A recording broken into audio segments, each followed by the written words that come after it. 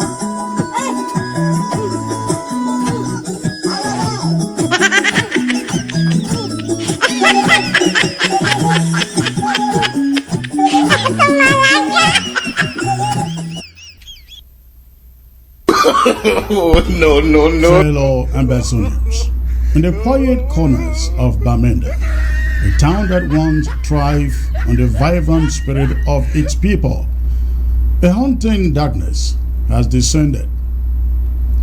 The ruthless actions of the Cameroon government and its armed forces have unleashed a horrifying wave of violence. 15 killed within 12 hours, leaving the lives of innocent civilians shattered. These relentless summary killings that have become the order of the day demand our attention and demand justice too. This report serves as an indictment of the Cameroon government and its military, as we also question the inaction of the international community, the absence of civil society groups, and the silence of the media in the face of these egregious atrocities coming from La République du Cameroon's military. Within a mere 12-hour period, the streets of Bamenda turned into a battlefield where lives were carelessly extinguished. The first night, cloaked in darkness, witnessed the arrival of the Cameroon army at approximately 3 a.m. on Saturday in the vicinity of Abango, less than a kilometer from where Sunday's killings will take place. Stealthily, they parked their military truck across the river and crept into the vicinity, where they broke into the house before carelessly shooting and killing 5 unsuspecting civilians in the thick of the night, according to an eyewitness account. The magnitude of this senseless act sent shockwaves through the city of Bamenda, leaving families shattered and a sense of fear gripping just everyone. But it wasn't over yet. Barely 12 hours later, as the city struggled to come to terms with the tragedy, the Cameroon army returned with even more vengeance. Emerging from a wide hillock struck at Nacho College Junction, they brazenly began dumping the corpses of some of their victims, flaunting the brutality they had inflicted upon the innocent. With impunity, they fired shots into the air, terrorizing the community, before mercilessly taking the lives of 6 more people who attempted to run for their dear lives. As the Cameroon army finished the assignment and made their escape, another military truck acted as their accomplice, shielding them as they drove off, epitomizing a system that is rotten to its core. In the face of such increasingly grave violations of human rights, which we have witnessed lately in Big Babanki, in Boyo, Ekona, and now in Bamenda, we are left to ponder the perplexing silence of the international community. Where is the African Union in particular? How can the world stand idly by as innocent civilians are butchered within their own communities? How is that even possible today? The international community, ladies and gentlemen, must bear the burden of responsibility for failing to intervene and to halt these heinous acts. The 15 lives lost in Bamenda in less than 12 hours should serve as a resounding call to action, demanding that nations rise against such atrocities and hold the perpetrators to account. The international community, if it really exists, must comprehend that silence in the face of such atrocities only serves to strengthen the collective rage and determination of Ambazonian people. Every innocent life taken in Ambazonia only becomes a rallying cry for justice, resounding within the hearts of those who refuse to be silenced. The world must understand also that these acts of violence sow the seeds of a resistance that will continue to grow until justice is served. The people of Ambazonia demand accountability for the crimes committed against them by the Cameroon military, and their defiance will not waver until their pleas are heard. The silence of the international community in the midst of these genocidal crimes cannot be the answer. The world must recognize that it holds a moral responsibility to stand against these heinous acts, to demand an end to the killings and human rights abuses in Ambazonia. The time for empty rhetoric and diplomatic niceties should be over. Action is needed to halt the bloodshed, to bring the perpetrators to justice, and to support the aspirations of the Ambazonian people for a future free from violence and oppression. In the face of a deafening silence, the people of Ambazonia stand strong. They stand resolute and defiant. The international community must realize that their silence only strengthens the resolve of Ambazonians to fight for their rights, for justice, and for the preservation of their identity. These summary killings will not extinguish the flame of resistance. They only fuel it. The world must heed this message and join the call for justice and accountability. Ambazonians will not be silenced. In their struggle for freedom, we endure until their aspirations are realized. Ladies and gentlemen, another question that we're asking is, or that is very troubling, is the conspicuous absence of civil society groups and media attention surrounding these horrific events. Where are the voices of the chiefs and the funds? Where are the voices of the so-called regional assemblies? Where are the voices of advocacy and human rights defenders? Where are they? Why has the media turned a blind eye to the systematic killing of innocent civilians in our territory? The void left by their absence is a grave injustice in itself, as the victims are denied the platform to voice their pain and suffering, and the world is deprived of the truth that must be exposed. And now to you, my fellow Ambazonians. In this trying time, as the Cameroon government's military continues its relentless killings and oppression, I implore you to reflect deeply on the state of our campaign for independence. Some among us have grown discouraged, withdrawing both financial and moral support from the struggle.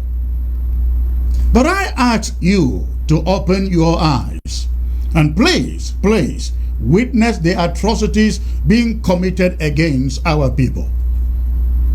Can you bear witness to the way Cameroon treats our people?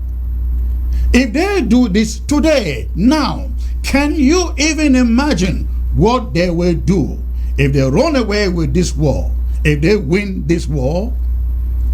We must not lose sight of the fact that the victims of these heinous acts are not just other families. They are our brothers. They are our sisters, our parents and children too. The bullet that claims a life today could be the same bullet that tomorrow takes the life of your own family member. We must therefore understand that none of us are exempt from the crosshairs of this brutal colonial regime in La République du Cameroon. Now is not the time for weariness, discouragement, or withdrawal. This is the moment for every Ambazonian who has grown tired to rise again, to renew their support, and to stand united in the face of calculated annihilation. We cannot allow ourselves to be defeated by the horrors unfolding before us. We must channel our frustrations into renewed determination and action. And I mean action, action, action. I just don't understand why for 7 years, 7 solid years, our people are massacred like flies, but we continue to allow Francophones in their businesses room to live and operate in our towns and cities as if they are not part of this problem. What is it going to take before they are chased out of Ambazonia? Ladies and gentlemen, what is it going to take? I'm appealing to you with all the passion that is within me.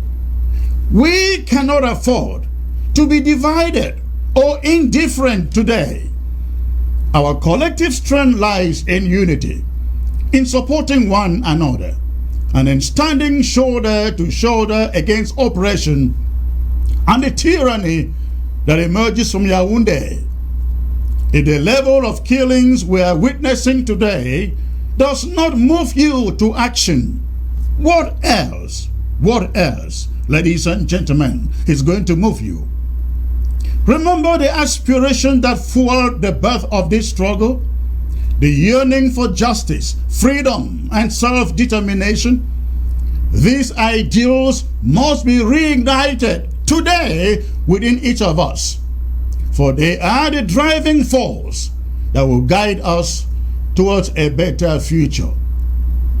Our commitment to our people, to our land, and to our heritage must not waver. We owe it to ourselves, to our ancestors, and to future generations to leave behind a legacy of resilience, courage, and unwavering determination. Let us overcome our weariness, cast aside our doubts, and reclaim our collective power. Together, we can make a difference. The struggle for our rights and the liberation of Ambazonia requires each and every one of us to play a part. Stand up, speak out, and lend your support in whatever way that you can. Our strength lies in our unity, and in this moment, we must rally like never before, Remember that history will judge us, not by the adversity we face, but by the actions we took in the face of that adversity. Let us be remembered as a generation that refused to be silenced, who fought for justice and who stood unwavering in the face of pogroms and oppression. Ladies and gentlemen, in the face of these grave injustices, it is natural to feel disheartened and overwhelmed too. But let us remember the sacrifices that have been made, the lives lost, and the dreams shattered. It is precisely in these moments of darkness that our resilience is tested, ladies and gentlemen. And it is in these moments that our spirit must shine brighter than ever before. Our struggle is not one of convenience, not at all, not that of comfort too. It is a fight for the very essence of our existence, for the preservation of our culture, our identity, and our future. We cannot allow the Cameroon's military killings to dampen our spirit or weaken our resolve.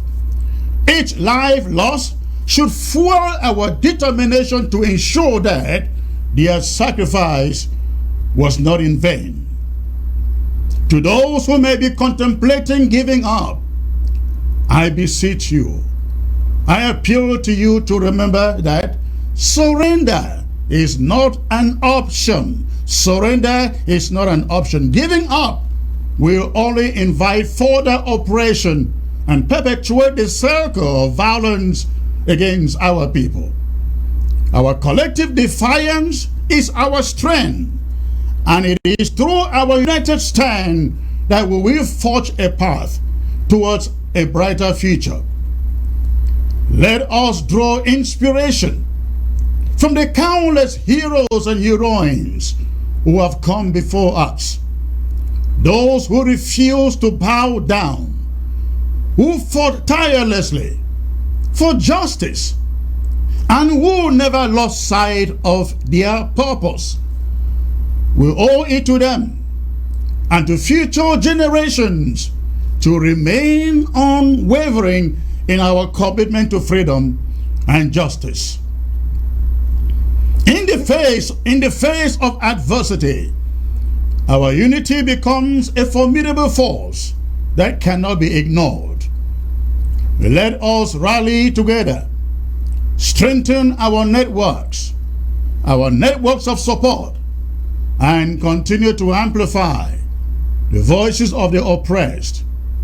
We must seize every opportunity to shed light on the plight of our people and to demand accountability from those responsible for the atrocities committed. Ladies and gentlemen, fellow Ambazonians, our struggle is far from over, but I believe in the power of our collective spirit, in our resilience, and in our unwavering determination.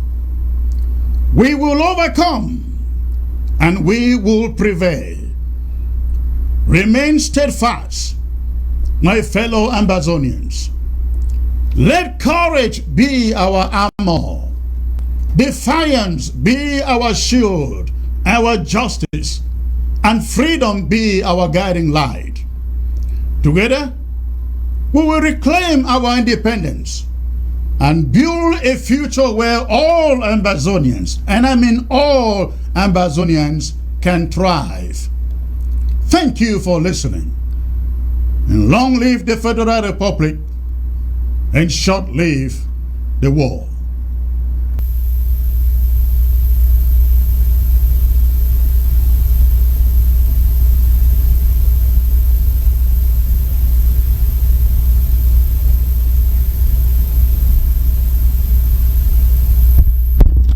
Fellow Ambazonians, in the quiet corners of Bamenda, a town that once thrived on the vibrant spirit of its people, a haunting darkness has descended. The ruthless actions of the Cameroon government and its armed forces have unleashed a horrifying wave of violence. 15 killed within 12 hours, leaving the lives of innocent civilians shattered.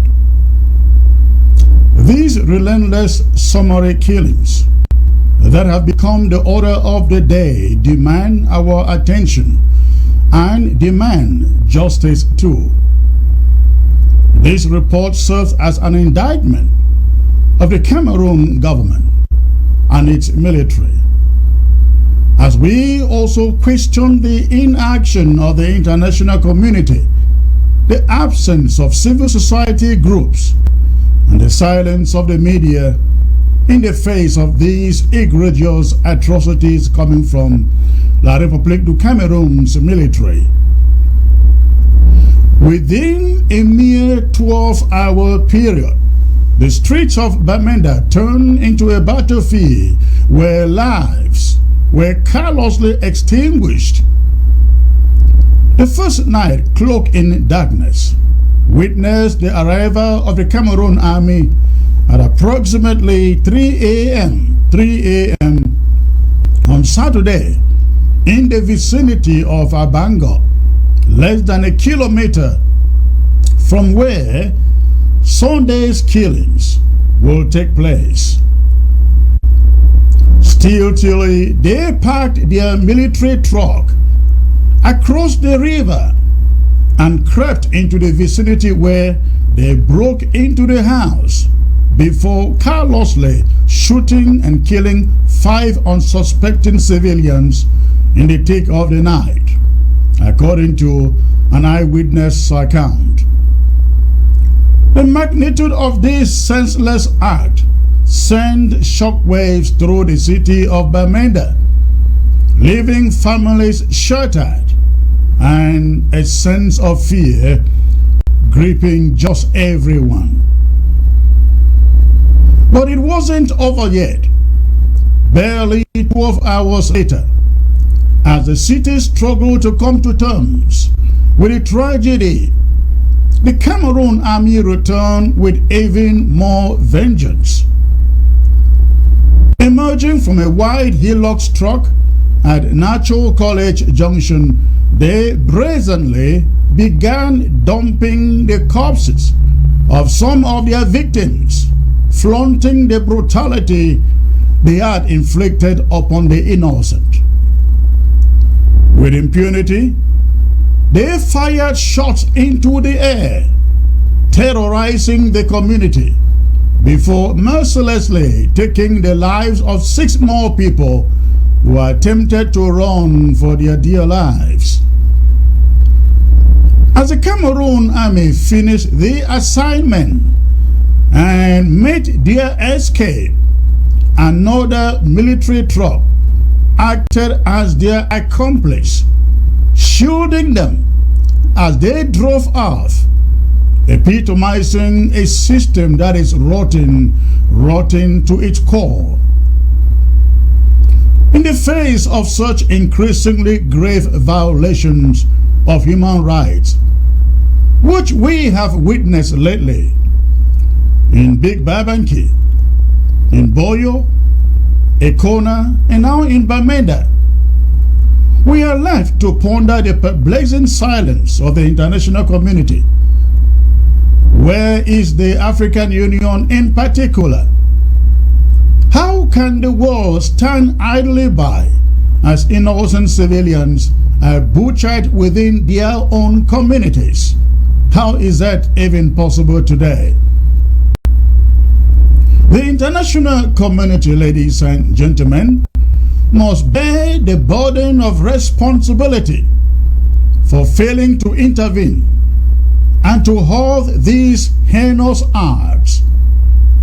The 15 lives lost in Bamenda in less than 12 hours should serve as a resounding call to action, demanding that nations rise against such atrocities and hold the perpetrators to account. The international community, if it really exists, must comprehend that silence in the face of such atrocities only serves to strengthen the collective rage and determination of Ambazonian people. Every innocent life taken in Ambazonia only becomes a rallying cry for justice, resounding within the hearts of those who refuse to be silenced. The world must understand also that these acts of violence sow the seeds of a resistance that will continue to grow until justice is served. The people of Ambazonia demand accountability for the crimes committed against them by the Cameroon military, and their defiance will not waver until their pleas are heard. The silence of the international community in the midst of these genocidal crimes cannot be the answer. The world must recognize that it holds a moral responsibility to stand against these heinous acts, to demand an end to the killings and human rights abuses in Ambazonia. The time for empty rhetoric and diplomatic niceties should be over. Action is needed to halt the bloodshed, to bring the perpetrators to justice, and to support the aspirations of the Ambazonian people for a future free from violence and oppression. In the face of a deafening silence, the people of Ambazonia stand strong. They stand resolute and defiant. The international community must realize that their silence only strengthens the resolve of Ambazonians to fight for their rights, for justice, and for the preservation of their identity. These summary killings will not extinguish the flame of resistance. They only fuel it. The world must heed this message and join the call for justice and accountability. Ambazonians will not be silenced, and their struggle for freedom will endure until their aspirations are realized. Ladies and gentlemen, another question that we're asking is, or that is very troubling, is the conspicuous absence of civil society groups and media attention surrounding these horrific events? Where are the voices of the chiefs and the funds? Where are the voices of the so-called regional assemblies? Where are the voices of advocacy and human rights defenders? Where are they? Why has the media turned a blind eye to the systematic killing of innocent civilians in our territory? The void left by their absence is a grave injustice in itself, as the victims are denied a platform to voice their pain and suffering, and the world is deprived of the truth that must be exposed. And now to you, my fellow Ambazonians, in this trying time as the Cameroon government's military continues its relentless killings and oppression, I implore you to reflect deeply on the state of our campaign for independence. Some among us have grown discouraged, withdrawing both financial and moral support from the struggle. But I ask you to open your eyes and please witness the atrocities being committed against our people. Can you bear witness to the way Cameroon treats our people? If they do this today, now, can you even imagine what they will do if they run away with this war, if they win this war? We must not lose sight of the fact that the victims of these heinous acts are not just other families. They are our brothers. They are our sisters, our parents and children too. The bullet that claims a life today could be the same bullet that tomorrow takes the life of your own family member. We must therefore understand that none of us are exempt from the crushes of this brutal colonial regime in la République du Cameroon. Now is not the time for weariness, discouragement, or withdrawal.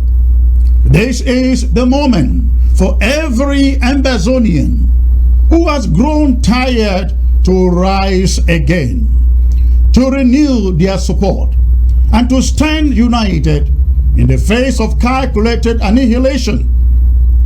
We cannot allow ourselves to be defeated by the horrors unfolding before us. We must channel our frustrations into renewed determination and action. And I mean action, action, action. I just don't understand why for 7 years, 7 solid years, our people are massacred like flies, but we continue to allow Francophones in their businesses room to live and operate in our towns and cities as if they are not part of this problem. What is it going to take before they are chased out of Ambazonia? Ladies and gentlemen, what is it going to take? I'm appealing to you with all the passion that is within me. We cannot afford to be divided or indifferent today. Our collective strength lies in unity, in supporting one another, and in standing shoulder to shoulder against oppression and the tyranny that emerges from Yaoundé. If the level of killings we are witnessing today does not move you to action, what else, ladies and gentlemen, is going to move you?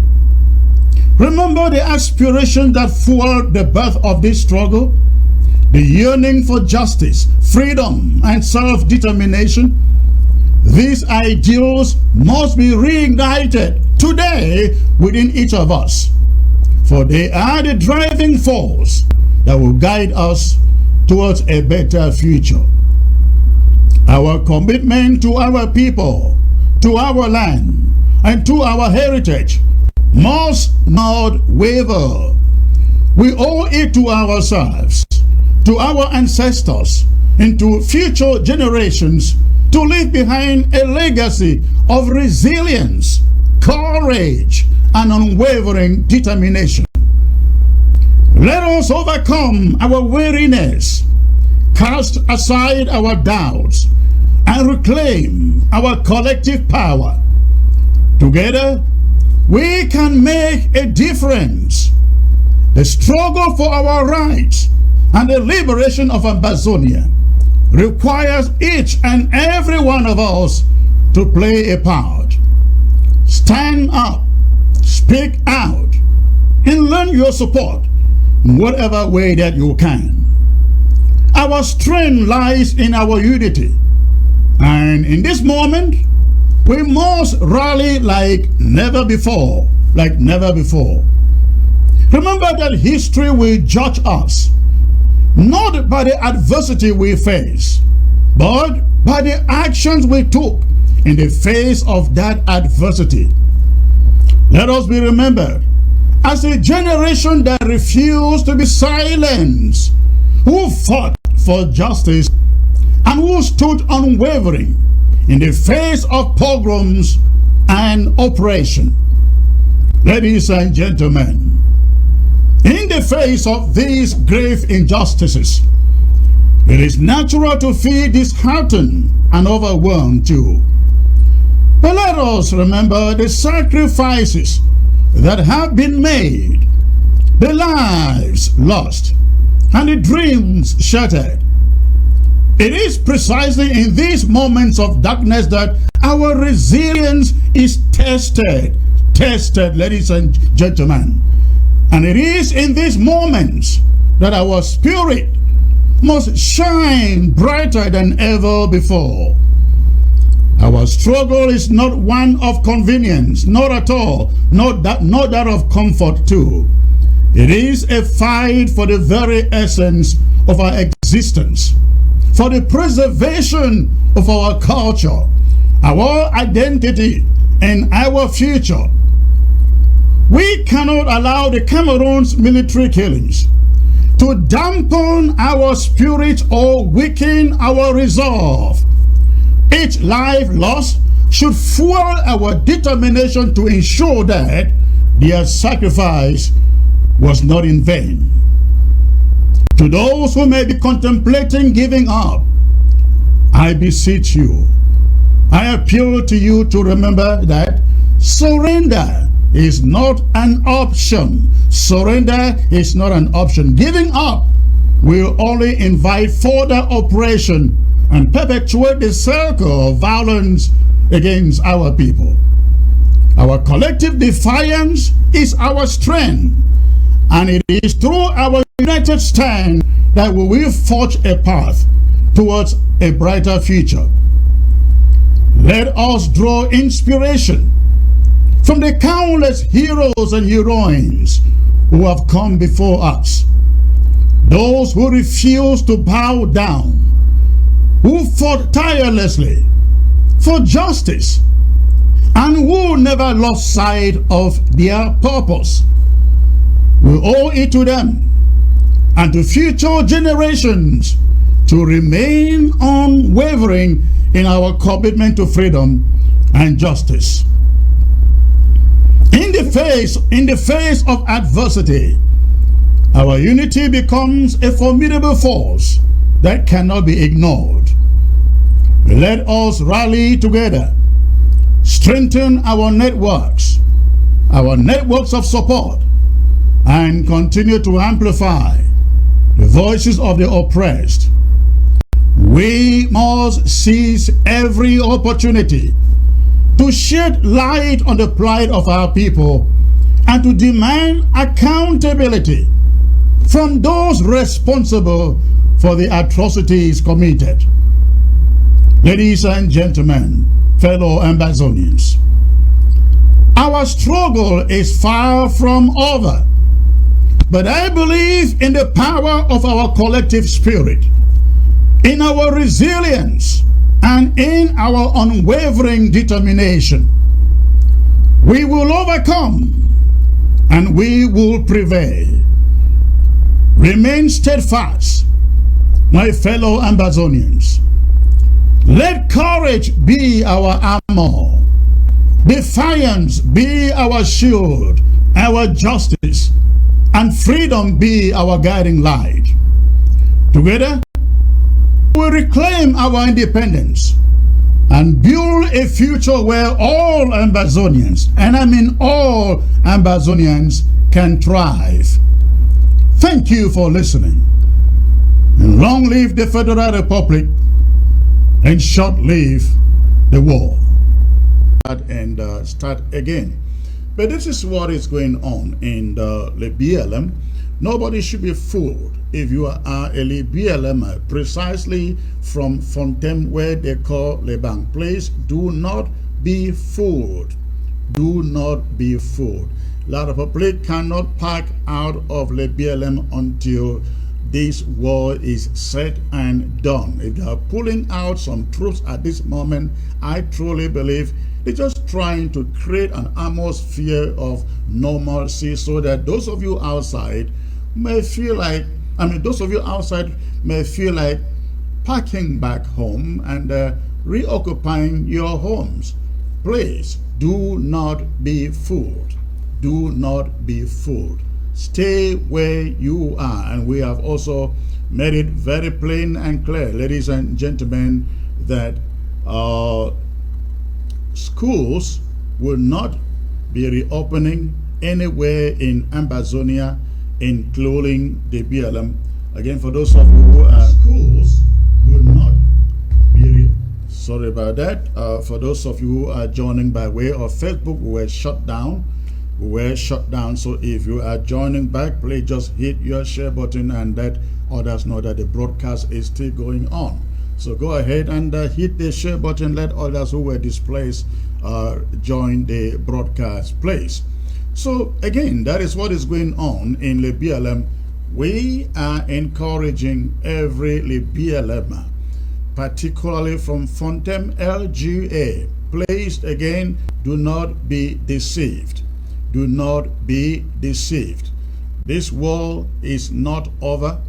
The only moment you can rest assured that the war is over is when we declare it and French Cameroon soldiers are permanently out of lebialem and out of Ambazonia.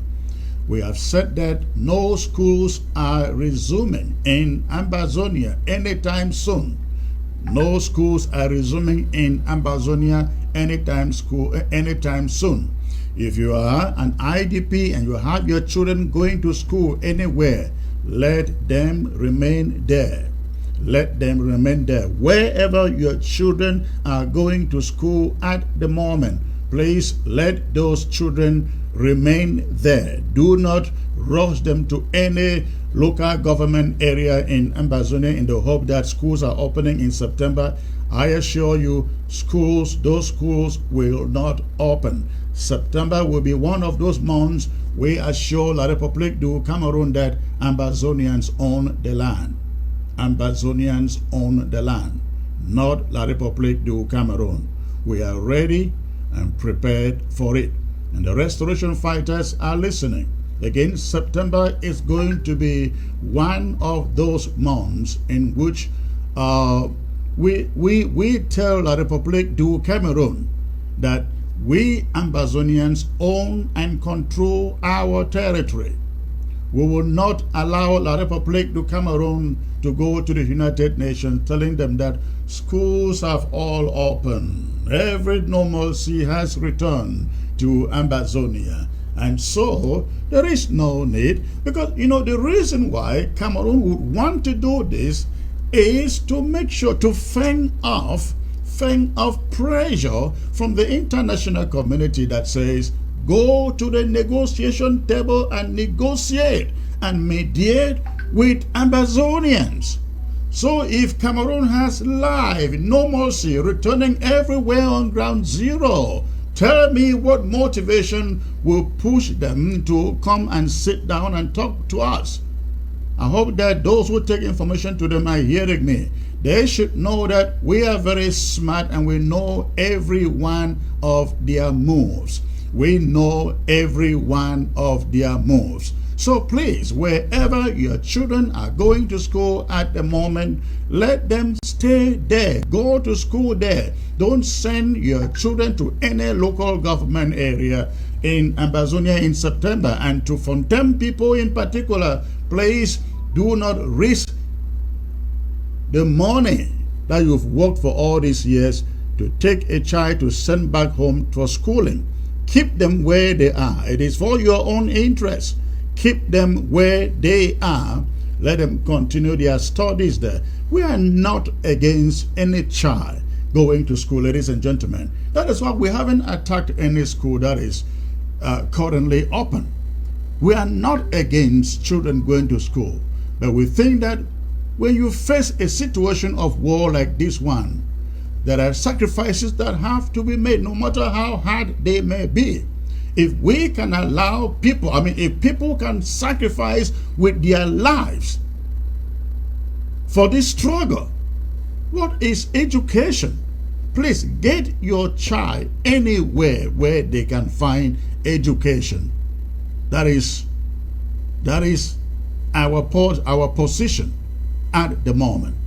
But again, for those in Menji, in Fontaine local government area, we are not sure that the news that the Republic du Cameroon Army is packing out is anything to write home about. They are, I believe, they may just trying to be changing the troops. We're gonna be looking out to see if in the days to come they're gonna be sending new battalions down to Menji.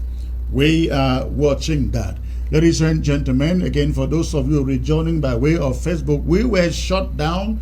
For what reason, I do not know. So continue to go ahead, hit your share button, let the numbers jump back.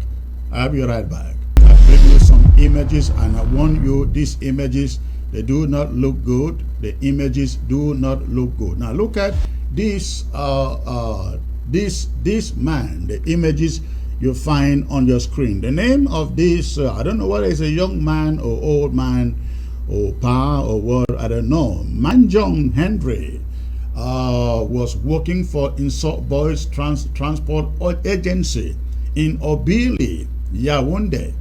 He was abducted. He was abducted and tortured in the prison, and I guess that was in Set. Now the lawyer sent in this message to me, and the story goes, his name is Manjong Henry, a worker of Insult Boys Travel Agency in Obili, Yaoundé. He was abducted at Biyemasi, Yaoundé on June 6 this year, 2023, by 4 gendarmerie officers of the Premier Region de Gendarmerie Nationale, Yaoundé, and he was taken to their headquarters opposite the National Assembly, where they handcuffed him. They handcuffed him to a mango tree and got him tortured with machetes, cables, and he says other hard objects. And they damaged his left eye. The deadly torture was in an attempt, they said, to force statements out of his mouth. The 4 gendarmerie officers were joined by their colleagues who tortured Manjong Henry continuously for 2 days, ladies and gentlemen, on allegations that a luggage was dispatched from Insult Boys Travel Agency Bamenda to the agency in Yaoundé containing a bomb, in which they allege he communicated, Henry Manjong communicated with someone, or someone communicated with him about the said luggage. After his inhumane torture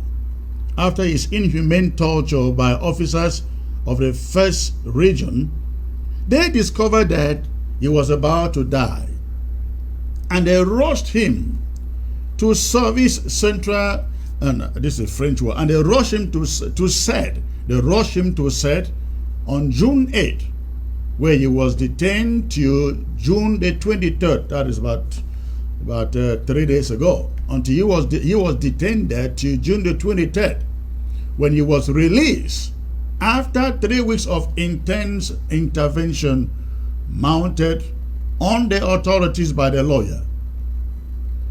And he writes, note must be taken that the management of Insult Boys abandoned this guy, abandoned him in detention. They did not assist him. The lawyer says he filed complaints against the 4 unidentified gendarmerie officers to the Secretary of State of the National Gendarmerie, the Commander of Premier Region, the Military Tribunal Yaoundé, and the Intelligence Service of the National Gendarmerie, hoping that they will open investigations in order to bring the perpetrators to book. Nothing has been heard from them, and as of the moment, Manjong Henry remains hospitalized. He remains hospitalized in Yaoundé. All right, it appears like I have 2 microphones turned here, I guess. I'm so sorry about that, ladies and gentlemen. I didn't know something else was running in the background. I hope you heard me there, but I was talking about this gentleman called Manjong Henry, who was picked up in Yaoundé. He was picked up in Yaoundé by gendarmes in Yaoundé, taken to set, tortured, tied, they said, on a mango tree. He was tied to a mango tree and beaten on his back, as you can see in the back, on the back, with machetes, with cables, and everything that you can imagine. At the moment, he is hospitalized in the hospital in Yaoundé. But this has become a daily occurrence in our territory. This one took place in Yaoundé. Most of what we're going to be talking about is taking place in Ambazonia. We are getting used to this on a daily basis. Though it's not something to write home about, of course. This has become, oh my, I don't know. Ladies and gentlemen, I will take a brief minute out to find out what is happening with the audios here. Thank you.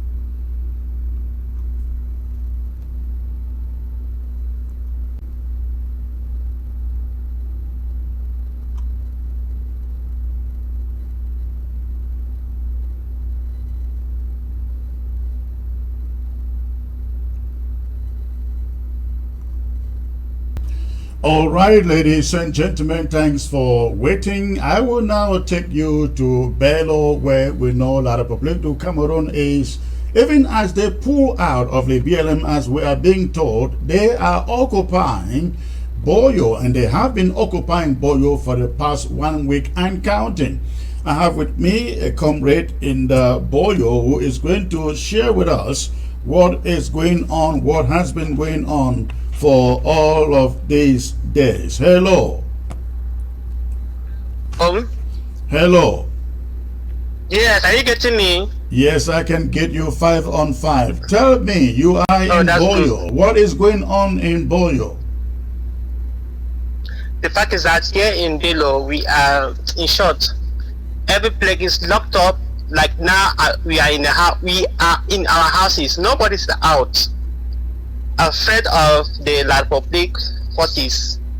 They don't want to see anything new. Yeah, they will just shoot you. They will shoot you with no mercy. They are here terrorizing every place. Everywhere you go, you meet them. Either they arrest you, or they take you, they kill you, they take your bodies and throw it elsewhere for your people to find you and then pick you where they have thrown you for go and bury you. That's what they are doing here. They're doing terrible things.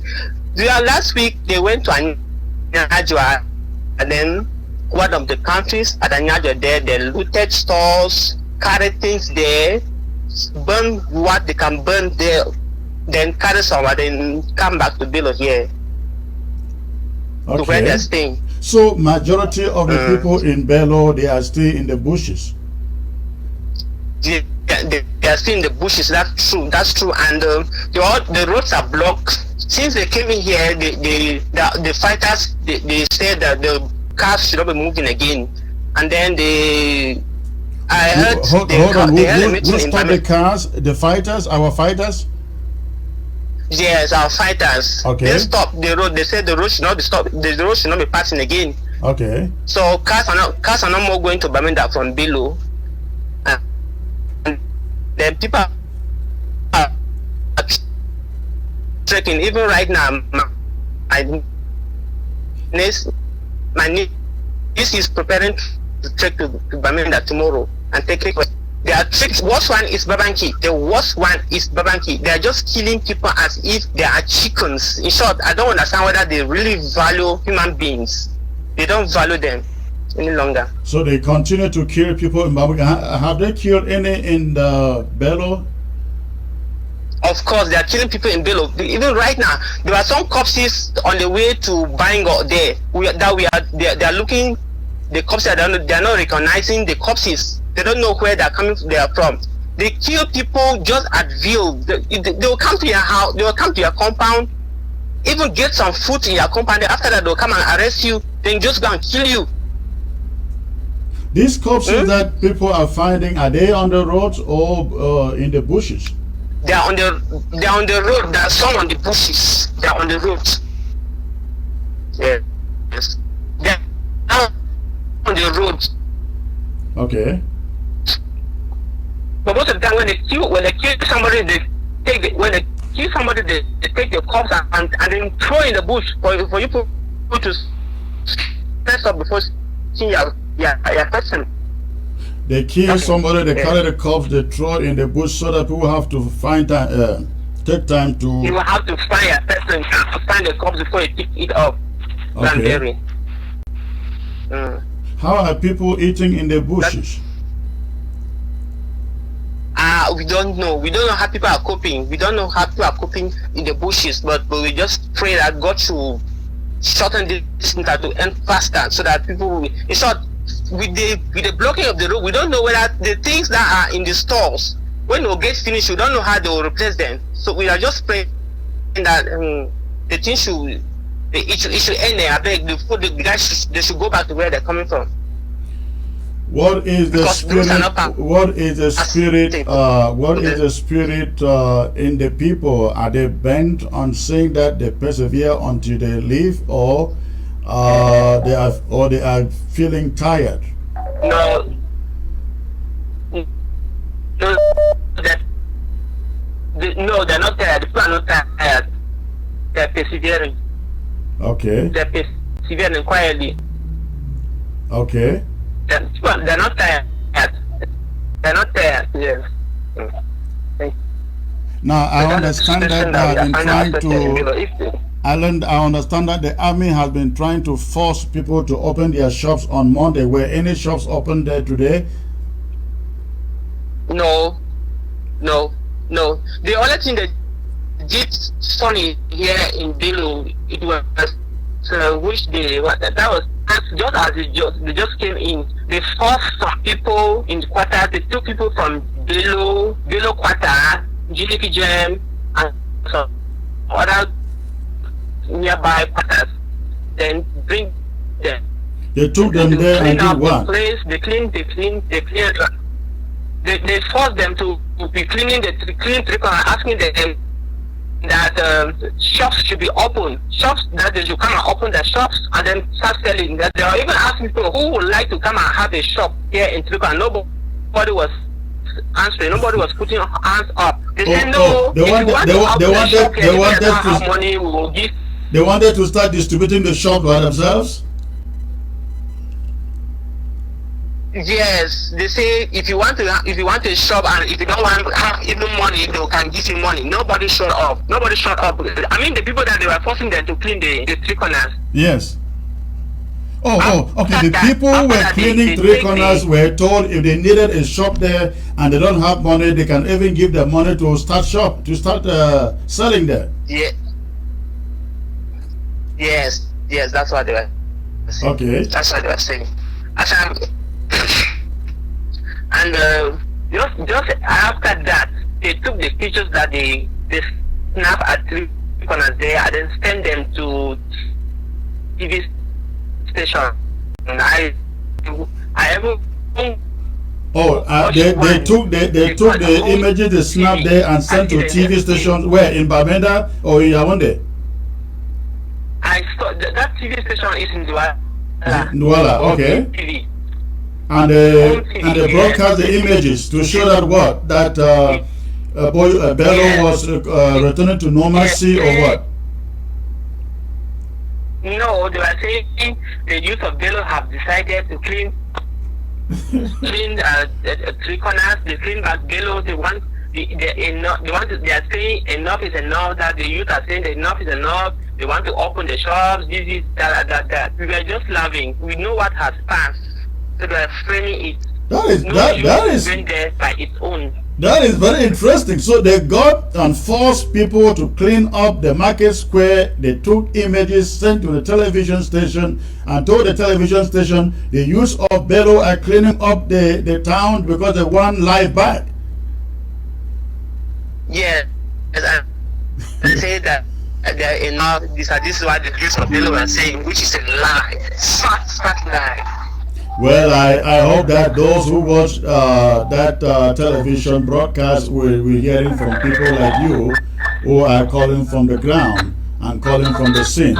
All right, listen, you guys remain safe. You guys remain safe out there, and just make sure that you stay in safe locations until they leave. Okay. Okay. All right. Thank you. I would like to get back to another comrade on the ground in Boyo, who is also hiding in the bush, one of the bushes in Berlo. I hope I can get him join me. He had been calling while I was still online.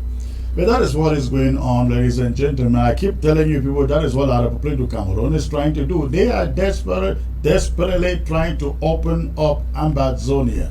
Can you imagine the force, they arrest women, abduct women, take them to the market square, get them to clean up the market square, and they are even volunteering to give these women shops and money to set up businesses. Then they take the images, the videos, send it to a television house in Douala and tell them that this was done by the youths of Bello. The youths of Bello are tired of Amba. They are tired of the separatists. They just want life back. That is what La Republic is trying to do all over the place. Not just in Bello. We see it going on in Fontaine. We see it going on in Mbengwe. We see it going on all over Ambazonia. But I want to appreciate and send a word of thanks and encouragement to our people on ground zero in Bello, Mbengwe, lebialem, who are standing up firm to say, until the war is over, they cannot renege. All right, let me, this comrade has a bad connection still. Bad connection there. But I will take you to another subject here that has to do, ladies and gentlemen, with something that happened in Victoria. In Victoria today. This evening in Victoria, a house belonging to a francophone was set on fire in Victoria. We are told that the people who carried out the act were protesting the killings in Babanki, the killings in Boyo, the killings in Ekona in particular. Now I bring you the image of what happened in Victoria today. Let me see if we can locate those images. The images are emerging from Victoria. This is Victoria, ladies and gentlemen. That was Victoria this evening. I'm told this took place precisely around the Cassava Farm Junction. Cassava Farm Junction in the Victoria. No, taxation. Is it taxation? Taxation? No, yeah, this took place around Cassava Farm Junction in the Victoria. They went out, they burned down this business belonging to a francophone in Victoria. In Victoria. Hello. Hello. Hello. Hello. Yes, sir. I can hear you. Yes, I can hear you. I'd like you to give us a little idea of what happened in Victoria today with this fire. What time did this take place? It was on Saturday, breaking Sunday morning. Saturday, breaking Sunday morning, okay? Yes, by around 12:20. Okay. And this was Cassava Farm Junction and Soul, correct? Yes, correct, sir. Cassava Farm Junction. How many buildings were put down there altogether or were affected?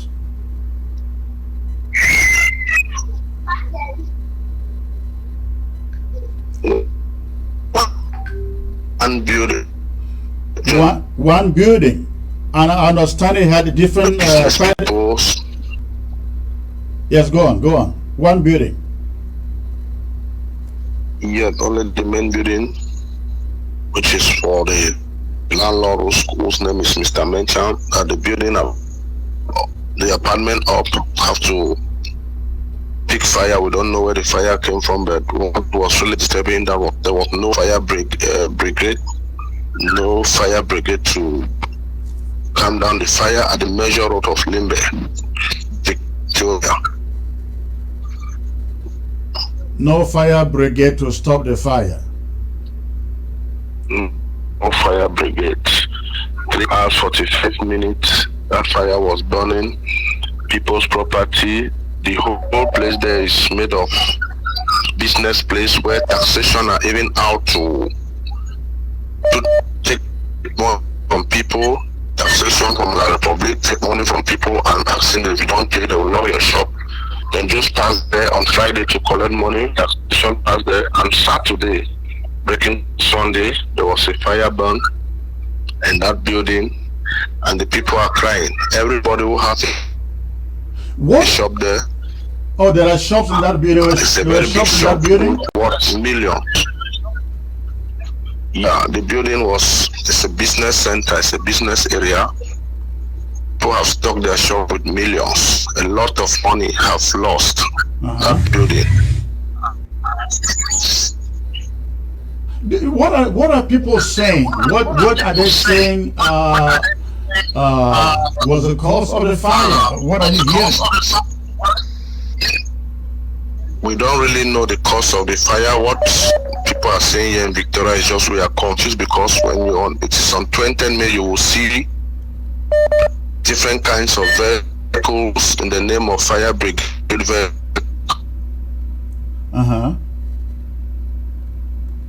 The town for an incident of event of fire, but we were surprised. Just 1 month after 20th May, we are not seeing any vehicle that could intervene to quench the fire. So people are really surprised. Who are these people fooling?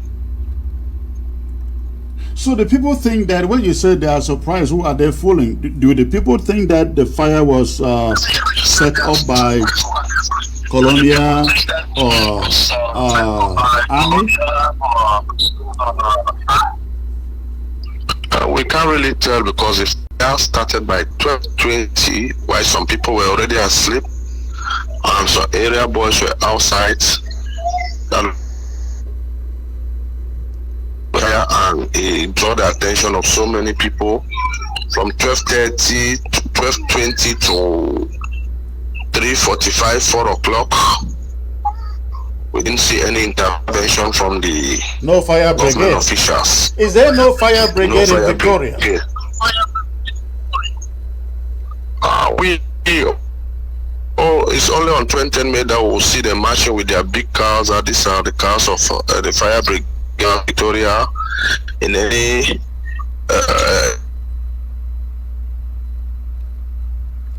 people call nobody, no fire brigade shown up. Now I understand again that this building with shops was owned by Francophone.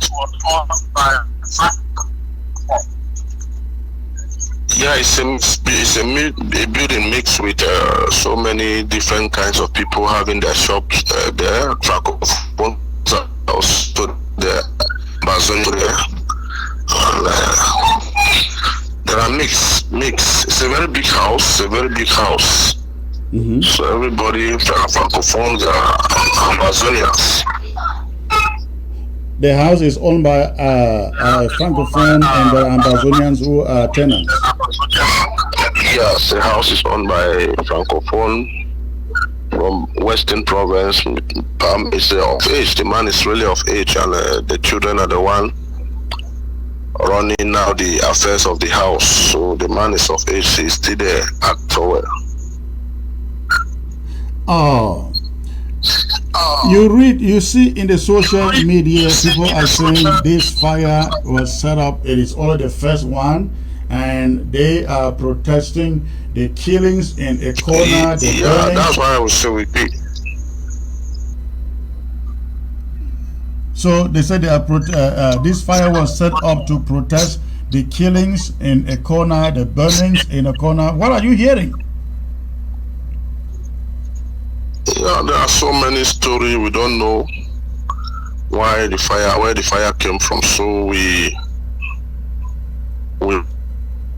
can't say anything. I myself, I can't say anything. I'm not really clear of it. But what we're trying to do is just to help to see whether we can save some people that were down, because we try to remove people.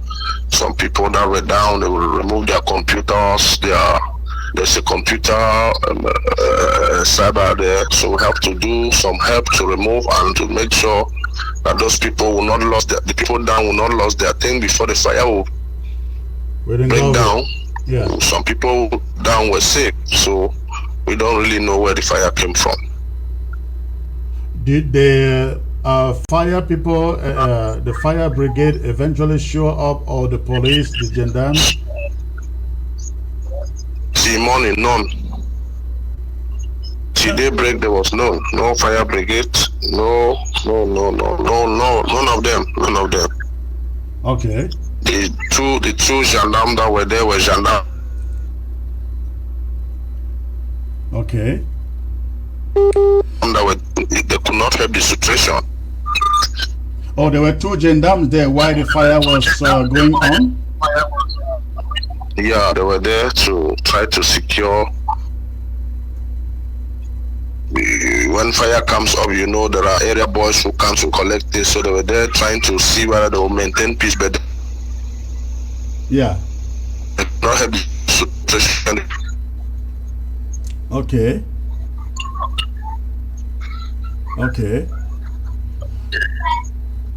So things are calm now. How about was there a ghost town in Victoria today? Yeah, there was ghost town. Shops are locked. Only the La Republic people who are opening. Some of them are keeping their shop open. Now we don't know reason why they are going against Ambazonia laws. Right. Well, I want to thank you for being there and gathering this information for us. You remain safe out there, sir. Thank you, sir. All right. And just do any follow-up in case there are any, and keep me updated. All right, ladies and gentlemen, this is happening in the backdrop of what we saw in Babanki. As you heard from the caller, the first caller, he said people are still being killed in the Babanki in their numbers. People are still being killed in Babanki in their numbers. The same thing in Boyo. Now we saw what happened also in the Ekona, where the French Cameroon army walked cowardly into a home in a corner and used their guns to shoot down innocent civilians. Why they fell dead, they used axes, ladies and gentlemen, as we are told, to slice them to death. The images are very gory. I really cannot present those images here, but I want to believe that many of you have already seen those images. It is sad, it is sad, it is sad what we are going through in Ambazonia in the hands of La République du Cameroon's army, that human beings will be sliced to death with axes, and it is done by a trained army. A trained army, ladies and gentlemen. Let's see if we can have those images here. We have, for the gory nature of those images, we have slightly distorted them, and so you would not see them as clear as they are, because we present to you, we present them to you the way they are. We are going to be shut down, I guess.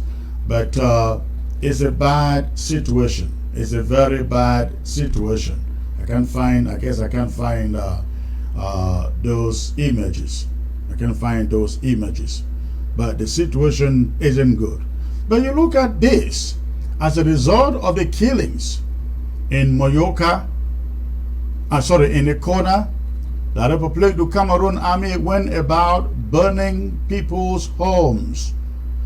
That this took place in a corner, I believe, after the killings of these 5 civilians in their own homes. This is what the République du Cameroon soldiers are doing in Ambazonia. Look at this too.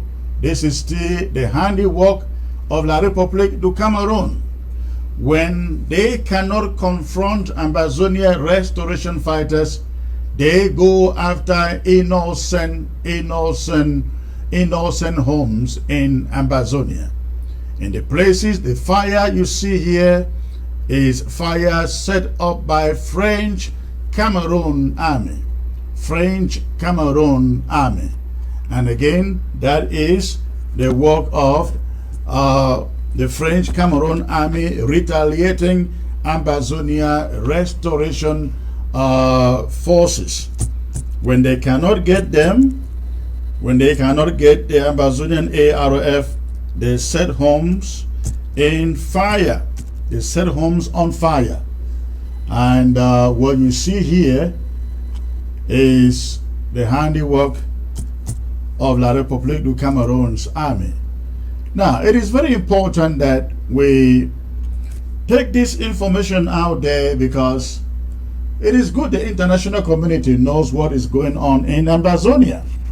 When they drag their legs and pay lip service to the situation on the ground, let's force these images to them through Facebook, through Twitter, every social media platform that we can lay hands on. Let's use it to project to the international community what La République du Cameroon is doing in Ambazonia. Now, when you see images like what is happening in Victoria, the fire in Victoria, and you hear in the social media people say that Ambazonians are retaliating. When people say Ambazonians are retaliating what French Cameroon army is doing in our territory, it is understandable, ladies and gentlemen. It is understandable. I think the moment has come that we don't just fold our hands and lament and say, lament, and they come each day and kill 5, kill 10, kill 3. No, we have to do something. I understand when people are out for revenge, are out to go after the Francophones in our territory. We started this war 7 years ago. We haven't attacked Francophones. We never. But our civilians are killed. like cattle. And when people go after Francophone property, as we see in Victoria, I think it makes a lot of sense to me. It makes a lot of sense to me.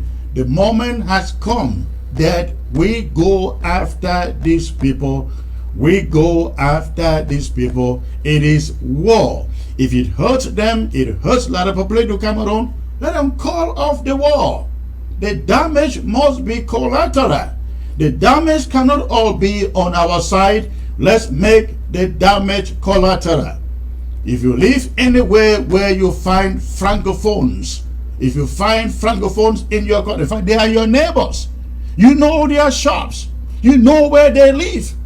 How do you imagine that a French army walks into people's home in beer parlors and slice people with axes to death, and we just sit and lament? If what has happened in Victoria is revenge, so let it be. Let it be. Let's put pain on the Francophones to know that we are in pain. We cannot be in pain in our own territory, and they are in our own territory reaping from us, reaping from the pain. All right. But again, what you see on your screen is the work of the French Cameroon army. Let me take you to another story, this time to a story that came to us also this morning from Bamenda of 6 people, ladies and gentlemen, 6 people killed in Bamenda. 6 people killed in Bamenda, allegedly of food poison. And permit me to add also that we are also learning that the attack in Bamenda, in the Bamenda prison, was also directed at Abdul Karim, who now goes through jail time in Yaoundé without trial. This happened, I think they said, I think early this morning or late yesterday, that 6 prisoners in their prison yard upstation Bamenda were killed through, they said, allegedly through food poison. I got this story coming from the ground, and let me see, I can bring it to you. Now the story says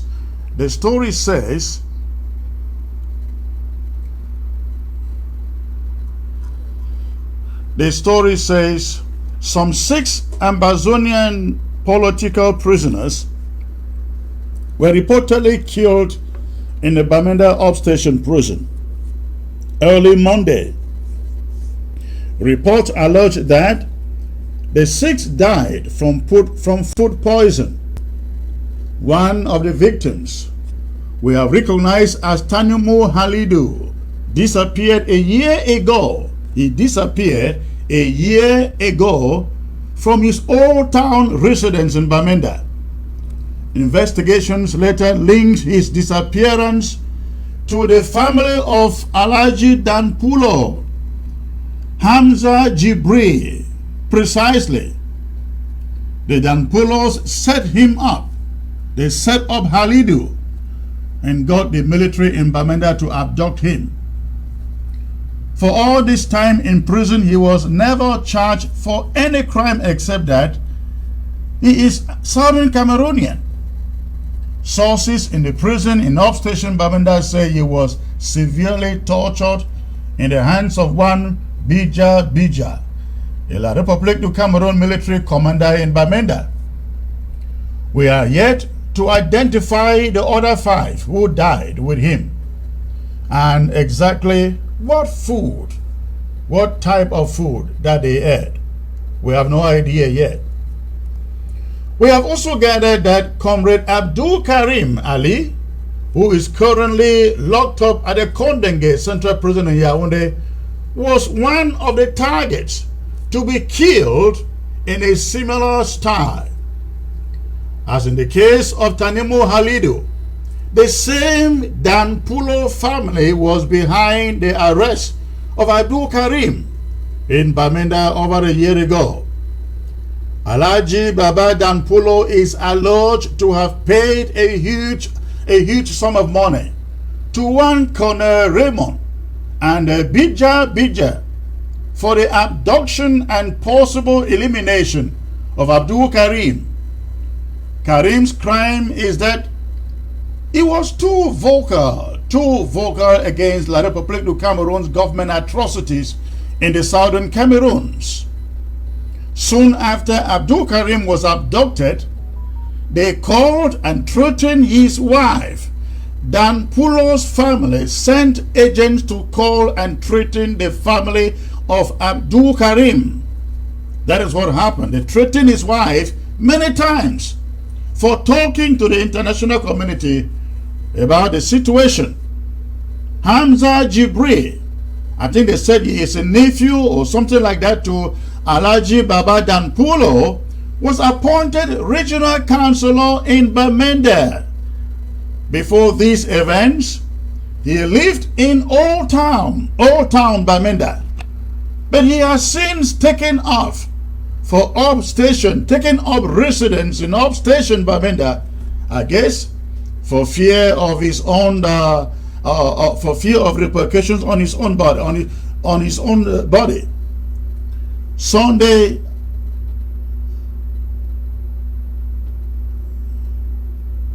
all right. So that is what I think that is the story there. Ambazonians, this is what is important here. We must continue to put an eye. Again, Ambazonians must continue to put an eye on these prisons and fight for the protection and safety of Southern Cameroonians, Ambazonians, held in every one of those prisons arbitrarily. We must continue to put an eye on them. They cannot continue to die in prisons like chicken. If an insider didn't send us this information, we will have no idea that 6 prisoners, political prisoners, died in the upstation prison in Bamenda today. I think we have the image of this Talihu guy who was killed in that prison. Let's see. And this is his image. This is the guy, ladies and gentlemen. This is the guy killed among the 6. We knew the story because an informant sent us information about his death in prison. 6 of them died upstation Bamenda prison today. And the people responsible for his abduction, ladies and gentlemen, first was Jibri Aminu or Dan Pulo or something like that. This is the guy. This is the guy responsible for the abduction of the 6 who died in Bamenda upstation prison today. This is the same guy responsible for the abduction of Abdul Karim in Bamenda a year ago. And they threatened his wife with phone calls and asked him to shut her mouth. Now, when this guy was taken to prison, this is the Bija guy, a commander in Bamenda. Look at the face. Everybody, look at that face. A commander in Bamenda who led the torture chamber against the torture of this Halidu, a fellow Ambazonian. Today, he is dead thanks to the torture and the arrest initiated by this guy, Bija. I think they call him Colonel Bija or so. He is a military commander in Bamenda. So 6 people are dead today, they said, allegedly of food poisoning in Bamenda. Thanks to this guy that you see, the guy in black suit. And this is the victim. This is one of the victims. This is one of the victims. Now, this guy was abducted again in Old Town Bamenda around the same time that Abdul Karim was picked up in Bamenda, taken obsession, moved to Yaoundé by, through the complicity of this Dan Pulo guy called Amadou Jibri. This is his face. This is Amadou Jibri, the Dan Pulo guy. These are people, ladies and gentlemen, that Ambazonia should fish out in Bamenda. This guy has moved his residence from Old Town to upstation Bamenda for fear of attacks. But he must be fished out. He must be fished out of Upstation wherever he lives. Upstation, he should have no place to hide in Bamenda. The lives of 6 people are so precious to allow this guy to continue to victimize people innocently. Abdul Karim is in jail in Yaoundé for, I think, over a year now. He has never been tried. The 6 people died in Bamenda without any trial because of this guy and with the complicity with this other guy in the military command in Bamenda. That is what is going on in Bamenda, ladies and gentlemen. 6 of our people killed in Bamenda prison. They said allegedly of food poisoning. We will stay on the story and keep investigating until we know exactly what type of food they ate that killed them. Please don't touch the remote. When I come back, I'll be talking about what happened in the Kumba. I will take you to Kumba and let's know what happened in Kumba. Stay tuned, please.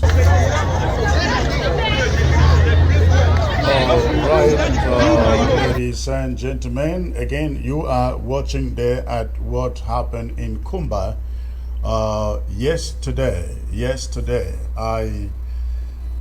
this is what I have learned. I give you the information that I have learned as to exactly what happened in Kumba. Somebody sent in the story to us. He says, late yesterday at about 4 p.m., that is in Kumba, while in one of the stalls close to the Kumba District Hospital mortuary, he says, I suddenly saw a corpse wrap on an Okada approaching the entrance to the mortuary. About close to 250 other Okadas riders were following the corpse and blaring their horns. The reporter says, I inquired from one of the Okada riders who had this to tell me, and I quote, it says, the terrorist gendarme officers went to where some young men were relaxing in a Fiango neighborhood after some physical exercise and accosted one of them saying he is under arrest. They accosted one of the 2 who were shot and said he was under arrest. When the guy was shot and killed,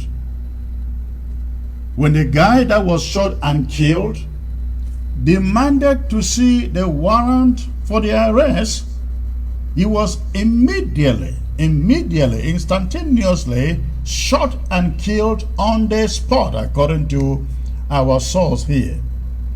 The bullet, he said, pierced through his chest and hit the second person, who is now in the hospital battling to save his own life.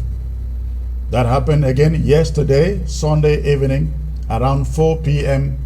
in Fiango, Kumba, and the images that you see are the images of the incident coming from the place.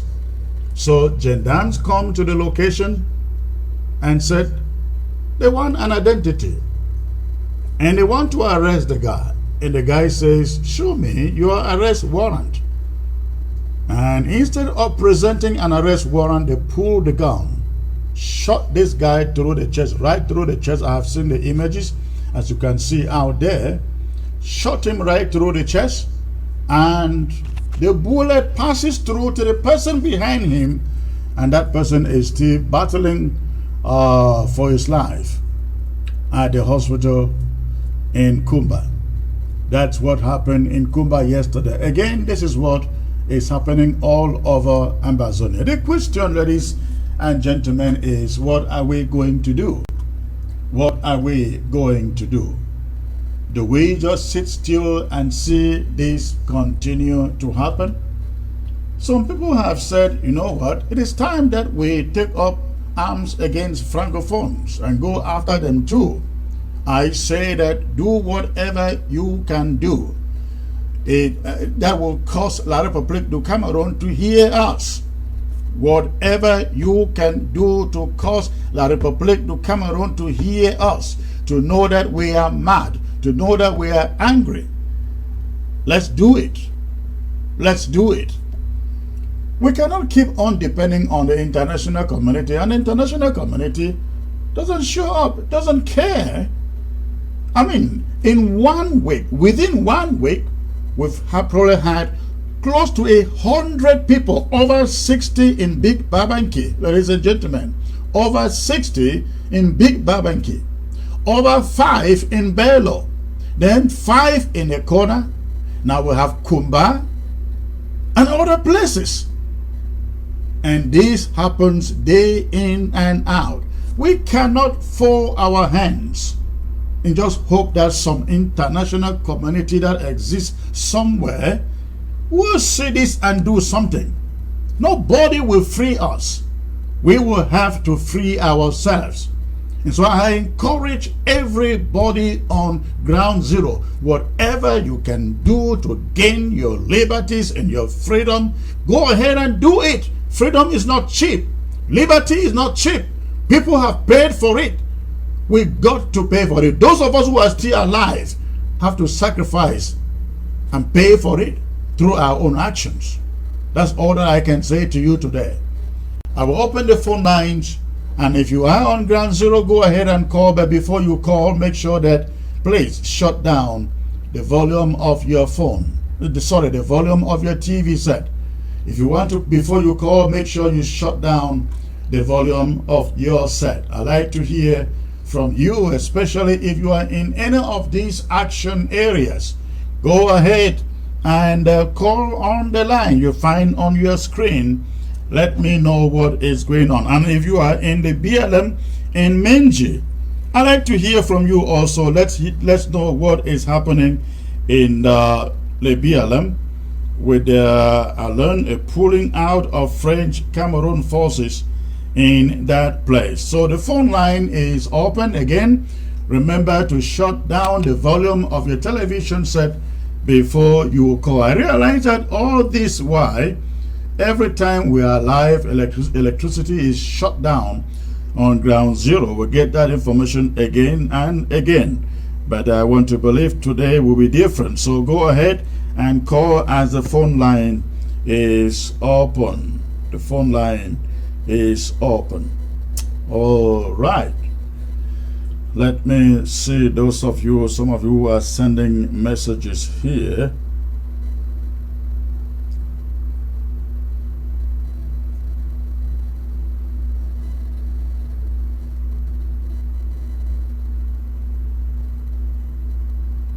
Okay, the phone line is open, ladies and gentlemen.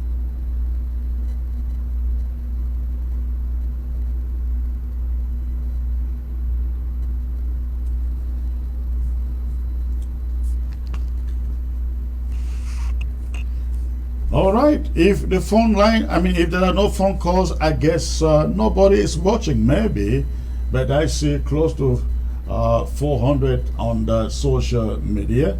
And I don't know what is happening to ground zero.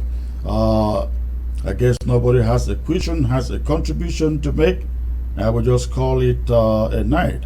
I am not really in the mood either today. I don't know why, but let me remind you before I shut this down. Let me remind you, Wednesday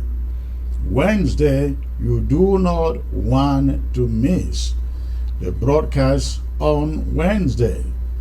I have two very special guests, two very important guests joining me on Wednesday. It will be illuminating and inspiring, educating too. So take note, mark your calendar for the show coming up on Wednesday. And I will return to my set on Wednesday. So please stay tuned and join the show. Hello. Hello. Hello. Please, I cannot hear you. A lot of noise in your background. I can't hear you. A lot of noise in the background. All right. Again, you can go ahead and call. The phone line is still open.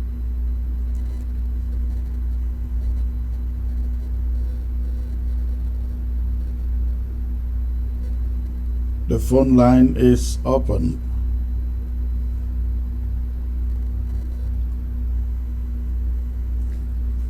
All right, ladies and gentlemen, if there are no calls, I want to believe that it is the moment to call it off today. Again, I will be back on the Wednesday with a very powerful presentation, a powerful show. So stay tuned for Wednesday. Let's get to this caller here. Hello. Hello, God bless. Good afternoon. Good afternoon, sir. Where are you calling from? Calling from Washington. Okay, thanks for the call. What is on your mind, sir? What I'm going to tell you is I learned something from one congress from Yaoundé, saying that most of the parliamentarians and most of the so-called elite have pulled a lot of their people out of Ambazonia, and they work with the military that go this way. If you see a person kill them impunity, that's why you see the killing is going on. It's not really like the people of the military want to do this. The so-called elite has given the instruction because they pull their own people out, and they say do what you want, you can do, unless they wish so that we can go back. So the killing is done by our own people. Yeah, I have no doubt about that. That the blacklegs and the enablers among us are giving them the intelligence. But these parliamentarians, the chiefs that you are talking about, do they ever live in the Ambazonia? Of course not. They moved their families to Douala and to Yaoundé, so that they are the ones doing this, giving the instruction. I don't want to buy that. I don't want to buy that. Their families have since left ground zero.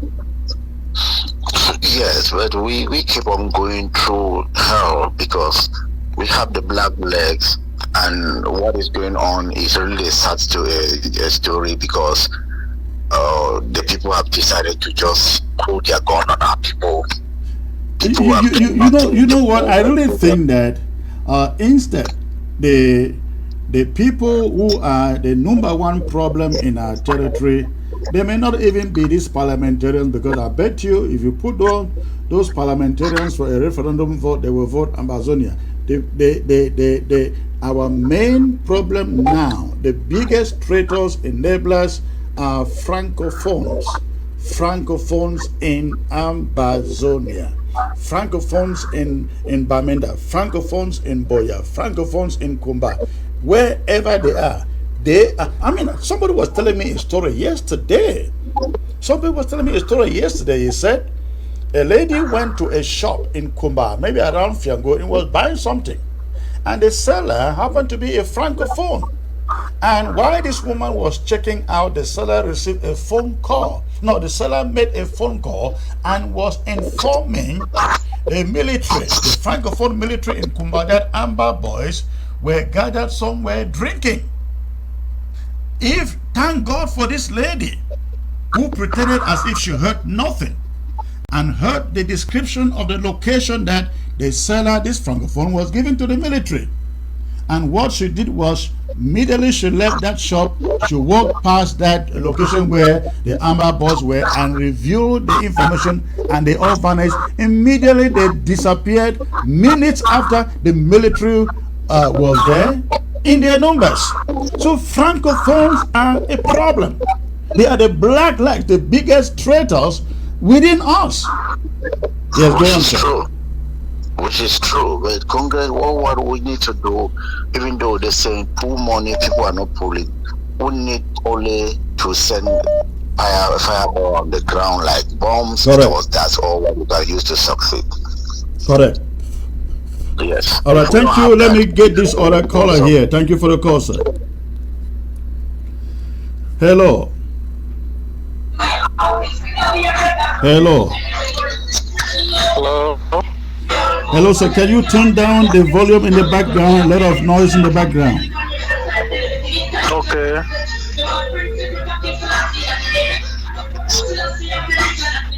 Can you walk away from the noise in the background, please?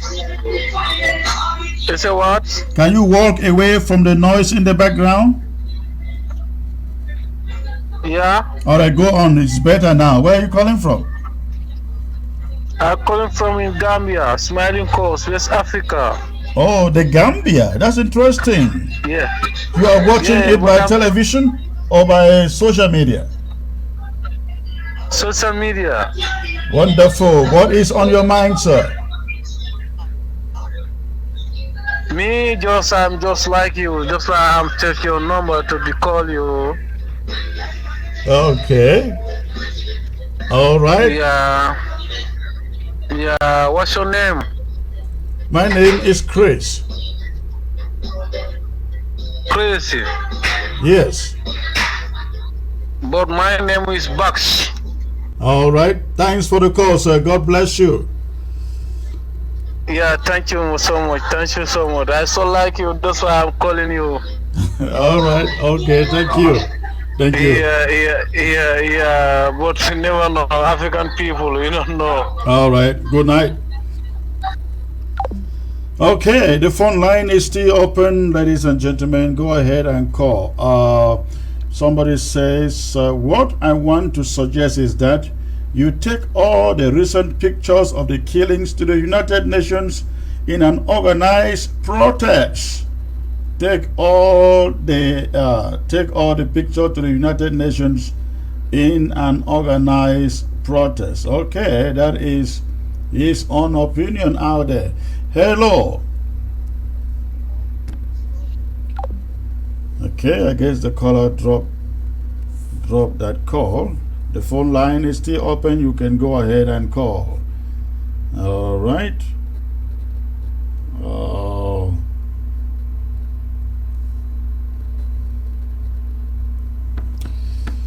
Hello.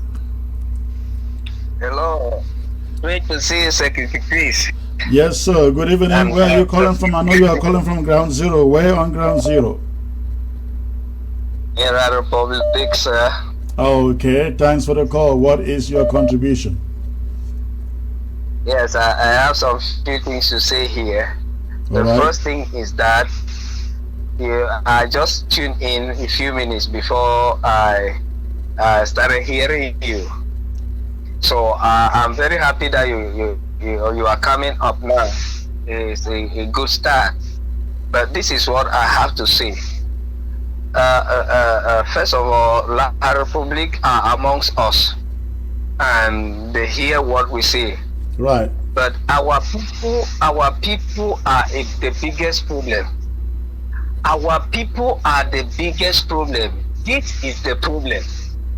When they have heard that a military has died somewhere, the first thing is just evacuate that place.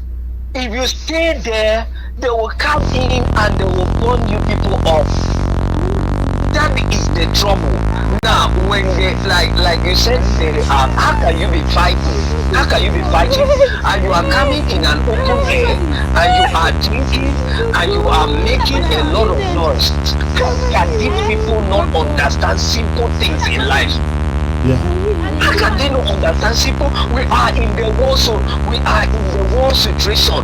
They should know this. How come that this thing has disappeared in their mind very fast? How comes? How comes that they don't know that?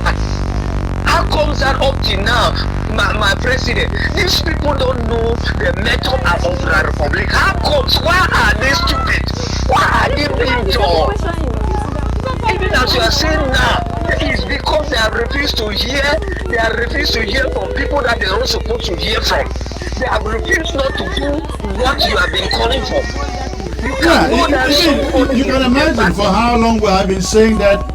I mean, for the duration of this war, we have been saying Francophones are our enemies, because they cannot say they are our brothers and sisters, and they are blacklegs, they are informants, they are traitors, and they have never taken to the street, not in Douala, not in Bafoussam, not in Yaoundé, to protest what their army is doing against our people. And they will never say it. They will never say it in their media. And our the media doesn't say it. You're right. The media doesn't report it. Even our own media has been cajoled to stay away from these stories. You see all these killings in Babanki, in Boyo, in Ekona, in Kumba. You have not seen. Today is Monday. These things happen over the weekend, and none of their newspaper is carrying it. They love it. They love the killing. We are the people that are crying. They love it. Because if they don't love it, they will go on the street like they did before and stand on the street. They only come and stand when they hear false news from our brothers. Now, let me tell you something. Let me tell you something. Don't be surprised. The house on fire in Victoria, don't be surprised to see it in their papers and their televisions tomorrow saying, oh, houses burned down. Suspected Ambas burned down a house in Victoria. But people are killed and they say nothing, right? Nothing. Yes, and our people also want to have sense. They don't want to see into that. How long will you stay with your enemy and you know the method of the enemy and you still continue to kill you, continue? What are they even defending over there? What are they defending there? They bring product from the farm, they cannot sell. They are suffering. What are they defending? Did they want that they should finish them? Well, thank you. Thank you for the call. Thank you for the call. It's hurting. It's hurting. All right. The phone line is open, ladies and gentlemen. The phone line is open. If you have been trying to call, go ahead and call. Go ahead and call. If I know quite a number of you have been trying to call to no avail, go ahead and call now. The phone line is open.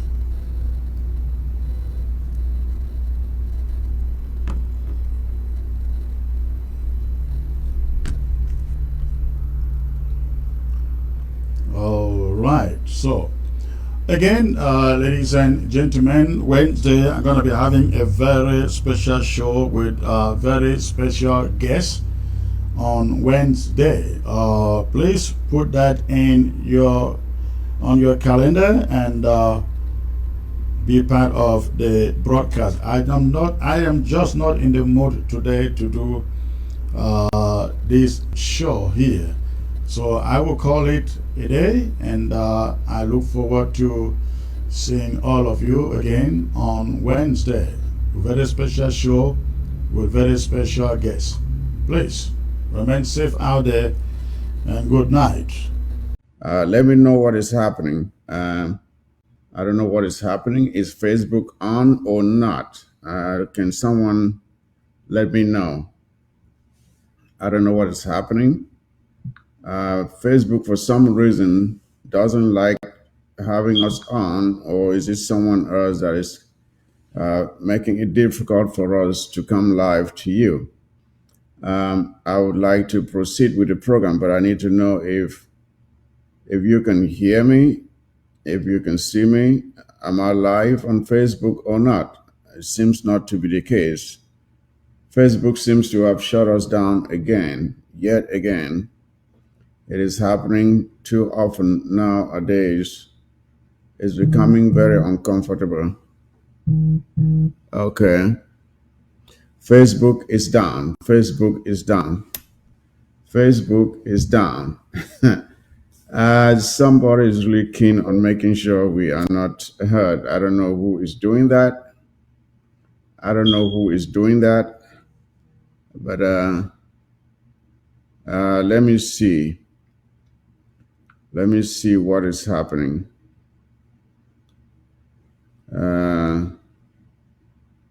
Let me see if this link is working. Okay, this seems to be better now. Let me share this link. Let me share this link.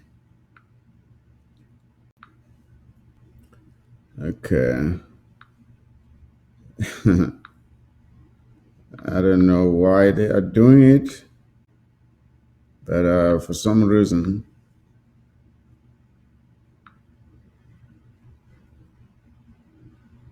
yeah. Let me share this. Let me share this link and see if that will be better.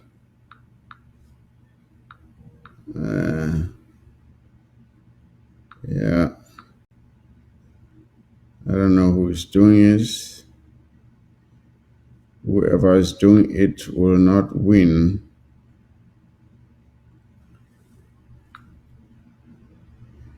Yep. Somebody is bent on making sure we don't come on.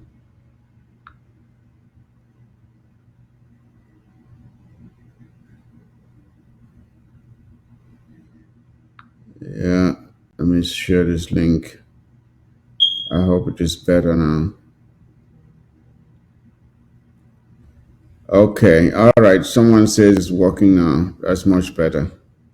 It's good to know. Good to know it is working now. All right. Yeah. So please go ahead and share the link. Share the link now. Share the link. We just sent out the recent link. That seems to be working. So use the last link that I just shared. So the numbers are beginning to build back up. They were up, but because the page crashed, we had to start from down again and start building up. So please just share the link. For some reason, it crashed the first time. Let's get this program through. Unfortunately, we really don't have a lot of time today. So today is, of course, Friday, June the 16th, 2023. And I had a few things for us to go through. We'll have to try to rush through as fast as we can. Some of the things being, of course, for some time now, you've heard some people celebrating and rejoicing that the Bui Unity Warriors have been decimated, that the Bui Unity Warriors don't exist anymore. Well, I'm sorry to disappoint those who were celebrating that. The Bui Unity Warriors are very much still alive. They are very much still intact.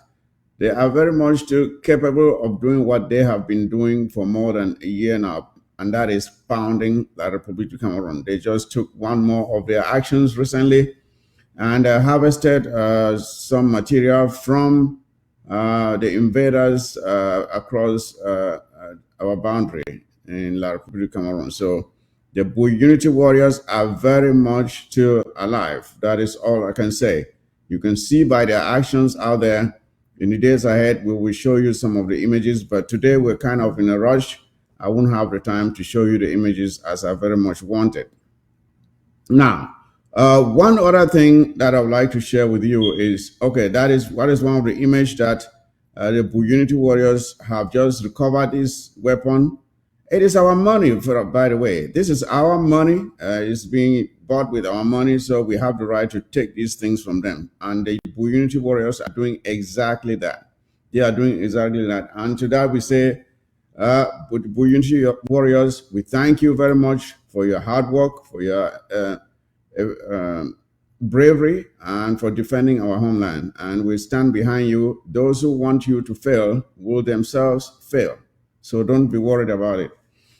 Now, one other thing that's going on the ground is in Babanke, Big Babanke. Big Babanke is a small village, but we have been hearing about Big Babanke too often these days, and not in the best of situations. So the last time we heard about Big Babanke was an allegation that some mothers were tortured.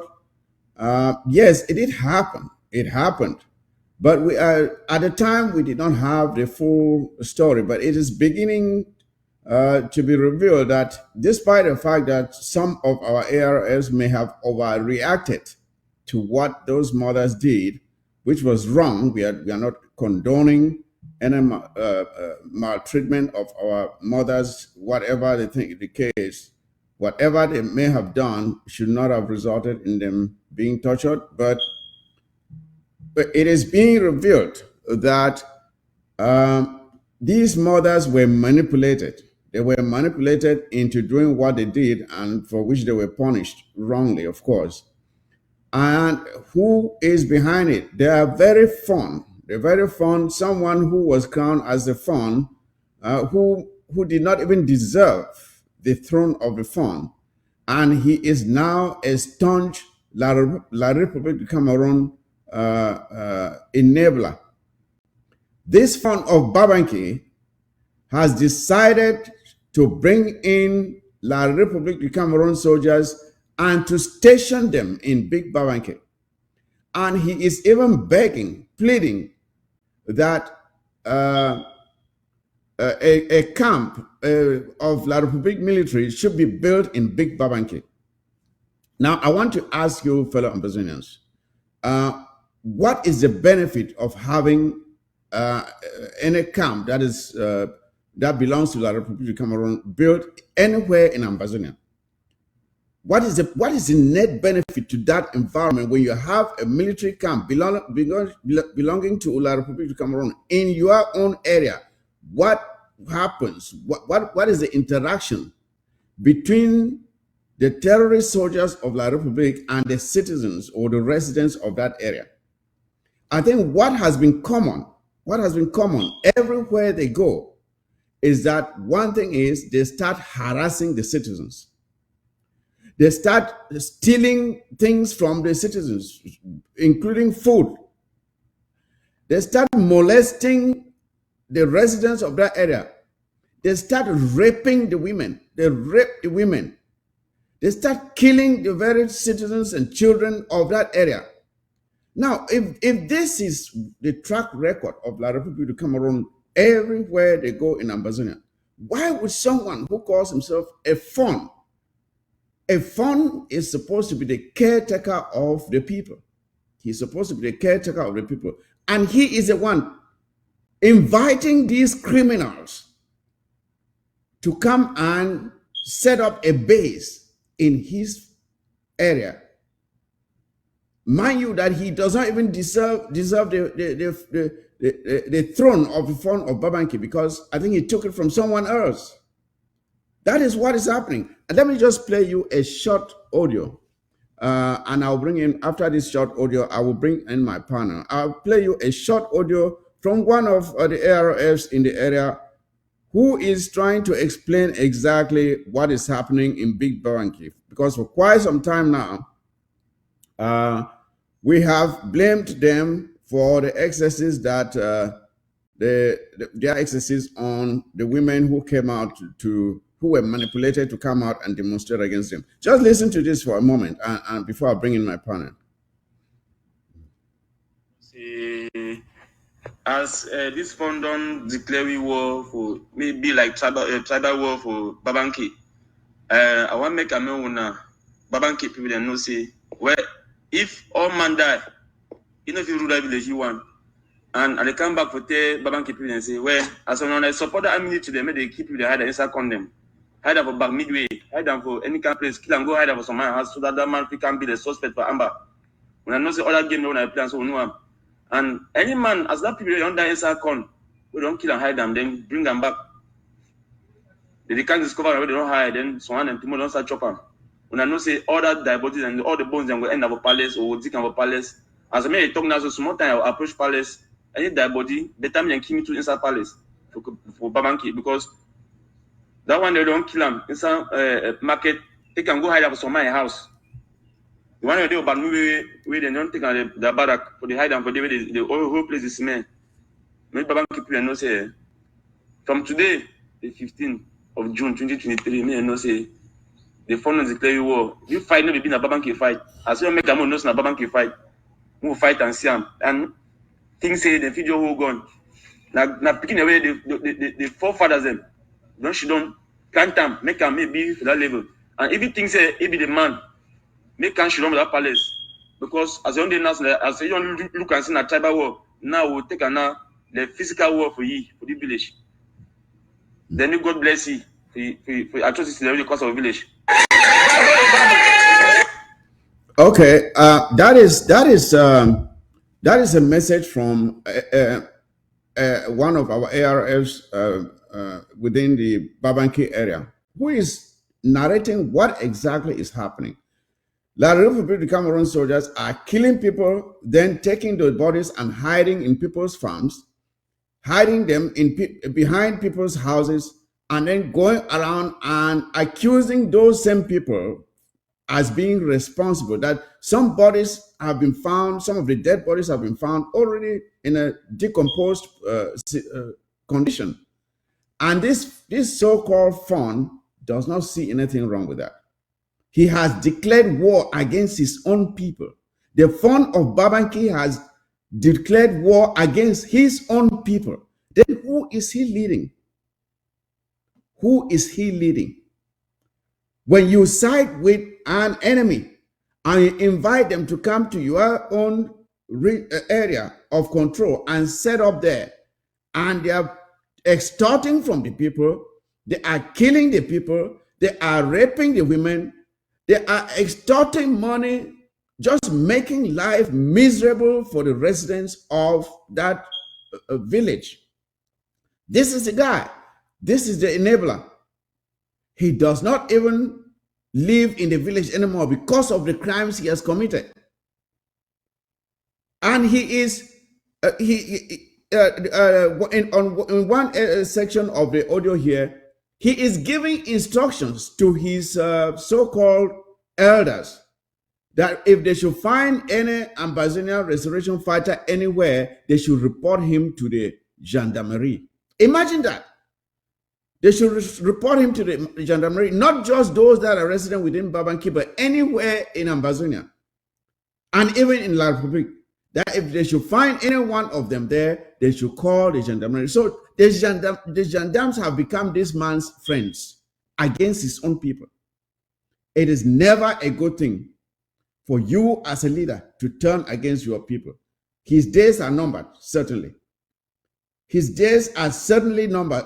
If he thinks that he will one day come and settle in that very village again and be respected and honored as a fund, he is dreaming.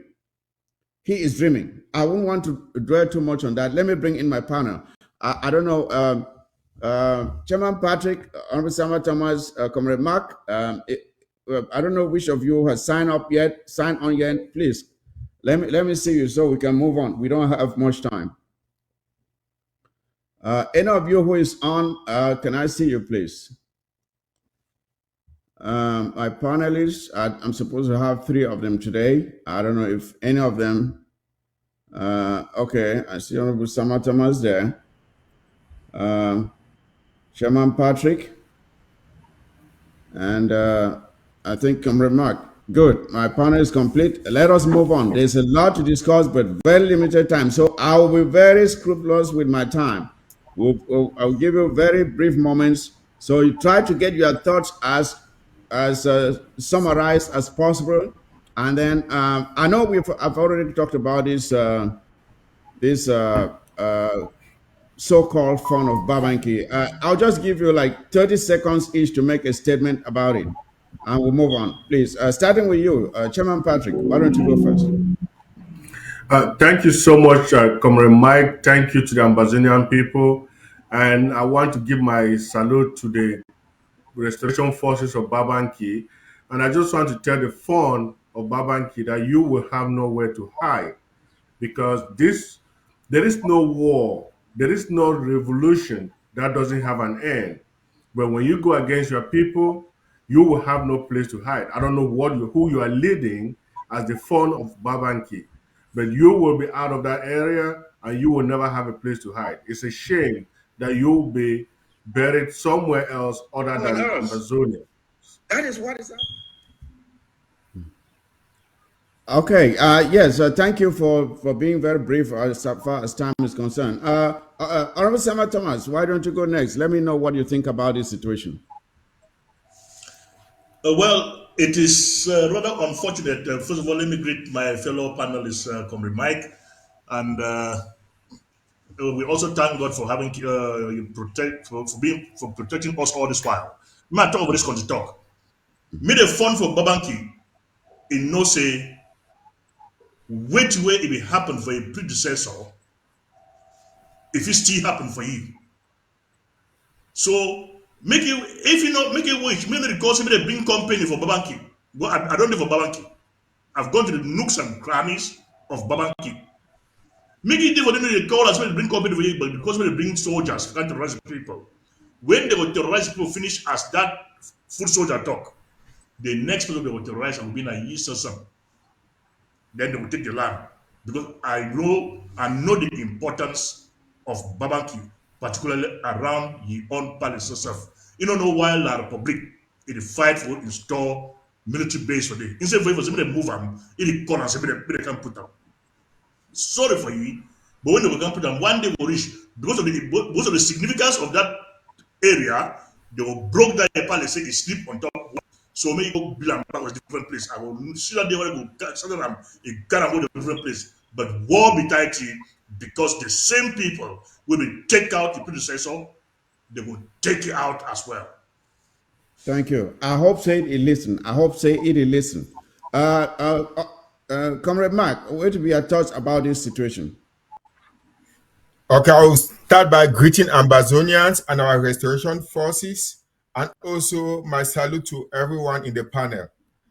I want to say that the fun of Babanki, Big Babanki doesn't know what he's doing because we are trying to demilitarize our region, our area.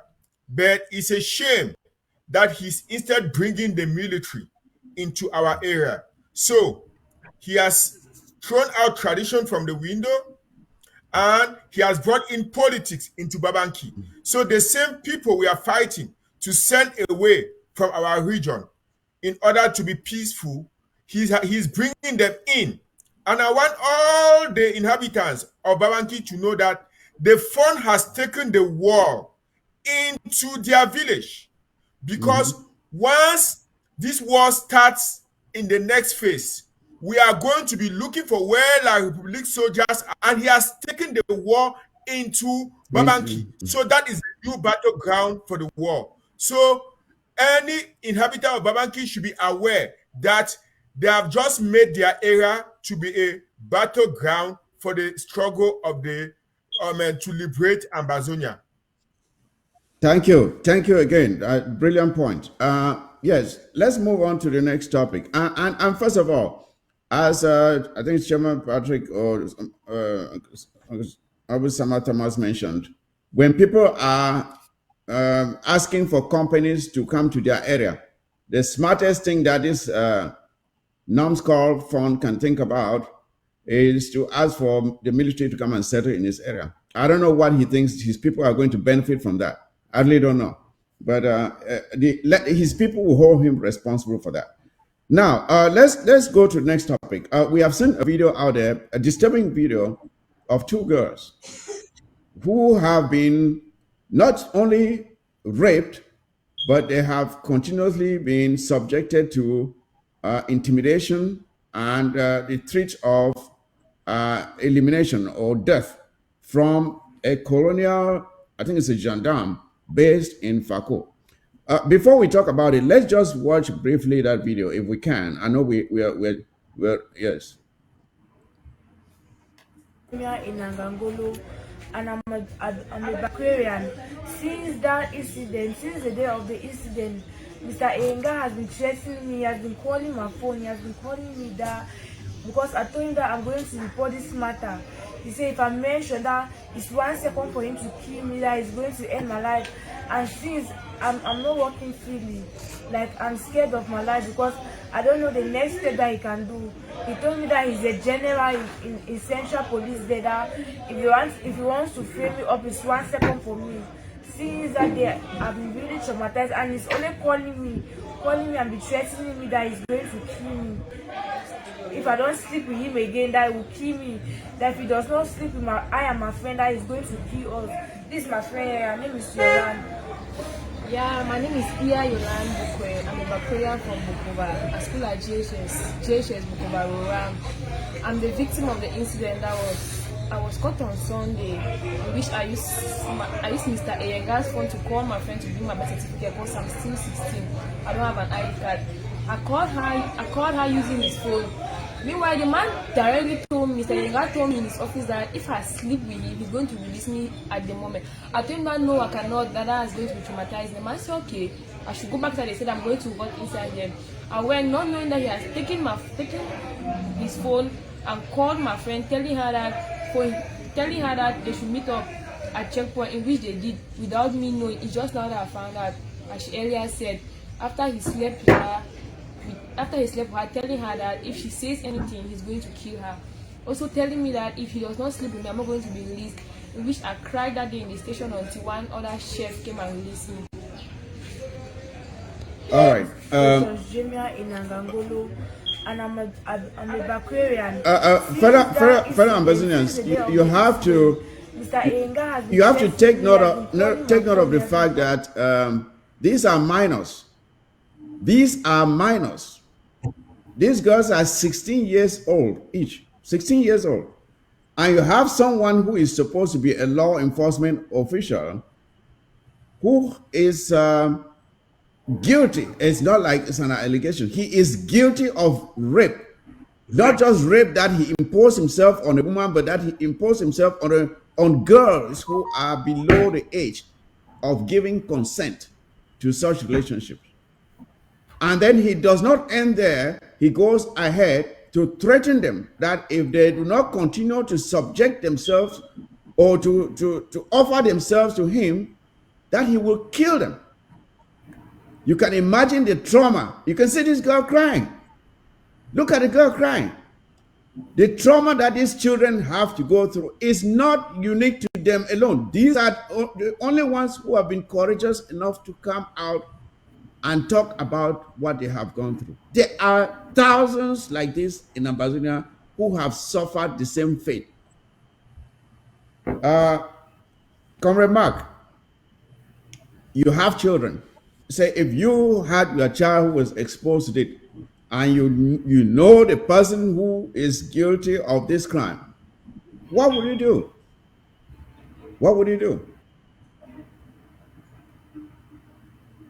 Comrade Mark. Well, I mean, in the case of what is going on back home, the hands of our people are tied. Tied because they are in a situation where they cannot like push back. So it goes back to the first topic of discussion about the militarization of Big Babanki. So as I said earlier, the fund has brought in the military, and this is what that is going to be happening. This has been happening a long time. This is just one of the few thousands of cases that has been going on and has been let known to the public. So I want to ask everybody out there, do you want us to continue in this mess? Do you think this mess is ever going to end? This mess is going to continue until we kick out these cannibals, this excuse of human beings from our land. And if you don't want to join us to fight this, then put yourself in this situation, because I have kids. What will happen if your kids are traumatized like that? Look at those kids. They are traumatized, and this will remain with them till they die. For the end of their life. It's very for the rest of their unfortunate lives. that we find ourselves in this situation. Thank you very much. And that is what people need to understand. It's not like this is just going to happen for a short period of time and end. It is going to continue. It is going to continue. And it will even get worse if we should allow these people to continue to dominate us. Chairman Patrick, I want going on openly. Yes, I want you to comment on this, but I want you to take into consideration the fact that for so long there have been certain groups and organizations on the ground in Ambazonia who are always very quick to come out and condemn things that are only alleged to have been committed by Ambazonian ARFs. But when things like this happen, horrible things like this happen, You don't see the clergy come out.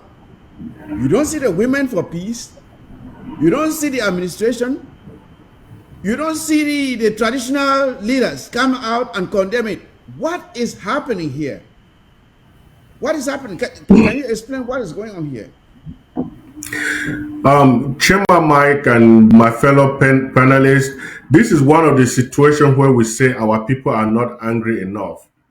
Because if you can see the phone of Babanki inviting La Republic military into his community to come protect or to come brutalize his own people, then how more do you think about what is going on with the children in Babanki? Look at the children in Boya. That is children in Bakwere. What is going on with the people who call themselves elites of Bakwere? What are you going to do with these children? These children are going to be traumatized for the rest of their lives. Where are the mothers? Where are the parents? This is when Ambazonians are supposed to get on the street and say this has to stop. This can be your own child.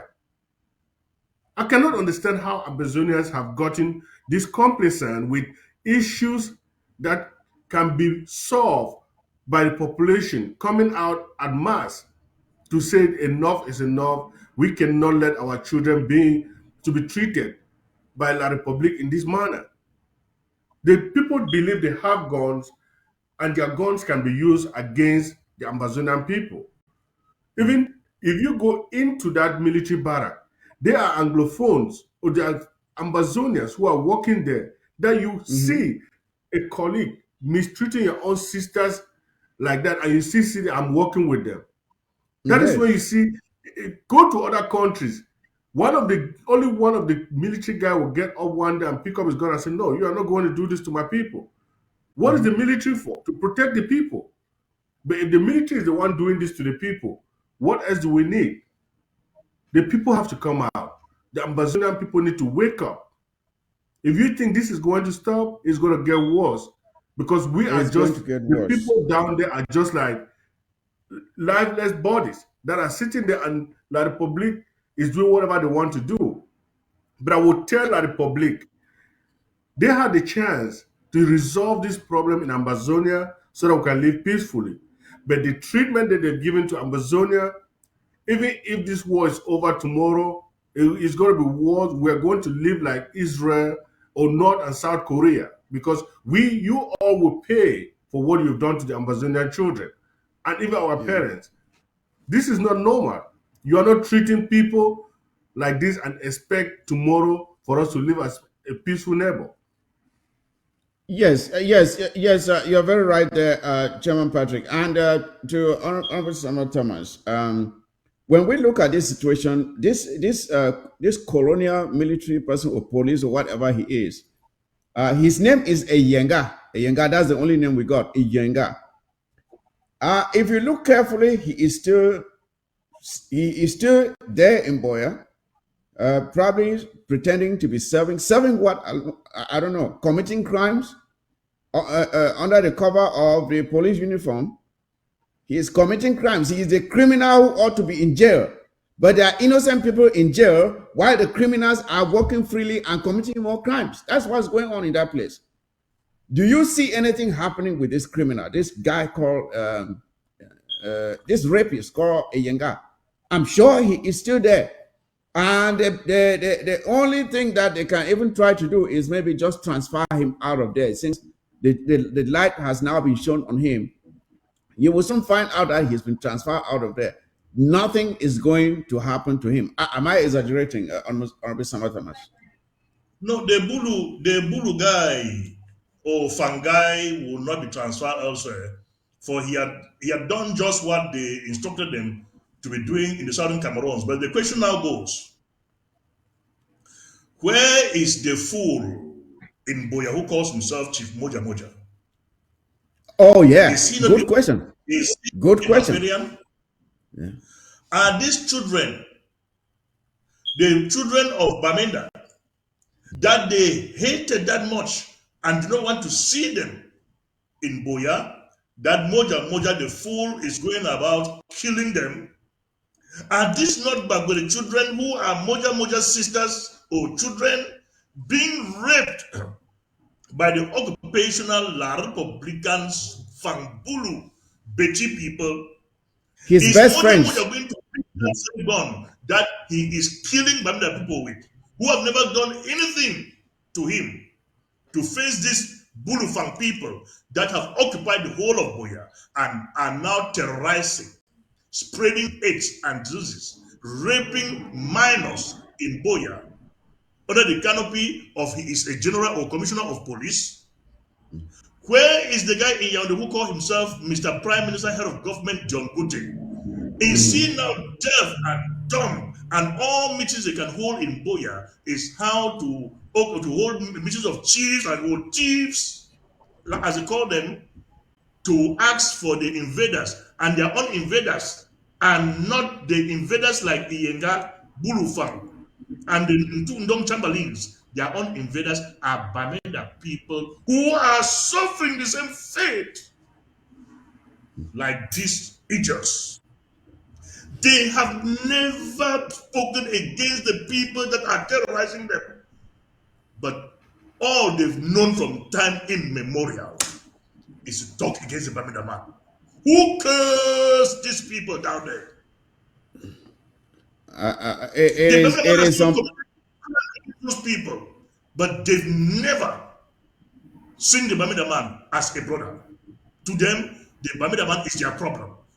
But the rapists, the people who are taking over their land, raping their children, killing them, are their best friends. they are their best friends.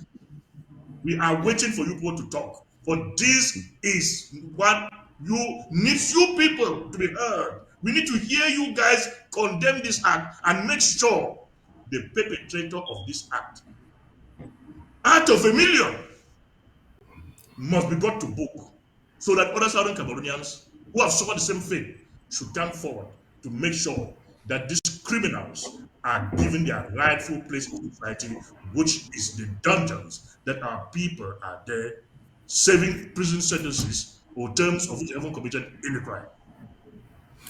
Yes, Comrade Mike, what Riley said. I'll come to you in a minute, Chairman Patrick. Like Riley said, I can assure you that this is not the first time that this criminal has done this. This is a serial rapist. He's not just a rapist. He is a serial rapist. This animal needs to be stopped. This animal must be exposed.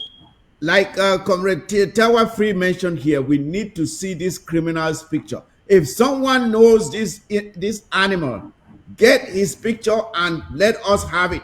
Let us have his picture.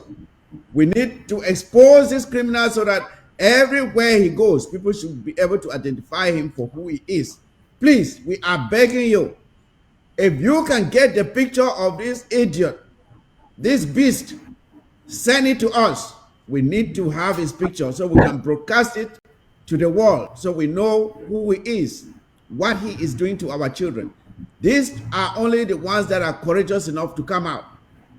Like you rightly said, almost Thomas, we have seen people come out and try to spread all this nonsense about tribalism.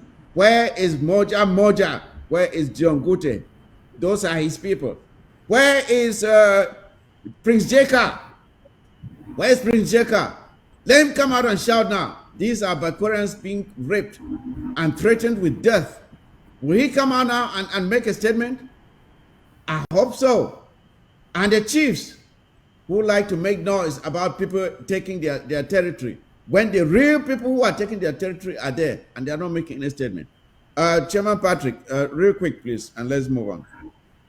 Well, I just wanted to add that with these young girls that have come out to express their frustration, you should not be surprised that we'll see their bodies in the streets of Boya and nobody will get up and say a word, even the Prime Minister or even anybody in the law enforcement apparatus in that area.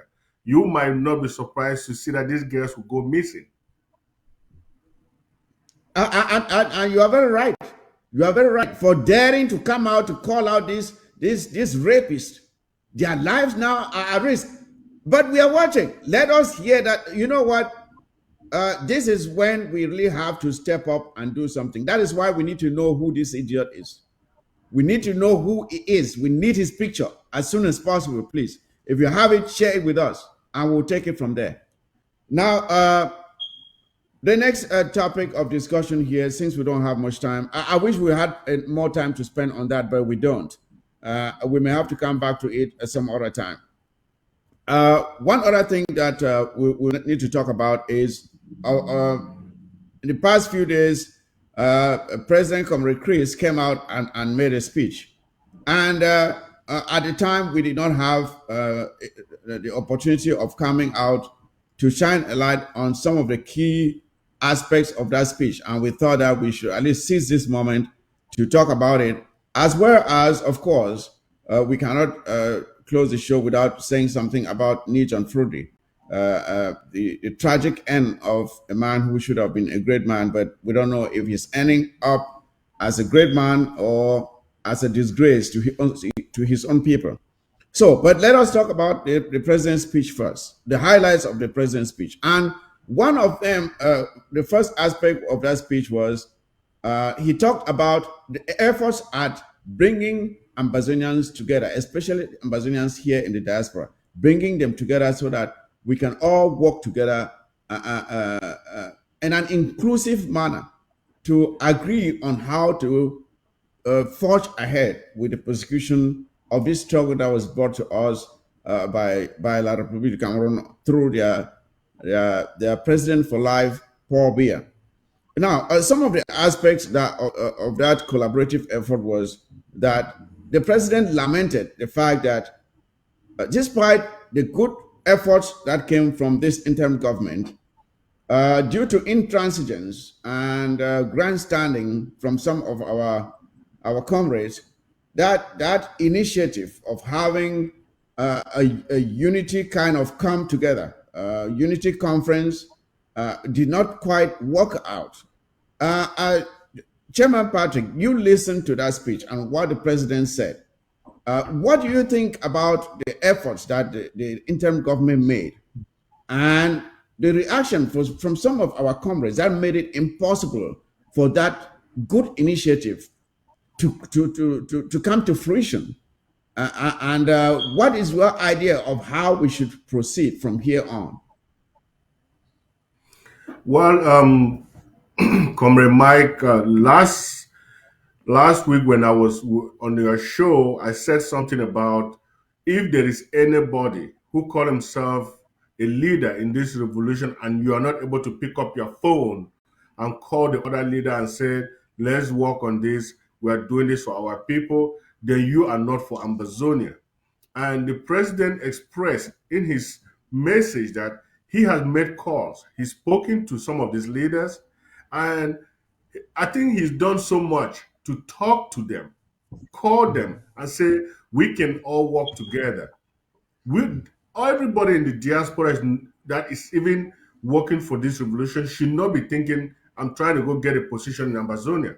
You should be a selfless leader, looking at the people and asking yourself, what am I doing to my people? If there is a way for every Ambazonian to come up and say, those who call themselves leaders should be sidelined if they are not able to call each other, they are not able to talk to each other, they are not able to sit in the same room and talk to each other, then I don't think they are even thinking about the revolution at hand. So I think the way forward is for anyone who call himself a leader in the Ambazonian revolution to come up with 2 points. One, you should show what you are doing on the ground to keep this revolution moving.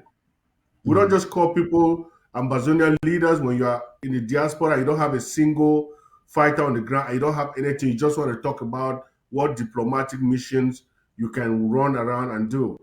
And the second part of it is any Ambazonian leader that is not picking up his phone and calling the other leaders and say, let's come together, or agreeing to sit down with other leaders, then you are not ambassador. So these 2 points should be put in place and scrutinized. Those who have said they have groups here and there, all those groups should be able to prove something.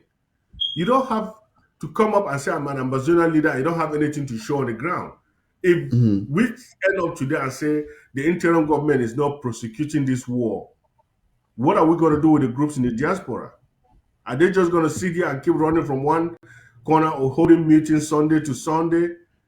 This revolution is on the ground and it's being prosecuted by those who are putting the money and supporting the fighters on the ground, not those who are holding meetings in the diaspora. Thank you, there, Chairman Patrick. To you, Comrade Mark.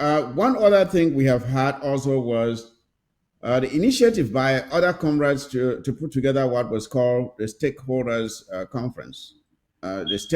Conference, or platform. But we realized that the limitations of that conference were simply based on the fact that it was not all inclusive, that the door was not open to to everybody. I think at one point we had something like big 3, big 4, big 5, and then when efforts were made to request that all of these major stakeholders should be given access to the establishment of the modalities of such a conference, so that everybody has equal participation in drafting the modalities which will be used during the conference. Because you cannot draft something and then just tell me to come as an observer and you want me to come and participate in something that I did not take part in drafting. So my question to you is, what is your idea of what a true collaborative or inclusive Ambazonia conference should look like? What elements do you think, how do you think that should be planned? Okay, thank you for letting me chip in 1 or 2 words. The idea is already there. The president, when he came in, gave a platform on any collaborative initiative. He said that, and all of us understood that if we want to have any genuine collaborative, the first thing we should need to do is we should look at areas that we agree on and work on.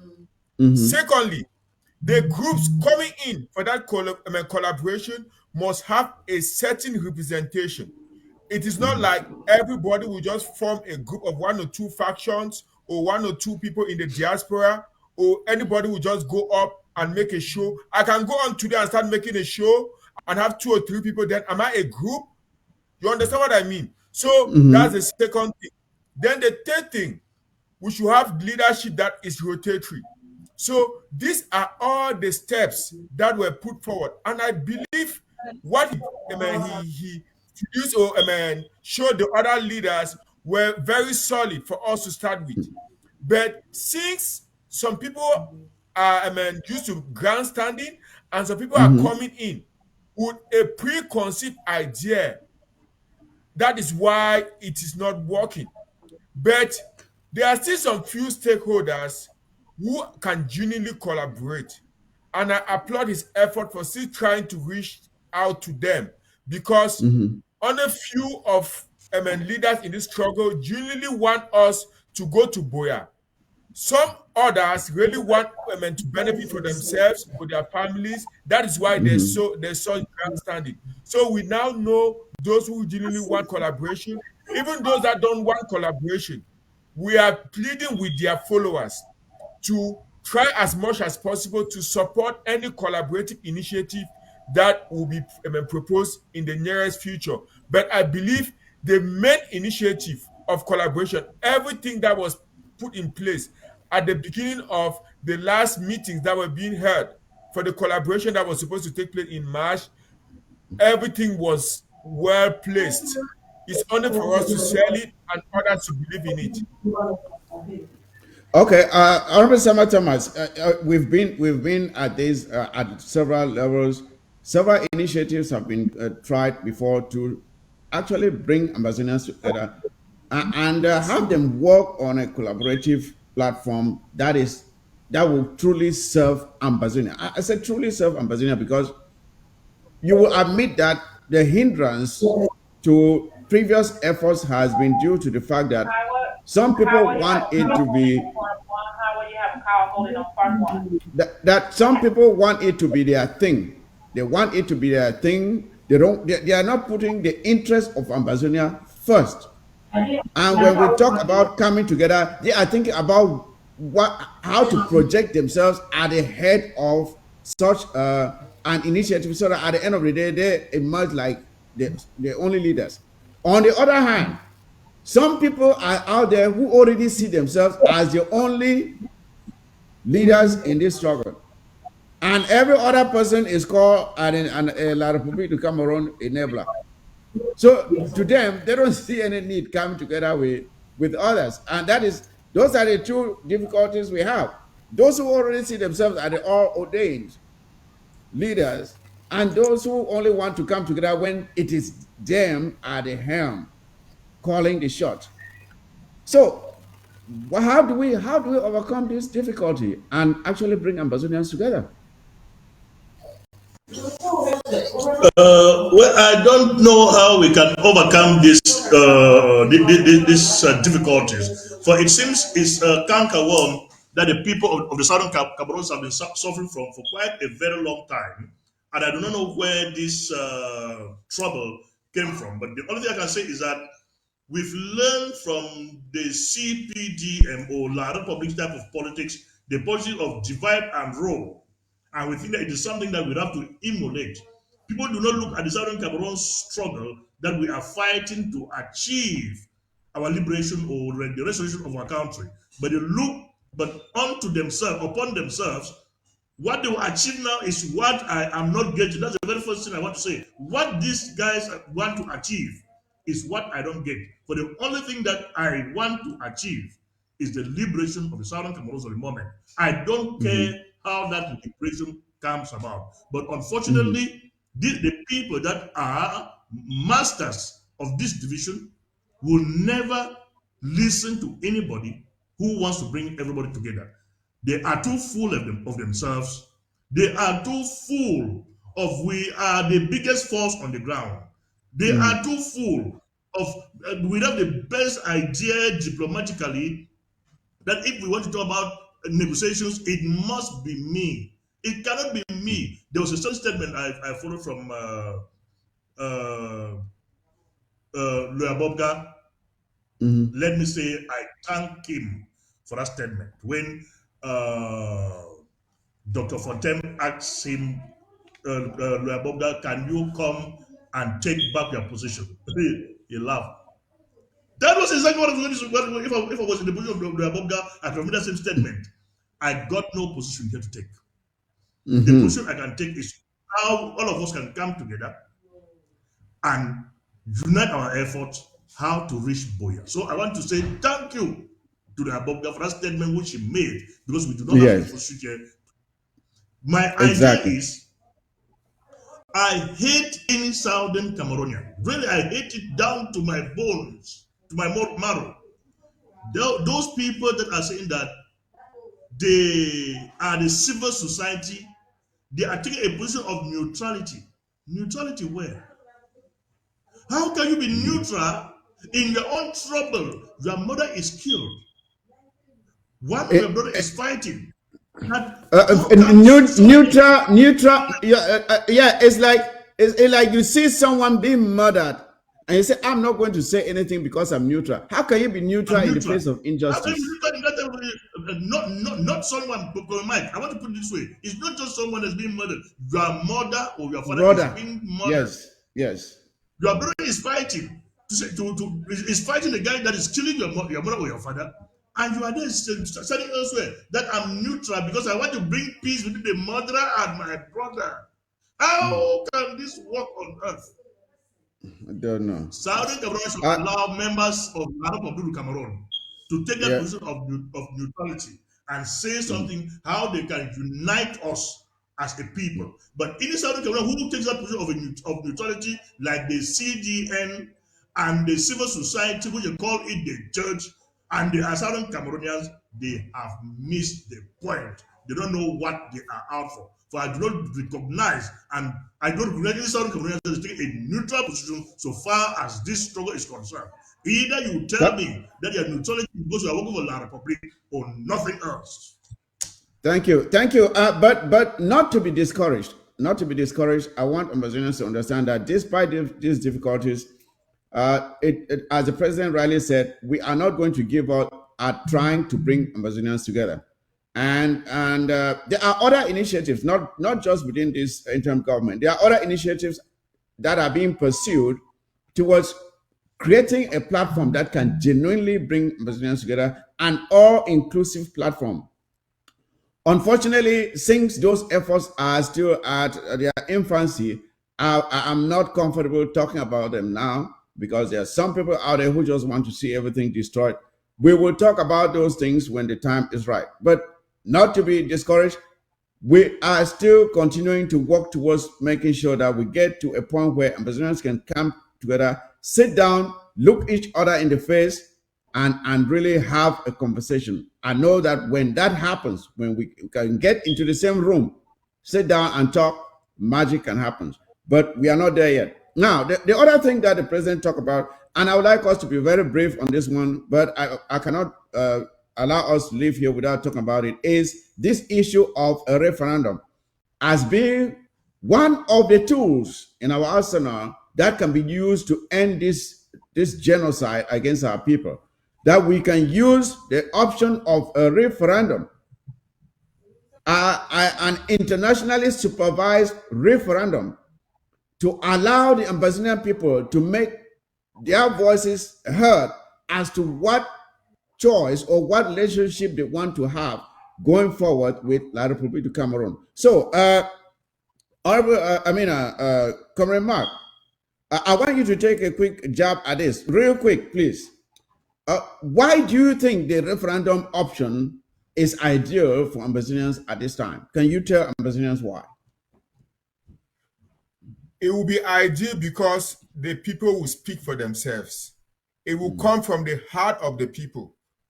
So it will not come from any person in the diaspora. It will not come from anywhere, because the main thing in a referendum is for the people to have their destiny in their hands. So any referendum, which is part of the option, because some other people are taking it and running with it out there, that we have stopped fighting for the war and our only focusing on is on a referendum. Any war must end with a negotiated settlement, and a referendum is one of the best options. That is why so many diplomats out there, including Chibo Nagy, is giving us that path to take. So the referendum is one of the best options to end the war, and it will be organized by an international body, and our people will speak and talk for themselves. Not one or two people in the diaspora or anywhere who will go and hold backdoor meetings to have our destiny in their hands, to talk directly at the ballot box. All right. Thank you very much, Comrade Mark. Yes. On that point again, some people have intimated that the fact that you are pursuing a referendum, as Comrade Mark Riley said, means that you have given up on fighting. And surprisingly, this is coming from people who are really not doing much on the ground. People who are really not doing any fighting, but they are accusing those who are actually doing the fighting, that just because they are talking about a referendum implies that they are giving up on the fighting. So, can you clarify, Ambazonians who are listening, to just put aside this confusion, that when we are talking about a referendum, does not imply that we have to stop fighting. As a matter of fact, we have to double down on the fighting, because that is what is going to compel La République to want to buy into that idea. And again, as compared to just depending on negotiations, which we saw the experience with the Swiss, where we went and sat there for 3 good years, wasted years. And at the end of the day, La République simply walked away, and there was no consequence on them. We cannot just sit again, maybe in Canada, and waste another 3 years waiting for La République. At the end of the day, they walk away. Because why? La République is hoping that they can delay this thing and delay it. At the end of the day, we just get tired and say, you know what? We have wasted so much time, let's just give up. That is what they are hoping for. And though, isn't it a risk, Chairman Patrick, If we should just insist only on negotiations, knowing that La Republic can continue to waste the time, pretend like they want to come, and then very soon, and as they do that, a lot of people get tired and they drop out. At the end of the day, we don't have a struggle anymore. Isn't that a risk of depending on one solution only? Comrade Mike, I think one thing that we have all seen in this Ambazonia revolution is people always want to take credit. People want to stand out there and shout to the top of our lungs that I brought this initiative. I'm the one who started this. I'm the one who's been fighting for the past 20 years. But unfortunately, the referendum idea came from an international body that is sympathetic to the Ambazonian cause. And they gave us an idea. Instead of Ambazonians to evaluate and say, yes, this is another option that we can also hold La Republic to the fire, people are fighting against it. The whole idea here is every Ambazonia, if you have a good way that we can resolve this problem, we can get Ambazonia to the finish line, just focus on it. Instead of fighting the idea that this part of what the referendum is not good. You cannot be fighting an idea and instead of bringing an idea, focusing on what you can do. So the whole idea here is every Ambazonia, those who believe the solution is for a negotiated settlement should focus and push La Republic towards that direction. Those who believe that we can do a referendum can resolve this, we can also push that. But at the end of the day, if La Republic is saying no to all these ideas, then any international body will come up and say, well, you don't want to take anything. You don't have any excuse to go out and say these people don't want to resolve this problem. So instead of taking your time to create meetings here and there to say, oh, referendum is bad, referendum is this, or let's do better plebiscite, let's do that. Focus on what you can do and let's move Exactly. forward. Exactly. Thank you, Honorable Samuel Thomas. I just want to hear your own idea about why the referendum option is better. You just make a quick statement there, and we'll move on to the last topic and try to chip in as a few ideas before we round up here. We have just maybe like 7 minutes to be out of here.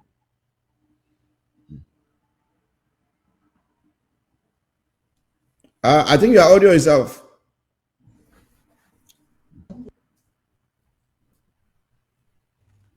Okay, can you get it now? Perfect.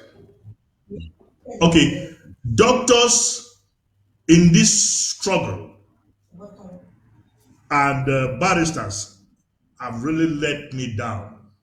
But me, I put them very simple language. What the doctor and these barristers, they understand them. It happened to say when I be small picking, we go out for hunting. And when we go out for hunting, part them, somebody carry net, so one they carry gun, so one carry cutlass, so one hold spear. But we begin to follow that we follow that hunting. We don't be carry nothing because we trouble for that cash, even a belly for the animal. But when they come, they put again net, they barricade one side of the hill. Then people when they come with dog, they send dogs them inside the prison barricade them for make sure say if they continue grass it come out or whatever animal, make it get a one direction for go. But if you go for the 7 net, they will enter inside net. So you come down for some way people then where they don't some people want to hold nothing they start for them. But not necessarily I see that animal the only person way a whole weapon if you catch it because by a stroke of luck, person we don't hold nothing. If you catch that animal with your hand. So when you catch that animal with your hand, you don't necessarily say you get a belly for that animal because now you catch the animal. So the person with the whole gun, when that is all catch that animal, when not catch that animal, you unpack, you get the good of that person, you pull down that animal, do it the whole weapon. Now the same thing with this issue for referendum for Southern Cameroons. There are many ways to catch a rat. So make nobody not talk say, oh, the issue of a referendum, people don't surrender. And the same people when they talk about referendum, they support the idea of a referendum. We know even their idea, they still contribute to the war effort. Why Southern Cameroon be too naive? We take some small thing, what is for the credit on top, but will remain on top the fight till thy kingdom come. Now who kills we at the situation? And you see the thank people you. they cause Thank you, Honorable Senator Thomas. Thank you for the sake of time. I just want, maybe not take 1 minute. We don't hear say, Chairman Nijom Frundi, not there anymore.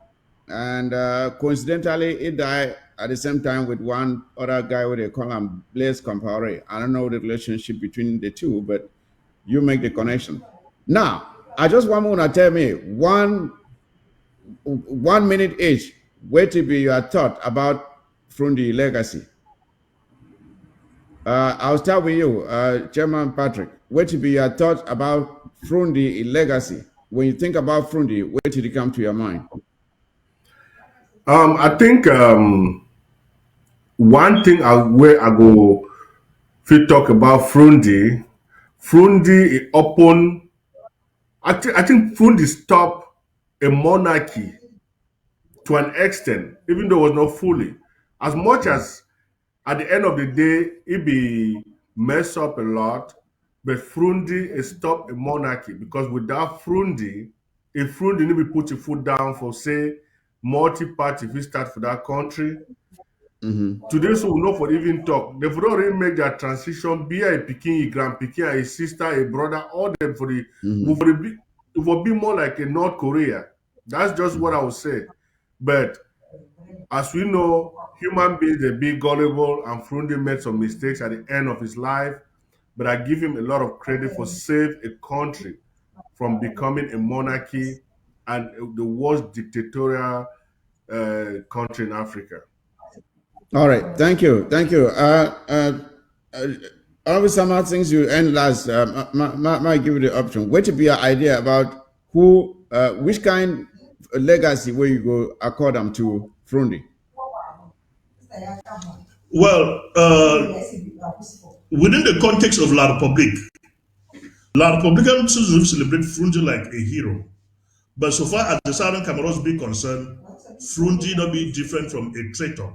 Because if you lead a struggle for the liberation of the people, all of a sudden you turn against those same people, then you job with the enemy, we will lead them for fight against. It not make you different from any traitor who will ever be part of that liberation. So Frundi within the Southern Cameroon struggle falls within the rank of those traitors. But in La Republic Cameroon, the only legacy he left is with the Republic, that he had made them to have a voice in their country. And again, Frundi, as a politician in the Southern Cameroon, as he claimed to be, failed to understand who a politician is. You cannot be a politician without a political base. He antagonizes his own base up to the point that his own base spat him out. Even he stops, there are people All right. that he's coming. All right. Thank you, Abisama Thomas. Comrade Mark, your point. You go ahead now. Make your own point about Frundi briefly, please. We don't already be out of time. Okay, man. Frundi did a lot to bring multipartyism in Cameroon. He did so many good things at the beginning. But what I cannot take out of my mind and my memory are his lasting images. I can never take the image from my mind where Frundi was at the Grand National Monologue, crying and talking to Betty Bulu people about that, please, I'm begging. They were like, oh, shut up, who are you? I can never take that image out of my mind. The worst image I will never take out of my mind is the image of Frundi following the soldiers into an armored car into our territory to come and pretend that 20th May and other festivities are holding in our territory. I will never ever take that image out of my mind. Insofar as Fundi has done a lot of good things to us and the politics of La République du Cameroon, those two images, Grand National Dialogue and worst of all, the image where he entered into an armored car to fool the international community that things are returning to normal in Cameroon, pretending that he is fighting for peace, not for peace. Is the last image I have for Fundi. That's all I have Okay, to say. thank you. Thank you very much, Comrade Mark. I thank you all for coming. We are really out of time. There's even no time for us to make a summary, but we'll do better next time. We'll make up next time. When I think about Fundi, just to summarize my own thoughts about Fundi is a hero, someone who is a hero, who descends into the den of lions to rescue a child that has fallen down into that den of lions. He goes down there, grabs the child, climbs back up the stairs, reaches the top of the stairs, and then drops that child back into the den of lions. Is he really a hero? I don't know. You make your own opinion about it. But Fundi started where? He would have been one of the greatest to ever have walked the grounds of Ambazonia. He would have been one of our greatest heroes. But I don't know if that is the image we'll have of him going forward. So, fellow Ambazonians, I'm sorry that the show is ending so abruptly because we had a lot of technical issues at the start of the show. We could not even bring you all the material that was prepared, but we'll make up next time. Thank you for watching and stay strong. Take good care of yourselves and each other. And with that, fellow Ambazonians, the war zone is out. Good night.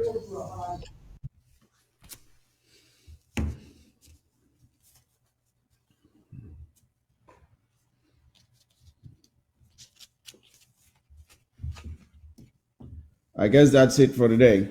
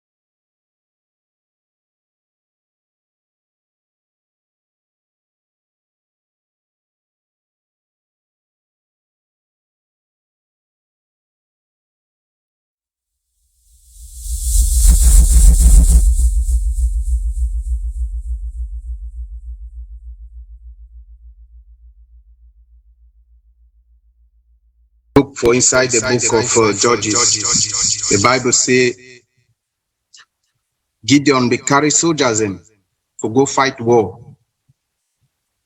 God tell you say the people wey carry am they be too much. They be carry 32. God say go tell the people them. The one them where they no want for go for war, may they stay back. 22 of them they go back home. 10 of them remain. God say there still be plenty. Say, okay, now, me, Sesep, I go select the people them. Then, God say, take them for water. The one thing where they go lick them like dog, put them for one side. The one thing where they go down for their knee, put them for one side. The one where they lap the water, there will be only 300. The other one, the where they go for their knee, 700. God says, send that one them for home. So I just want to encourage us here that the number doesn't matter. But what matters here is God. When God is in any situation, it doesn't matter who else is involved. The matter is settled in heaven. So I thank us so much. And I want to encourage everyone. You are not wasting your time here in Boyo. God is with us. So I would like to do it this way. Before we pray, we will first take the moment of silence for honor our heroes, our fallen heroes. We have lost a lot. So we will take the moment of silence, 1 minute, then I will conclude with the prayers. So we take a moment of silence for honor them.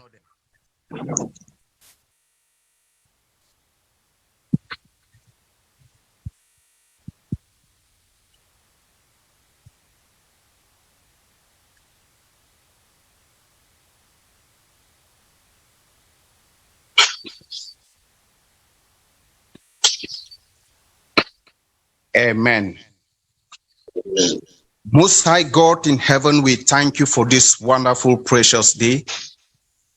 Lord Jesus Christ, we thank you for indeed you are the King of kings and the Lord of lords. We thank you for a day like this, O Lord. The Bible says whatever thing that is committed into your hands is well committed. Father, we commit this Boyo draft into your holy hands. Lord Jesus Christ, we ask that may you take control.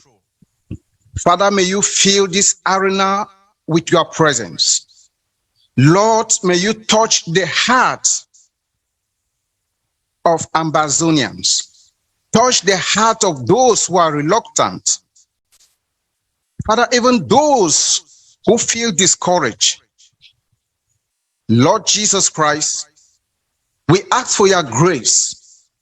We pray, oh Lord, for the committee, that may you give them the wisdom, give them the grace, oh Lord.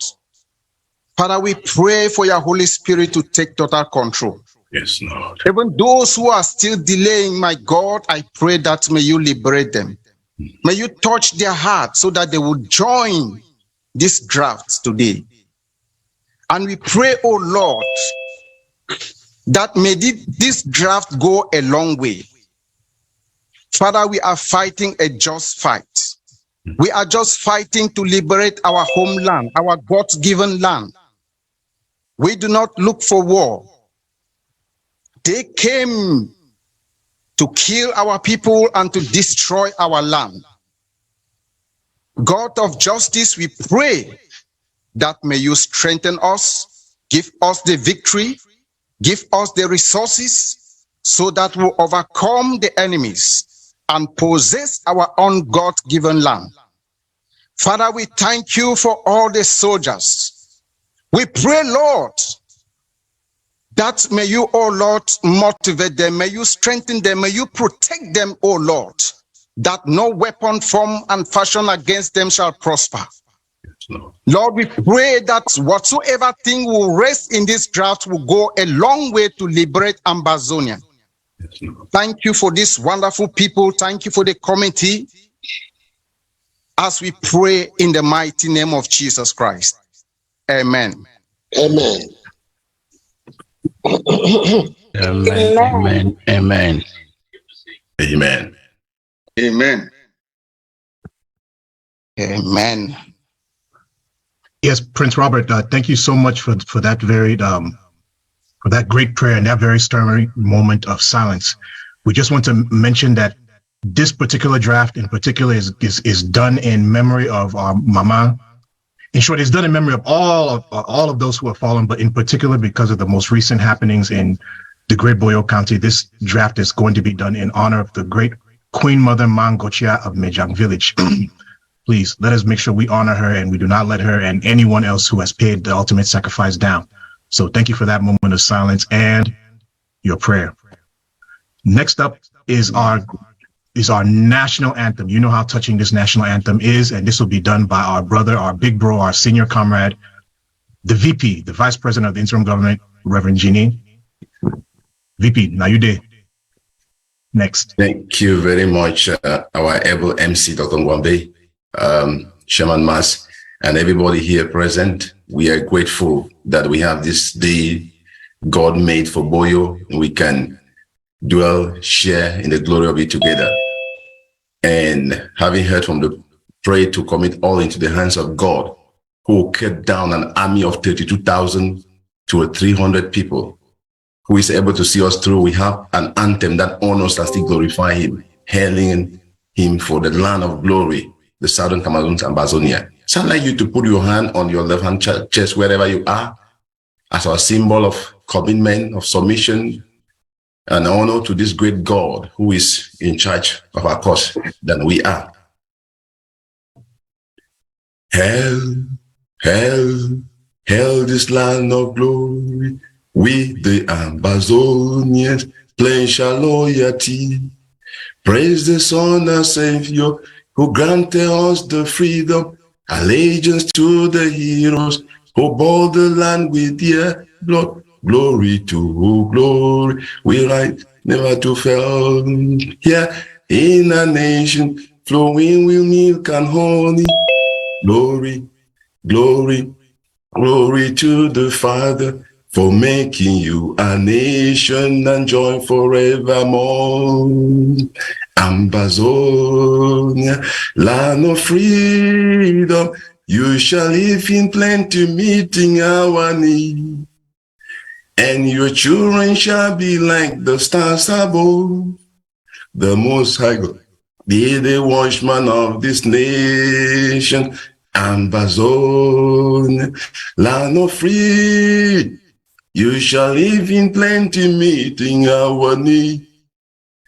And your children shall be like the stars above. The Most High God, be the watchman of this nation.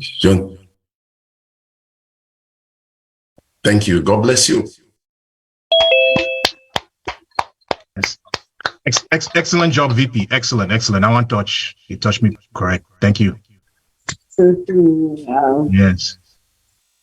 Next on our list is going to be our welcome speech by our sister, as Manembi, the chair lady of Boyo. As a matter of fact, she's looking gorgeous today. I saw her when she first came up at the beginning, and I was like, wow. So I'm Manembi, chair lady, and our Deputy Secretary of Defense. We are glad to have you with us, and we know you have some special guests who will be speaking after you. So we're looking forward to hearing from them, and we're definitely looking forward to hearing from you. So go ahead, take over, please. Okay, thank you so much, Dr. Ngwambe, our able secretary, MC of this occasion.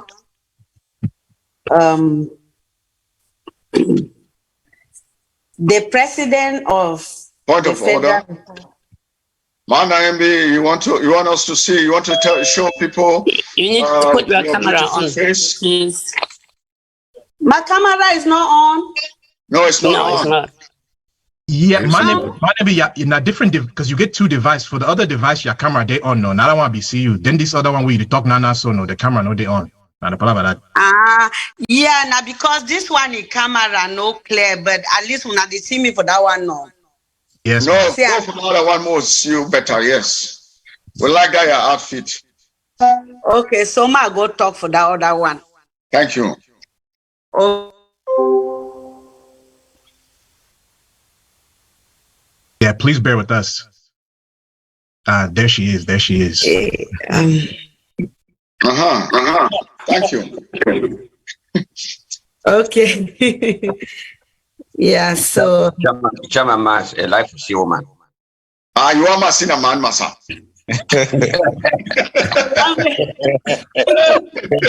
Gentlemen, focus. Don't let the beauty distract you, please. Do not let the beauty distract you. Focus. Welcome for Boyo. We'll get plenty beautiful woman there. Okay. The president of the Federal Republic of Ambazonia, the chair lady of the Restoration Council of the Federal Republic of Ambazonia, the VP, the Vice President of the Federal Republic of Ambazonia, the Vice Chair of the Restoration Council of the Federal Republic of Ambazonia, honorable members of the Restoration Council, secretaries of state, and all cabinet members present. dear patriotic people of Ambazonia, Amen. Thank you. Welcome to Boyo County.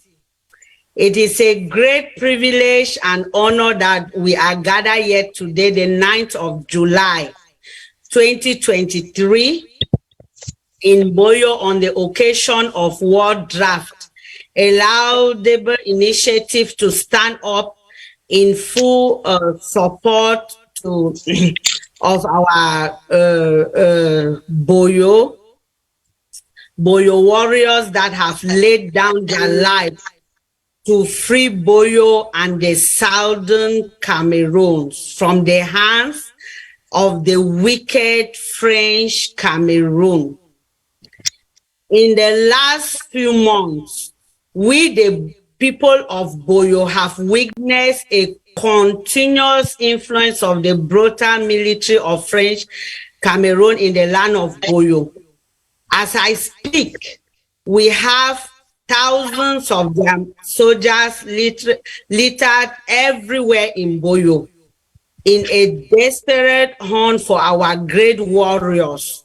We can only thank God Almighty who has kept, rescued, and He's still protecting all our fighters daily from the wicked intention of dictator Biya and his brutal army. Nevertheless, our hearts are bleeding for the continual killing of innocent civilians and the burning of houses in Boyo and her neighborhood, like Big Babanki that witnessed over 100 lives gone down and houses raised to ashes last 2 weeks, an act of frustration of the military of La République.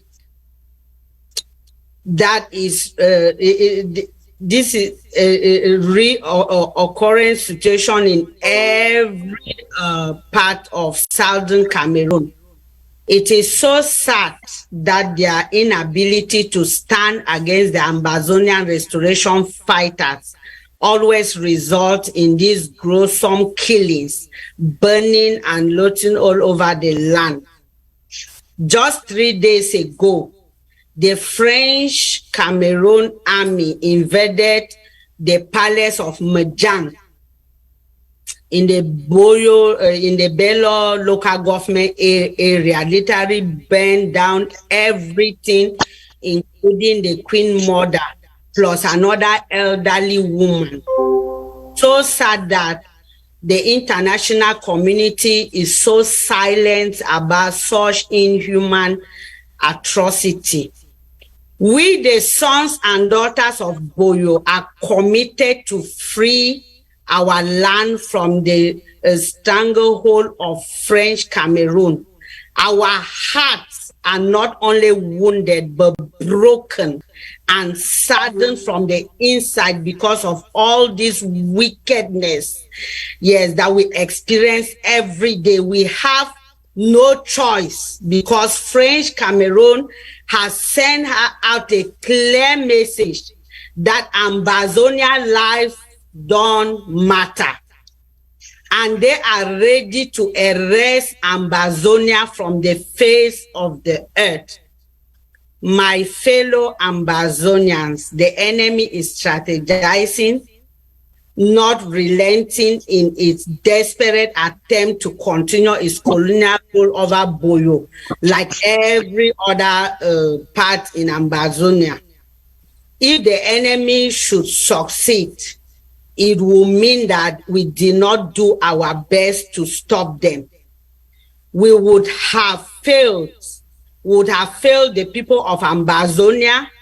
The blood of our foreign heroes, including those that will be hunted down and executed, would have been lost in vain. Since it is our collective resolve to have the free and independent Ambazonia, the World Draft is one of the means by which Ambazonians that cannot be in the front line can still be able to participate in our independence quest.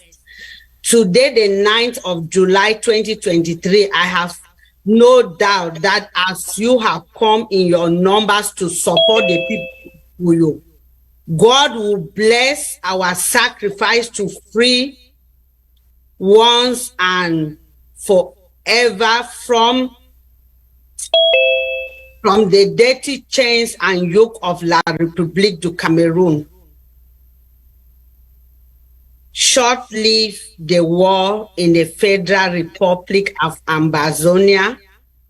Long live our Ambazonia restoration fighters. Long live the Federal Republic of Ambazonia.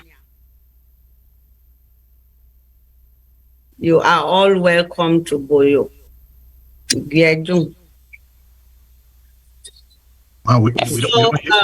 Before I go, I want to introduce a special guest in our midst. So here we have the Supreme General of Boyo County. He is the leader of the ARFs in Boyo, and he is here to greet us. Yeah, he is not only a soldier, he is a leader, born leader. So, Supreme, are you there? Recording in progress. For up. I don't know whether you the year also. Okay. At the year when at the year and I see everything where the pass for inside house.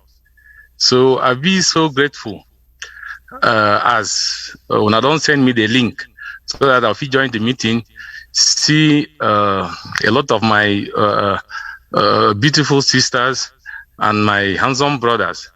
So I be so delighted. Say today I don't see some of them where I don't talk with them. So I decided say I will come in for talk. Then I will start by saying we'll be so grateful. First of all, for the support we don't say now for we these days them we really make use of it as we don't make them always. And I want to talk say this struggle as we don't experience them. This struggle it is like a mango tree where they don't plant them, it give flowers. Then when they give that flowers, then so no now all the flowers them they bear fruit where the body fit chop and be strong. Then even when the mango don't bear fruit, them no now all the fruit them go alas come to the level where they fit chop them. So I want to make una too for diaspora. I wanna know say people then where they know they in here. May they try even for can after. May they not be like that flower where it become for mango, bear fruit.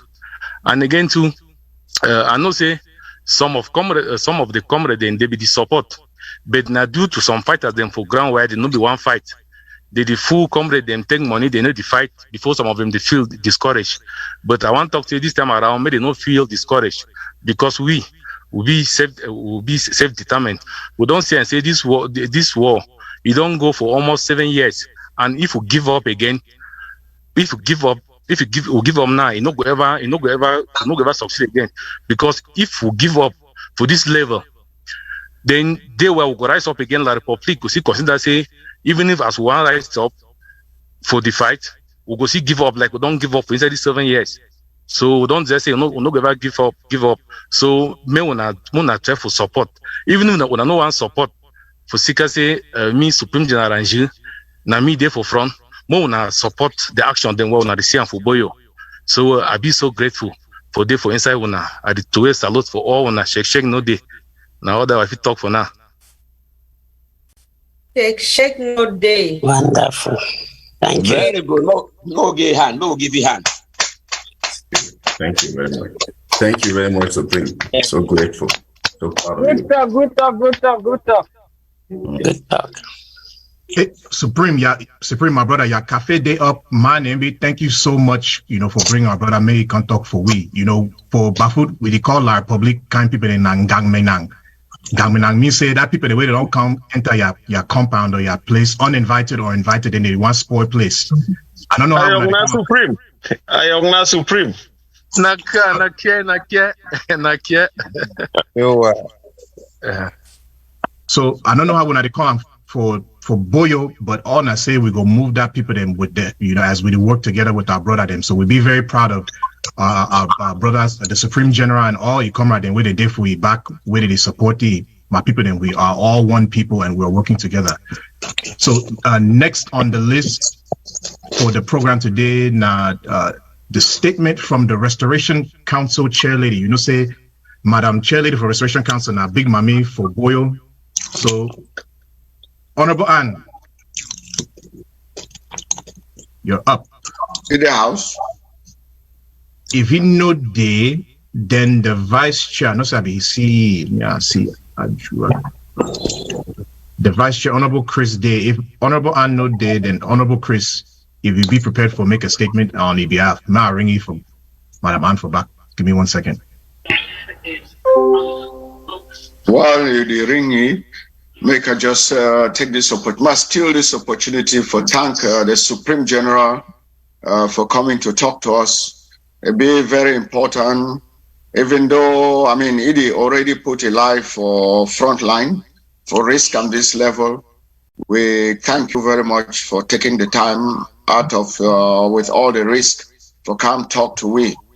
We'll be very grateful and we'll give you our support. We'll give you all the support we will forget. And if anything they will need for move this struggle forward, more than no hesitate for talk to through man and me for come talk to we. Yes, we know say all we know forget when our numbers, when our contacts, but the one they want to get more when I use them. Anything we want to see this war move forward. We want to try for smoke La Republic out of our land like how they smoke ground beef out of the hole. We put pepper, put fire, dry pepper. So we'll smoke them out. We'll give them all the support we will get to smoke them out for our land, from our land. So thank you very much. Dr. Ngwambe, you don't get it? No, but Honorable Chris is in the house. Okay. Honorable Chris Ajwa, the VC of the Restoration Council, you take the floor. Terry, talk to me. Thank you. Yes. Thank you very much. Start by greeting the President, greeting also our Vice President, formerly of the Restoration Council. We thank you, sir, for the continued service to Ambazonia. I want to also thank Comrade Nembi for that very brilliant speech. Every sentence, every word was meaningful and very, very motivating. We thank the participation also of our Supreme General. Ambazonians, as you know, this is a struggle for our survival. Like it was said, we can never give up. Where our motto, or one of our mottos, has always been till the last man or woman standing. We have decided that we will never give French Cameroon victory in Ambazonia. French Cameroon will never get victory in Ambazonia. And that is also our message to the international community. They will kill each and every Ambazonian until one is standing, and that one will still give Ambazonia victory. Amen. That is as declared by heaven. Our cause is a just cause. Let anybody in the international community that doesn't believe that Ambazonian cause is a just cause, let them come out and tell the world why they believe that Ambazonian cause is not a just cause. Let them come out and tell the whole world why they believe that there cannot be peace through justice in Ambazonia. Silence does not solve the problem. Keeping silent is just another way of promoting the genocide that is that continues inside Ambazonia. Keeping silent is also what is helping French Cameroon continuing to promote their scorched earth policy inside Ambazonia.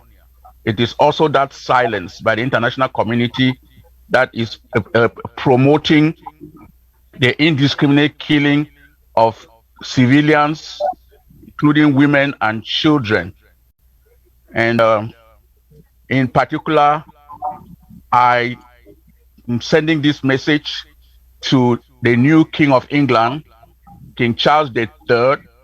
Let him tell the world what Ambazonia has done, that Britain, that is supposed to be a bastion of democracy and human rights, why they cannot come out and make clear statements in order to solve this problem.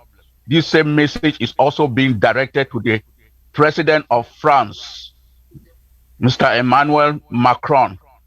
Come out and tell the world why you continue to promote this genocide in Ambazonia. We want this problem solved once and for all. Stop killing our people. The same attention that is being paid in other parts of the world, including Ukraine, concerning unjust wars, concerning annexation, concerning human rights violation and war crimes. That same attention should be directed towards resolving the conflict in Ambazonia, so that final peace may reign. But we want to know that whatever that peace is, it will not be sufficient until Ambazonia is totally free. But thank you all very much for participating.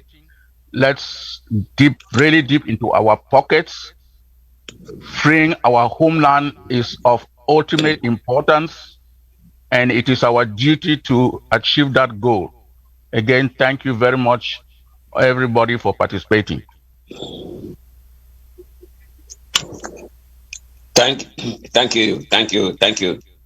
Very good speech. Thank you.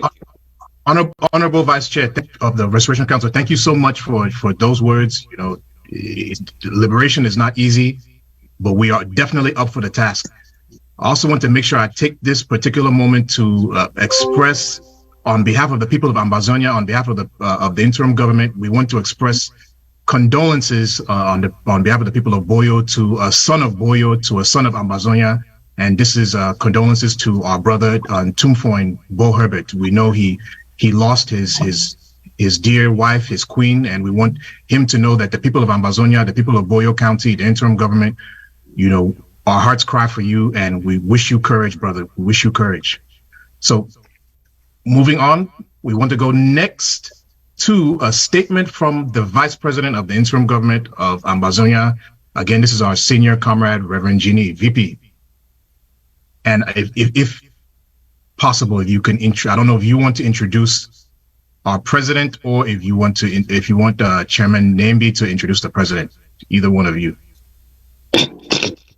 Thank you very much, Dr. Ngwambe, and Chairman Mas, for the wonderful work of MC in this occasion.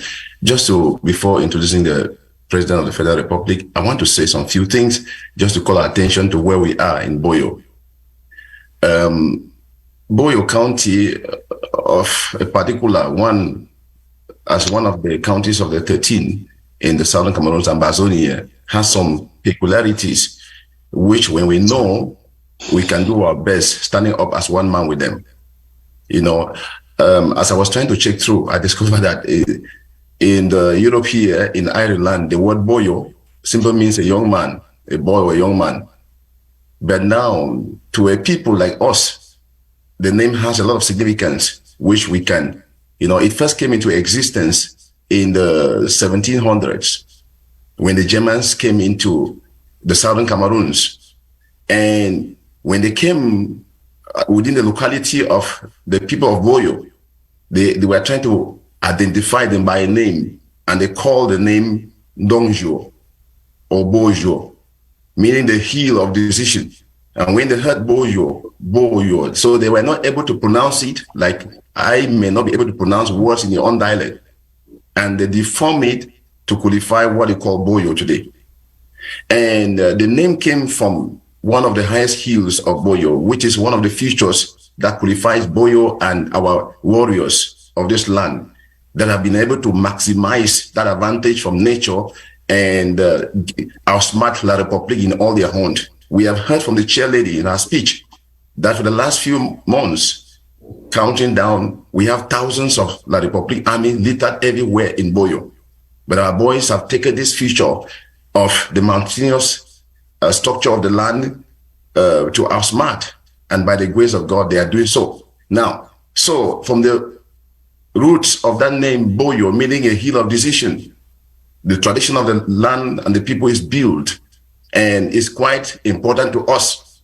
Now, we should be reminded that the Southern Cameroons was known internationally through the visit or the encounter and the transition of what we call the AFOCOM in 1973, when it was sold to America and could not stay, had to be brought back with the international protocol in 1933.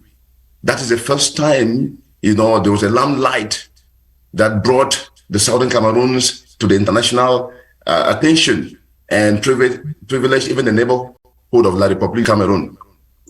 And I want to say their sons and daughters of Boyo too have stood up to fight this cause before now.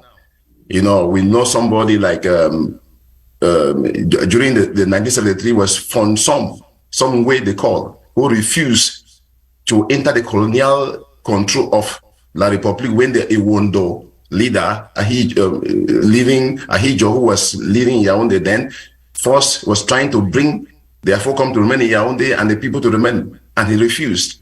But then, more and more, we have gotten people like Augustin Ngomjua, who stood forth to fight for the people, fight for the cause, till he died.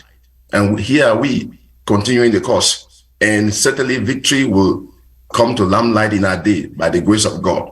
So outstandingly, we have seen a lot of challenges through. You may be reminded that in 2017, and just at the brim, or at the start of this crisis that came at the end of 2016, Sam Sawyer and a few of some guys from Bello took the challenge upon themselves to slaughter to La Republique army in Bingo. And that is the thing that provoked the dictator Paul Biya to fly back from Côte d'Ivoire in their Francophonie conference and then declare war against the Southern Cameroons just there in the airport. And to him, he thought in 2 weeks they're going to crush. But here are we, 7 years, and Ambazonian restoration fighters springing up from everywhere like the Boyo warriors have stood the test of the time. And here we are gathered to give this support for Boyo. We are here because of your love and your patriotic support for the cause of justice, which is ours, and victory is certainly sure. And many who have laid down their lives already, their names are so many: Amigo, Sami Descartes, Shina Rambo, many of them, like baby, that were killed last year before the recent case of the Queen Mother and the old people killed in the last 3 days. It's a challenge for you and I to be here and to know that Boyo has a standing ground, and the warriors of Boyo are committed even to free Boyo to be one of a zone that Ambazonians can say, we are free. And from there, other fighters can launch out to free the entire Southern Cameroons. So I really want to appreciate your sacrifice, everyone who is here today, for what you have laid aside to be part of this Boyo drive to make sure we say no to the wickedness of La Republique. And I have the privilege to want to call onto the microphone without any delay the President of the Federal Republic of Ambazonia, in the person of his caliber and distinguished nature in zeal and all that you know.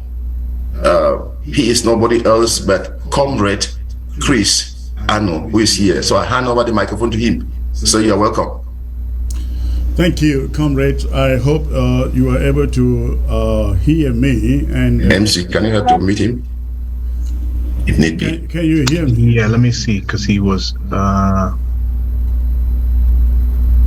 Can you hear me? Because he can unmute himself. Can you hear me? Yes. We can hear you with a lot of echo.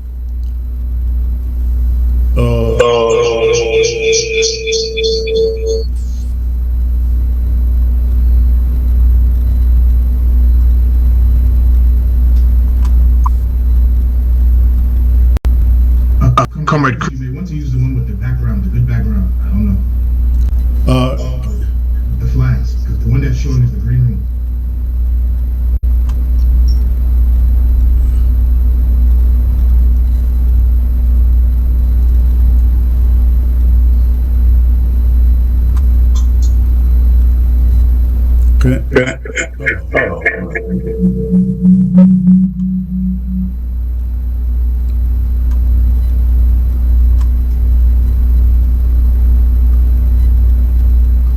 You still have the echo?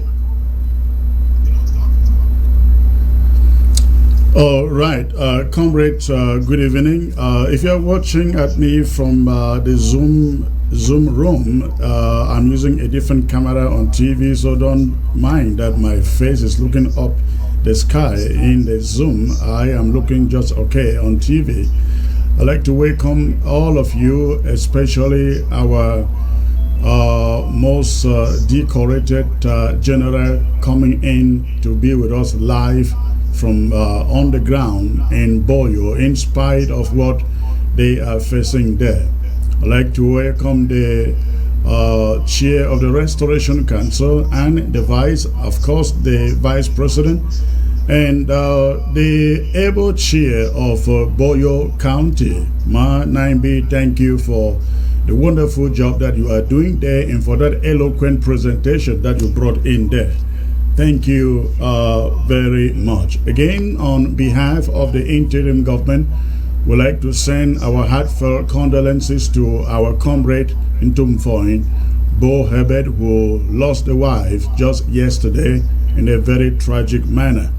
We hope that he remains strong and comforted and know that this is the route that we all take eventually. I also would like to congratulate our people in the Boyo, but most especially again the restoration fighters in the county of Boyo for the wonderful resistance that they have given and continue to give a trained army from La République du Cameroon. We have learned of the killings, the burnings, the Chief's Palace, Fon's Palace burned down with the Queen Mother burned down. We have seen that this began in Babanki, escalated to Boyo, and they continue to increase the number of their soldiers in the county of Boyo, from Fundong to Bello to all those LGAs in Boyo. What I would like the people of Boyo to know is that this is not a war for the restoration fighters. This is not a war for those who carry the gun. It is our war. We did not call for it. The restoration fighters did not call for it. The restoration fighters are just being patriotic. They are just being patriotic and courageous and brave to take up arms to defend what we truly believe belongs to us. I want to thank those special forces who continue to defend Boyo, every corner in Boyo. I am surprised when I am live here midweek. People are calling in from the bushes in Bello to tell us what is going on there. We thank you for your bravery, and we hope that every one of you in Bello will see this to be your battle in whatever the restoration forces need in the bushes to defend your county and to defend your homes, your businesses, and your people. Please make sure that you continue to support them, help them. If they need food, give them food. They need drinks, give them drinks. They need a place to hide their head. Please give them a place to hide their head. And when La République du Cameroon's army come forcing you to open your shops, tell them until all of Ambazonia is safe, Boyo cannot save Ambazonia. And so no shops remain open in Ambazonia, in Boyo, if La République du Cameroon want to coerce you to do so. We have seen a few weeks ago what happened in Mbengui, when the colonial divisional officers and the mayor of Mbengui came coercing the people to open their shops on Mondays. The people stood their grounds and said, no, all of Ambazonia cannot be shut down on Mondays, and only Mbengui opened their shops. The people said no to the colonial officials, and at the end of the day, guess who caved in? Guess who owns the land?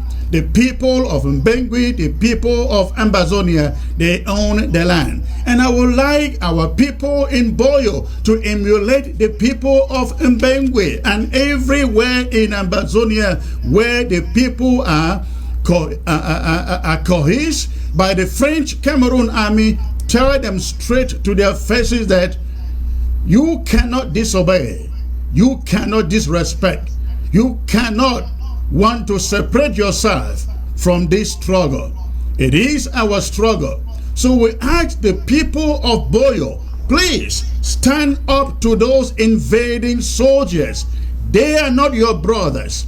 They are not your military. They are from a foreign country called La République du Cameroon. They are not some of us. They may have some talking English to you as they come visiting. But no, they are not your brothers. They are not your sisters. They are your enemies. They are invaders. They are colonizers. And everything that you can do as an individual to get rid of them, please do not hesitate to do so. Anything in the Cameroon Army Police gendarme uniform, whatever you can do to shut them down, to send them packing, do it as an Ambazonian. It is your duty and it's your right to fight to free yourselves from your colonial bondage for over 61 years.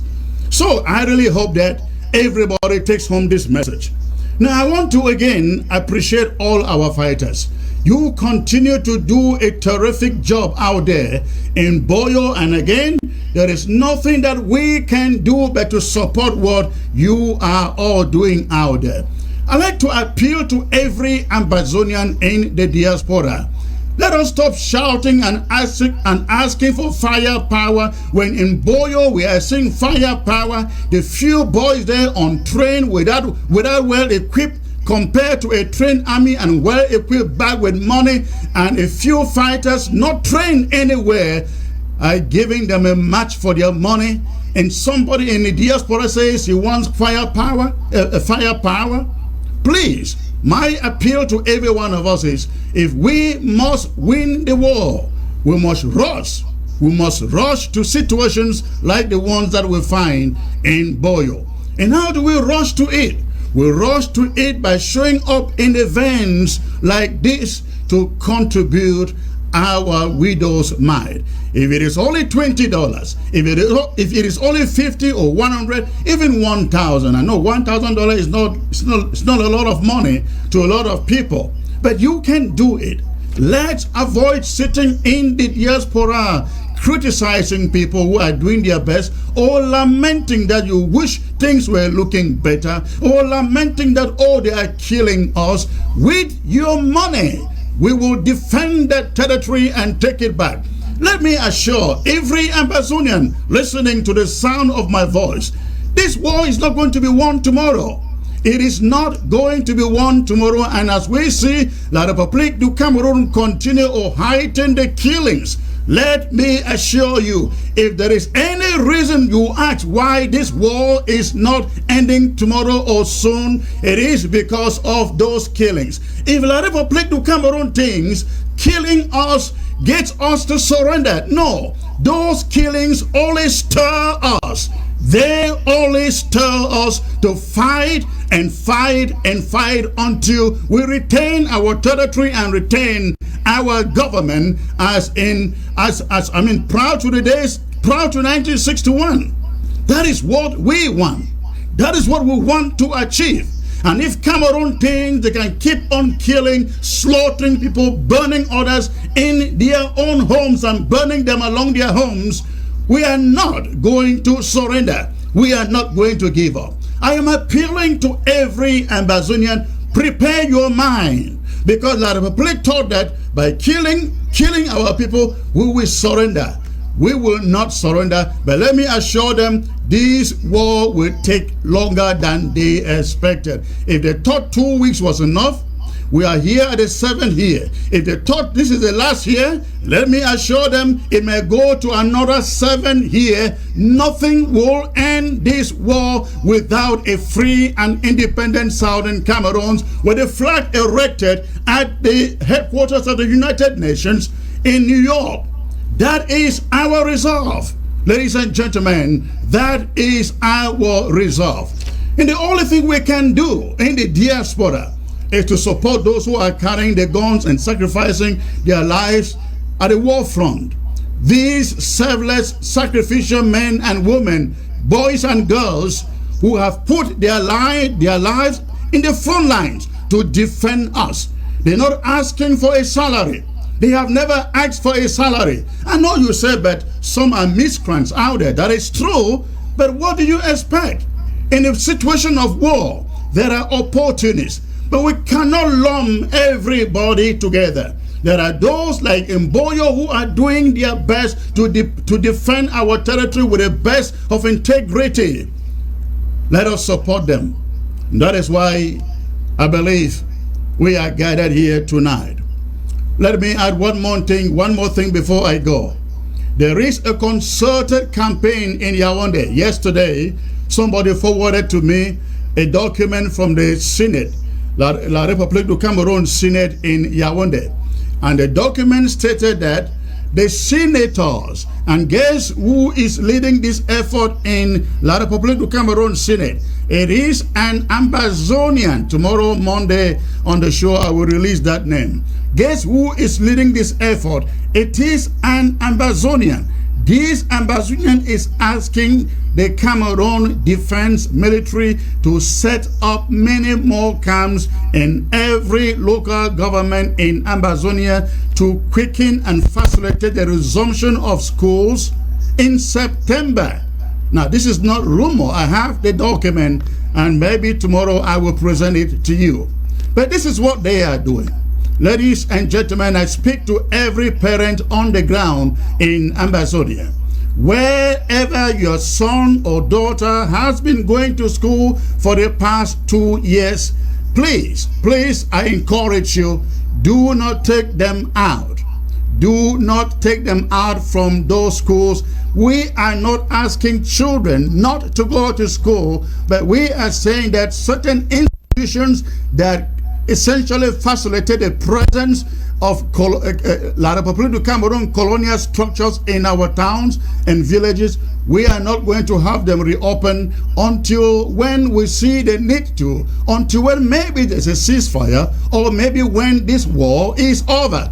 But for now, wherever you have your children going to school, please let them stay there, because thank God we know what La République du Cameroun is planning. We cannot know what they are planning and just wave our hands as if we want to surrender and give to them. La République du Cameroun wants to take a message to the United Nations in September that all the schools are open. Life is back to normal in Ambazonia. No need for negotiations. No need for mediation. That is the message. That is what they are trying to achieve here. Every county and LGA in Ambazonia must be on fire. We have a big war in the months of August, September, and November up to October. We must stop the advances of La République du Cameroun. And I appeal to you on Ground Zero, please cooperate with the restoration fighters. Cooperate with them. Cooperate with them.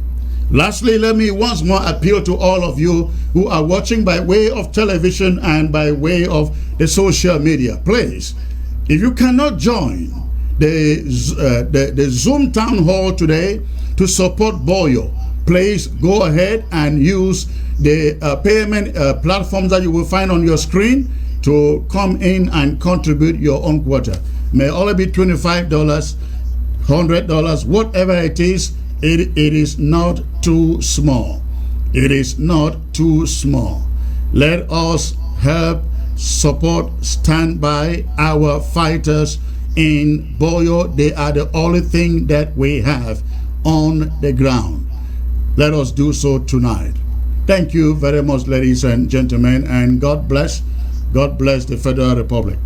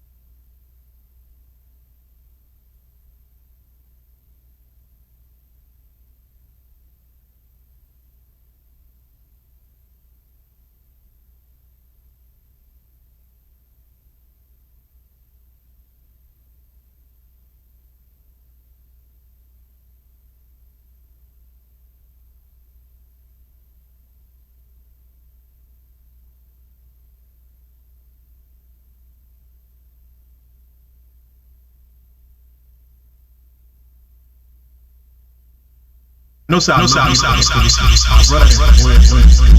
Better bolo. They don't do better far. So I draft with Boyo County for $500. I've already paid in. Wow. Wow. This is wow. great. I owe you all 300, but I've already paid it 200. That's what that 200 was. Thank you very much, Dr. Wendy. We are so grateful. Thank you. This is exciting. So our Supreme and our brother, may continue for work fine. You know, we God bless them. Yes. Boy, before we know, don't they? So, Dr. Gwame, your draft now $500, but you don't pay $200, right? Correct. The receipt is with mine. Thank you. Okay. We still thank Dr. Atienjo. Thank you for opening the floor in that gun style, and everything is flowing through. We are so proud of you. Yeah, and our seat at 100. If you still get a chance to take second one, quarter we'll give you one. VP, they promised me 3 women from Boyo. I never get them yet. Then no worry. Yeah, make sure you come fast. If you don't come fast, other people take. SOS Mars, why you always want throw a Gary for my? I'm telling you, for my Gary. No, they say my brother. You will get your own too. VP, one give me woman for Boyo, and then you don't just jump into. No, your own get separate. Okay. Okay. Man, when I welcome for Boyo. Thank you, VP. Job well done. Man, be na flag day up. We do now. Thank you. Okay. Thank you so much. Okay, comrades, please. When I come in, please. Okay, why did the Sheikh scheme for come in? I tell you, go ahead, announce the people the way the Boyo comrades. Or maybe later. Small time. Give them small time. Many money, they count their money for their pocket. Exactly. And this is of to wait for my cash up for your match. Somebody hand it up. I would check hands. Honorable Chris Anu, VC. You got the floor? Yeah. Just give me about a few more minutes, please. All right, okay, Honorable. Okay, that one be been Nazel cash up to a gate 50 ma franca idores and part 150 idores and who that? Who? The name say Party Asong. Oh, Paddy. Yes, okay. Okay. So, the Marshal. It send through what? There a cash up? Cash up. So cash up, I get 3 names there. All right. So I don't get Franca, I get Comrade Paddy. And Marshal. 52. 25. Okay. It's support VP. Oh, it's support only VP. Martin. It's support only VP. How for me? Marshal. No member only VP. No problem. Marshal, it not be fair, you know. Marshal, God bless you. God bless you. Thank you for remembering me. No, my happy they jealous. So for Martin, that, I just said my friend. My Grace. Chairman Mars, I want to come in now if it's okay. Okay. Honorable VC, please take the floor. I'm just going to go ahead and start with the Restoration Council. As you know, for every draft, we come up with something voluntary, separate. Then we also, during the draft, we contribute or donate something extra again. Okay. So this time for Boyo County, we have collected $350. Oh, there is a possibility that we'll get more even after this. Okay. And then we'll add it on there when we send it in. Okay. For the great, now speaking now for myself, for the great job that is being done in Boyo. We heard what our our Supreme General has said. We've been seeing what Boyo is doing.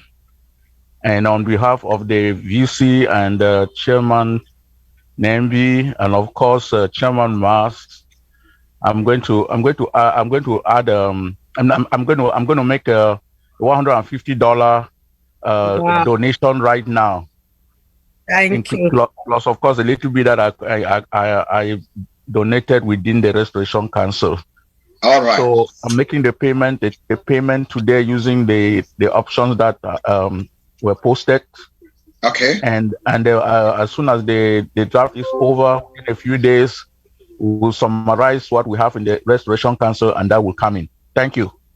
Thank you very much, Thank you very much. God bless you. Thank you for remembering me. Thank you. Thank you. God bless you. I'm grateful. Yes. So much. Okay, thank you.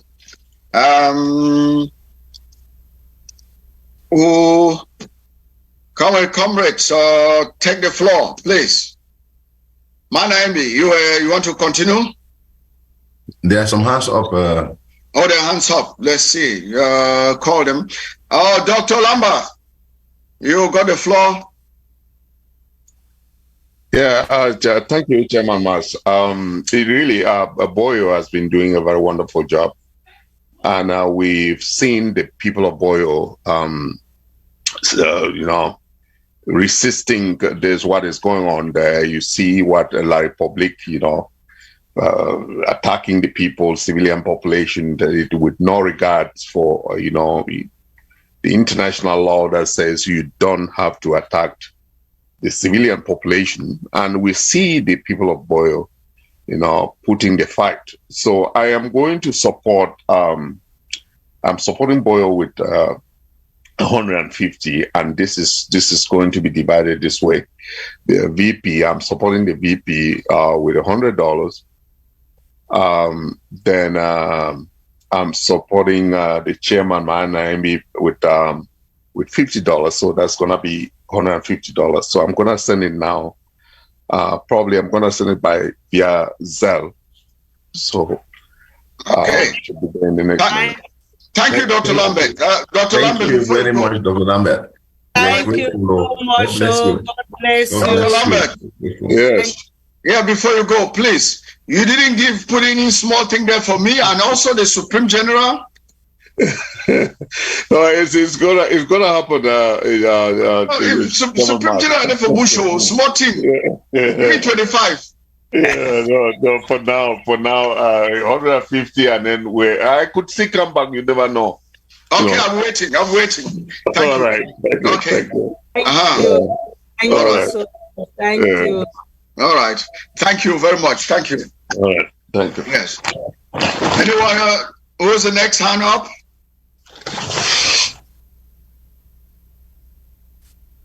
Anyone else? Please, we're there for house. Supreme General, don't talk to we. Go here. Who their house? Come on. Una shake skin, no.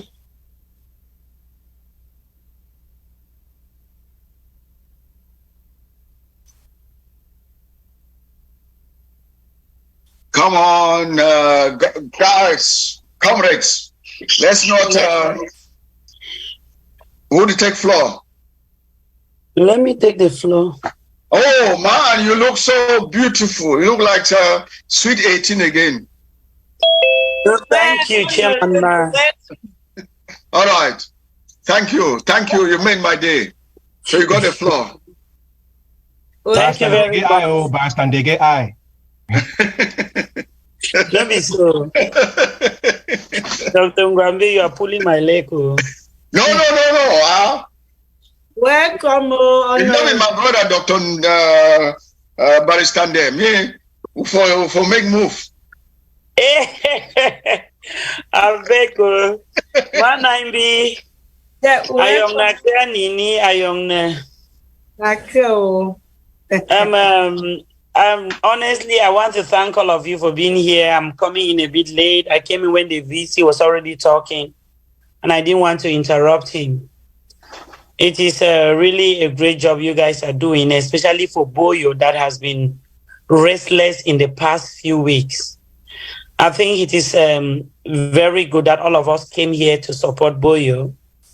If there is anyone here who wants to support a group that is still standing, let the person know that Boyo is a group that is still standing now, and the restoration fighters are there for us. Man 9B has been steadfast. Boyo is a county that has stood up, and their mission is to take us to Boya. And it is just normal that we should support them if all of us want to go to Boya.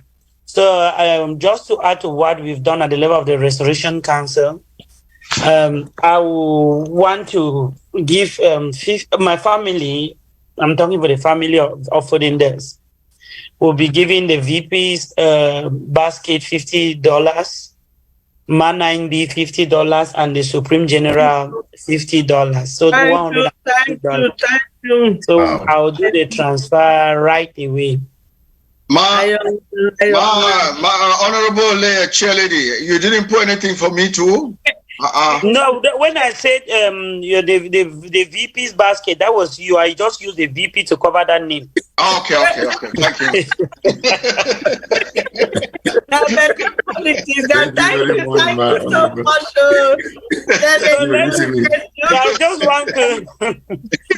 I want to greet my Boyo people in the dialect. Yes.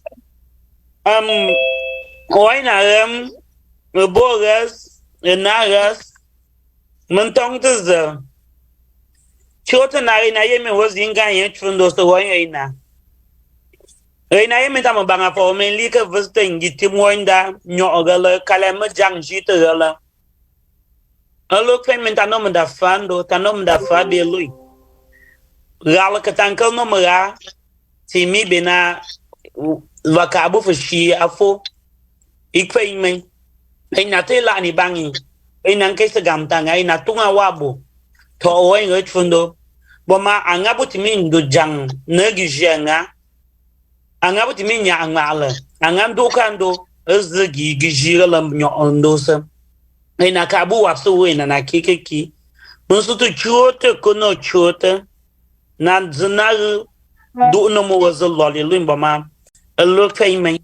Taina Batlacom, Ilama. A young Nakia. A young nine now an cheerleady. A young no. I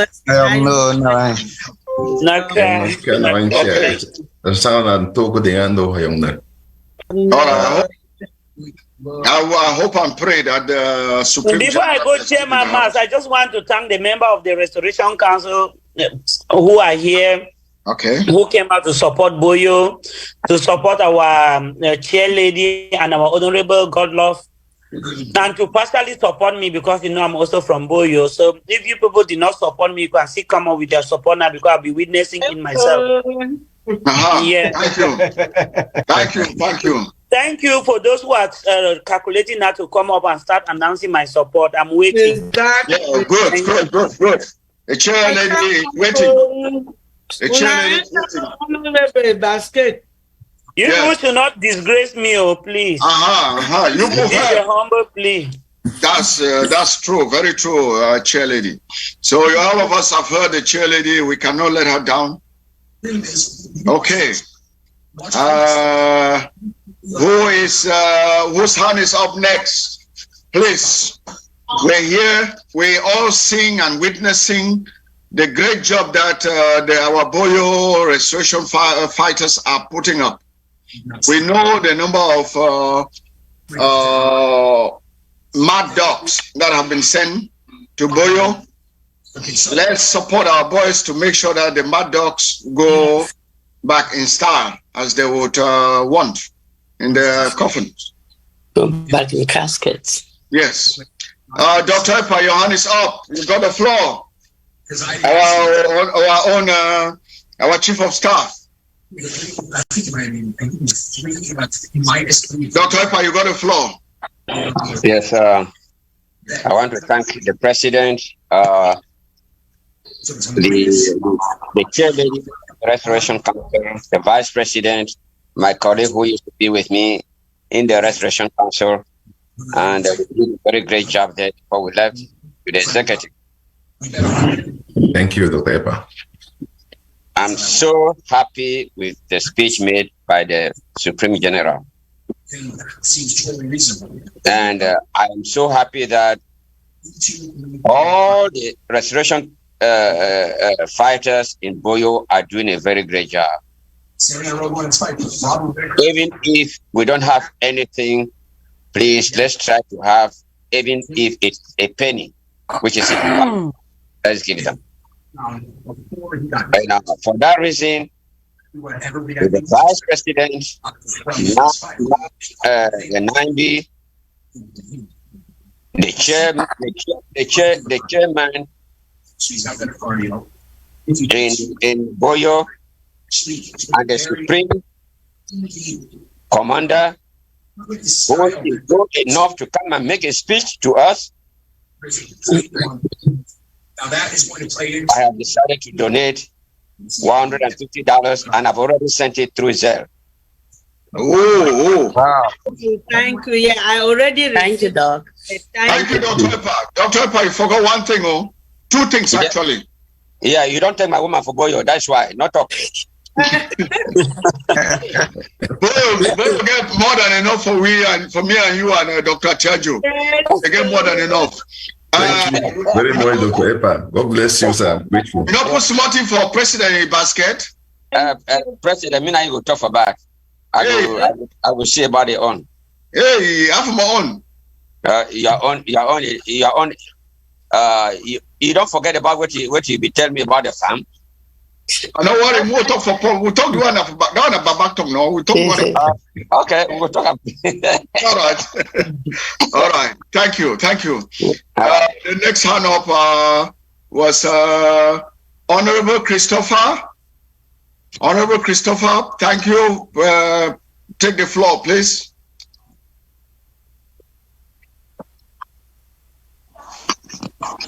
Honorable Christopher, I'll send you ask to unmute and take the floor, please. Yes, thank you. Greetings. Honorable. Yeah, all respect for all protocol, beginning with the president, the chair lady of the RC, chair lady of Boyo. I love you all. I think I have not so much to say, but I'm happy that we are all here together. And the VC, your flag day, your cafe day, Mafranca, I see you, my sister, every sister, your flag day. They say Tori sweet so they Timan laugh for Banda. Yes. I will laugh plenty. Chair lady, you be beautiful, so but I see plenty idea.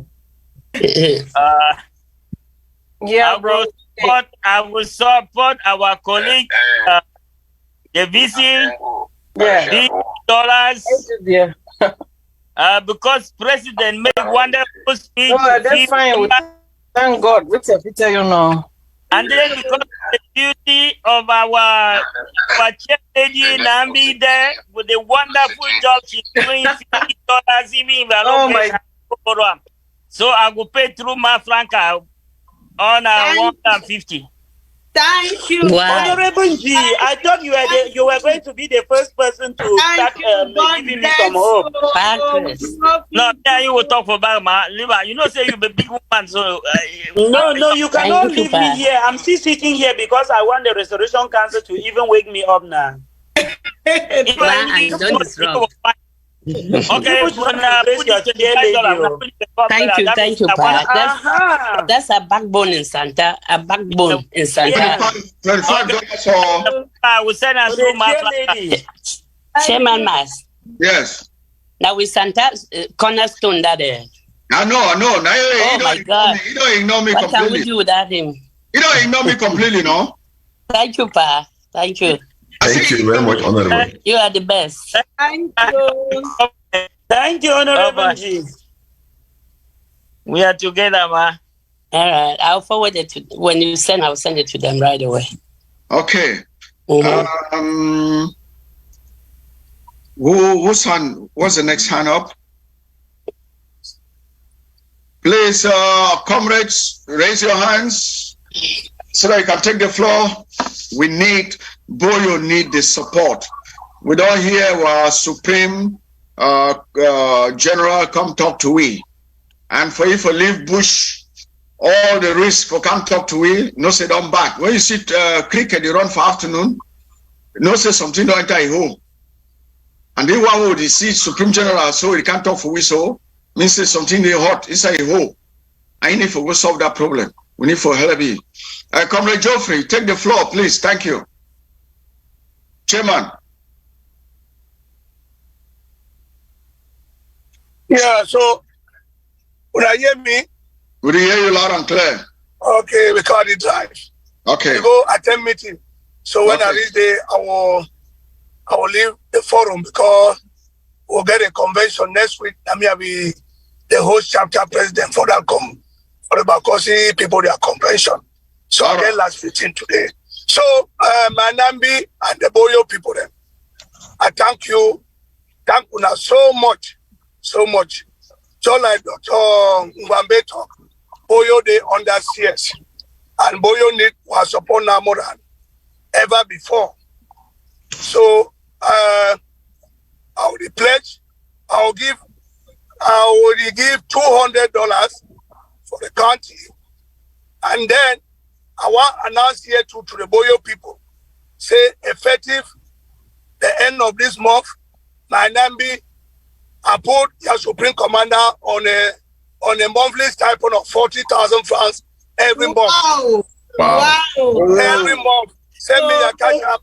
I put Supreme Commander on a monthly salary every month for 40,000. May not from this say no get something for feed the family. Thank you so much. Amen. Thank you very much, Chairman. We are Thank so proud. you, Chairman Comrade Geoffrey, for that. That's now one here more. Thank you. Yes.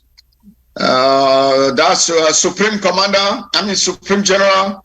You're coming here, they make a difference. So thank you. Good one. Yes. Who else?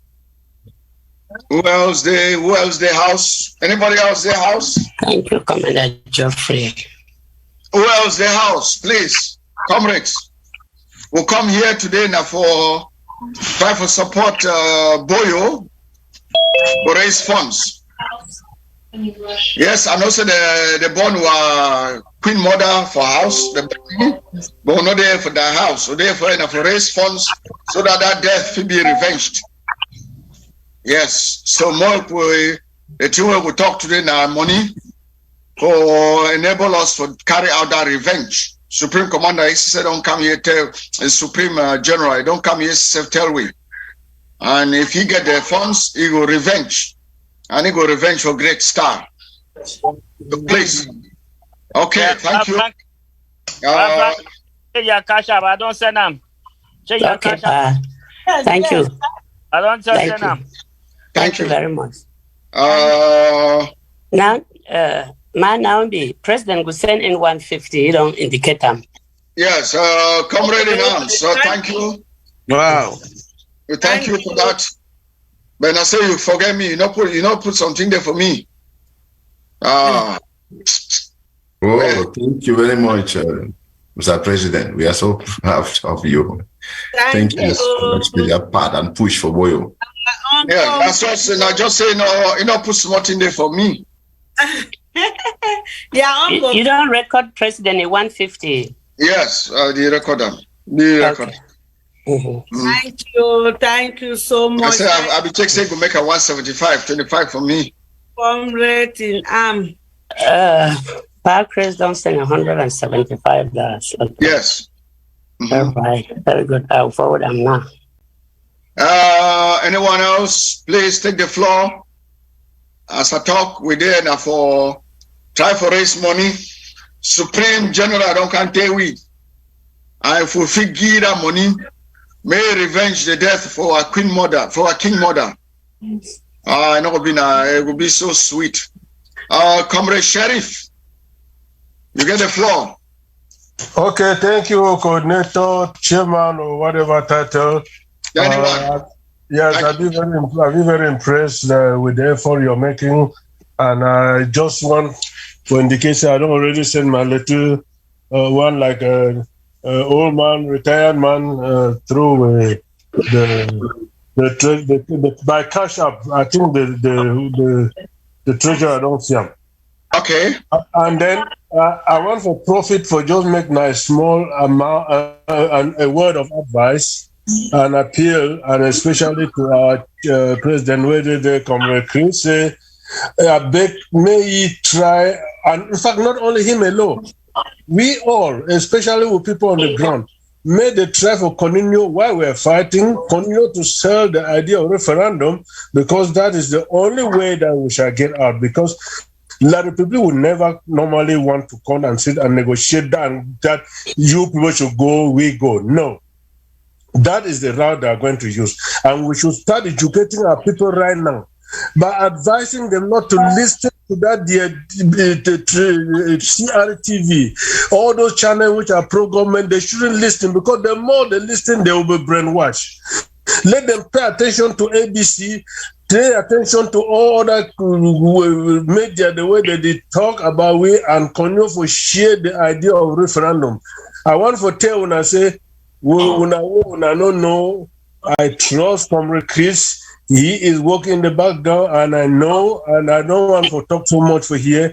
Me, I tell when I like person with the work in the background. Say when I trust him, he is a fighter, and he has always said it. Let us try to give him that means to let us free. Don't listen to all those fake people who are making all loud noise and so on. Let them give him the means, and little we'll be able to see what he will do. Thank you so much, and let's continue. Thank you. Comrade, you say you don't make your payment, and how much you pay? $50. Like those videos might, but no, that's it's plenty. You use now which cash app? Cash app. Thank you. Because for I don't send them. If you look, you will see the receipt, man. Yeah, okay, now, sorry. No. It's send them for Una. It's send them direct. Yeah, send them for Una. It's send them direct. Yeah, thank you. God bless you. God bless you. Thank you so much. Yeah, Sheriff, now with technical advisor for Mezam and a cornerstone too. Thank you, Pa. Yes, thank you. I know meeting where we come. Thank you. God bless you. Yeah, now for BVLGA, we will see on 21. Yes. Okay. Thank you. Yes. Thank you. God bless you. We're there together. Let us keep going ahead. Amen. Yeah. Thank you, sir. You're welcome, my dear sister. All right. Now we become the first Comrade Sheriff. Joseph. Now we come before Comrade Sheriff. We get Chairman Geoffrey, we can pass before Comrade in Arms. Oh, Comrade in Arms. Okay, yes. Yes. We are so grateful, Comrade Sheriff. Yes, sir. Hand up, Comrade Joseph. Call your name. Joseph, Master Boy. Honorable Joseph Ekota. Yeah. Yes. Thank you. I support my chairlady with 25. I support my VP with 25, and I support the county with 50. I don't listen to them. Thank you. God bless that total? 100. Why you don't talk about me, my brother, honorable? Huh? It's okay. Thank you very much, Honorable. We're so grateful. God bless you. Thank God finish your sauce. Thank you. I don't send them through Zelle already. Okay, thank you. Any other hand up, please? Comrades, we come now for raise money, raise cap, Ma'am. I should say Boyo, put the wait first for. Boyo, how do they call cap for Boyo? Because whenever the Boyo people, whenever come, Salo people tongue now. Now how they call on say what you? The core. Obey them now with now and them and no, I mean money. How they call money? For balance. My brother, comrades, we will bring a quo. We need a quo. Give who quo? Give quo. Aha. Bien cap. Yes. Now, salute Boyo. All right. Oh, my name be. Yes, Papa. Who's that cat day? How you fight today for the Boyo this way? You know, say these clothes are ordered up just for Boyo now. Clothes come from far away. Wow, this is great. Yeah, that's never fun time. So no problem. I salute now. Bravo to Boyo. Now they do a great job. So at least chairman miss for attend this draft today. So I just salute you and BP and all other people. I'll be here at the Supreme General where we talked earlier. I'll be listening for you as well. That's good. So for that reason, I will give BP $50, R90 $50, and I will give Supreme General $50. And then for the people for Boyo, I will give $150. That means at $300. Thank you. Chairman Mike. Oh, well done. Thank you. 300. Chairman Mike, you forget for give me small more. You know, come up for Boyo. But throw don't dry, so tell look my brother. Anytime I can't drive, you go there my back say where you rock I never buy you today. All right, too. I know that time. That's something you know. Great. All right, Cheba Mas. I will look on you some other time. All right. As Sunday. Yes. All right. Thank you. All right. Okay. Thank you, Chairman Mike, for that great job. Come on, comrades. Which other one we there for? Who the next? When I know say Supreme General don't be brave enough for can show you talk to we more to talk to ye. More talk to ye. Okay. Maybe I'll start calling some names them now. All my friends, them and my I'll start with Restoration Council members. Who they here? My Agnes, in their house. Honorable Agnes. Must see. Honorable Agnes, who will be the other Restoration Council member we there we never talk?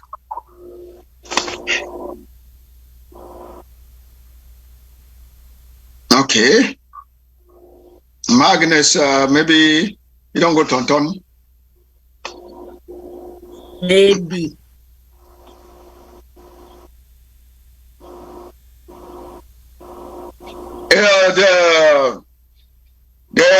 Sorry, one group of people that we forget to mention them. That were the great people. Now the LGA chairs and the county chairs, the way they house. We not ignore. We not just. I say SOS man. Yes, darling. What you mean by I don't go Tonton? When you talk to Tonton, so you mean a different thing.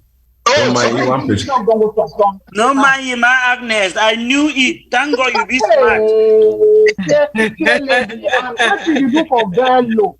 You did spread your legs all over. You did. What did you do for Bello?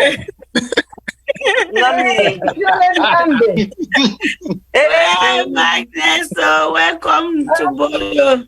Thank you. Since my cheerleader is for Bello, okay, I go give you $50. Well, God bless you, my sister. God bless you. God bless you. And that cheerleader. I'm from Boyo now. Hey, say you give $50 now. SOS Mass, I'll give $50 for your head. Thank you. I know I'll talk to you next time. Thank you. General 9B, General 9B. Oh, thank you for the good work we do. Thank you. Strong lady, where they were both. Thank you. I give $100 for your head. Oh. Wow. Thank you, Ma Agnes. Well, and my dear friend, Reverend. Thank you, Ma Agnes. Thank you. Now wait. Where would I not disturb? Yeah. Yes, Ma Agnes. I will send $100 for your head, Reverend. Wow. Thank you. I'm proud of. Thank you. I'm not taking a like generals them and field marshal them. So that one they were bush up for bellow. I just get in love with it. I like when they fight. When we give them money, they fight, would they be happy? So when they don't take with money, they run. They don't want to fight. They can't fool take money run. So when I see the one where they fight, would they be happy? I encourage you. Make it fighting. Make we liberate Amba. Amba must be free. Not so. So for that, my general, I go send $200. So wow, thank you. God bless you. That's a total of 500. So I go send on today. Honorable, before you go, honorable. Yes, so I need action. Honorable, before you go, don't forget the president in the house. You know what talks to you about it? I never forget president. He only come later. I know later. Thank you.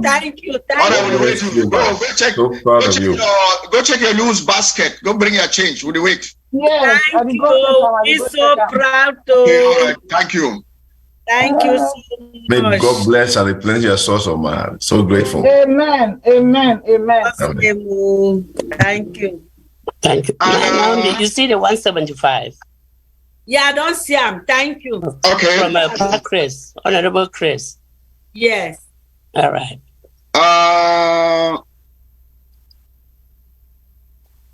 Who they next? Come on, that's good. Who they next? Let's see.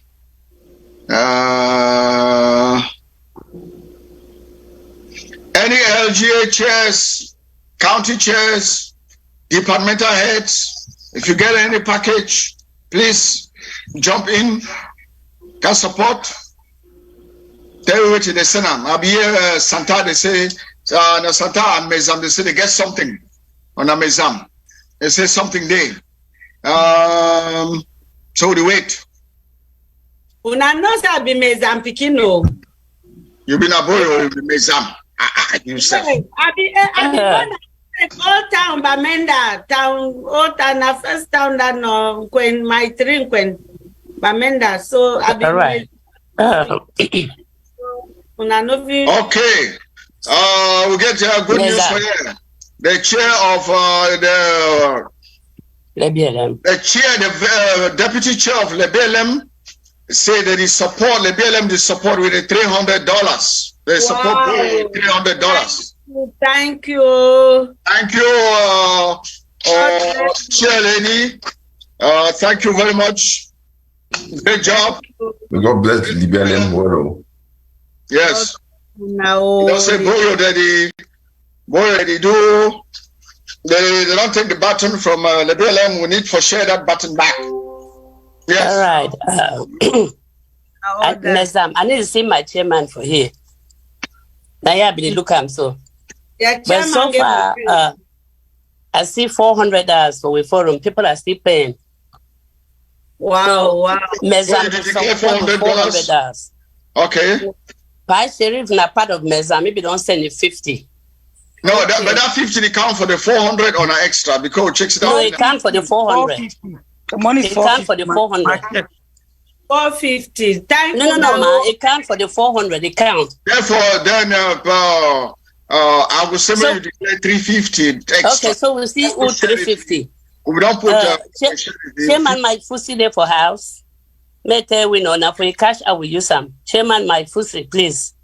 Thank you. I said be Mezam Pikin. Chairman Mike Fusi. Thank you now. All right. Yeah, now we ask Anambi. On a frankly, I talk. Now you, mommy, now you, pa. Yeah, now I know your question. I'll be a bit. I mean, sir, we use now your cash app for we mesam envelope, no, pa. I have see some money come in there. You want my yes. How much is it? At least 300 go enter that cash app. Must see. Because someone they send them through there for we treasurer. I get from make a mess and I'm in, and then partially we don't send you on direct.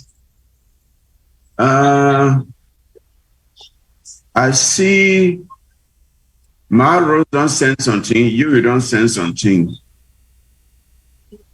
and then I never seen another one. All right, Dr. Ngwambe. No, only not two don't send them. Dr. Ngwambe send for there for bless. I think okay, Dr. Ngwambe send for there. Yes, let me say again at 100. But Dr. Ngwambe money not be part of Mezam. No, we want for we forum. The one for Mezam be different. Oh, okay, be different. Okay, good. Yeah, we don't give different for Mezam before. All right, that's fine. That's fine. Okay. Okay. We'll put them together. Yeah, we'll put them together. To us later on we'll update. Yeah, later on we'll update. Yes. But now at least 350 plus the 50 where they don't send them in 400 from Mezam. Okay. All right. We'll update. We'll do that later. Maybe some they will come in there. Yes. Who else? The LGA chairs, county chairs, or representatives. If you get any envelope with the send them, we have people that don't send them, you can support the mighty Boyo. Yes, then we will declare them now. But in the meantime, other members, if you still put on their hand, okay, we get Martengu. You get the floor, Mama. I think so you don't remember me now. Okay, on behalf of Mighty Momo, I salute all man for house, especially our able president.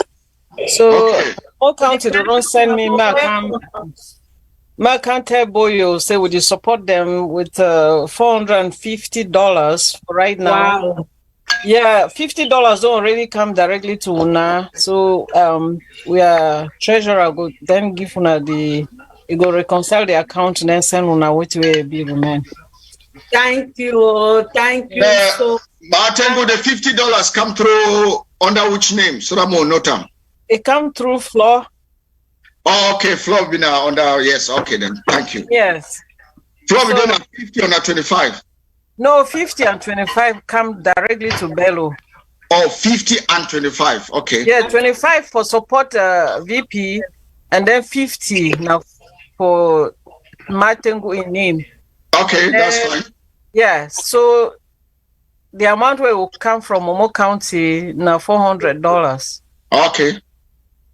Thank you. Thank you. Thank you so much. Thank you. Thank you, Martengu. Now, may God bless you now. May God strengthen our fighters. May fight alongside them. Amen. Yes. May God bless you for standing up for them. Thank you. Thank you. Thank you. Thank you. Thank you.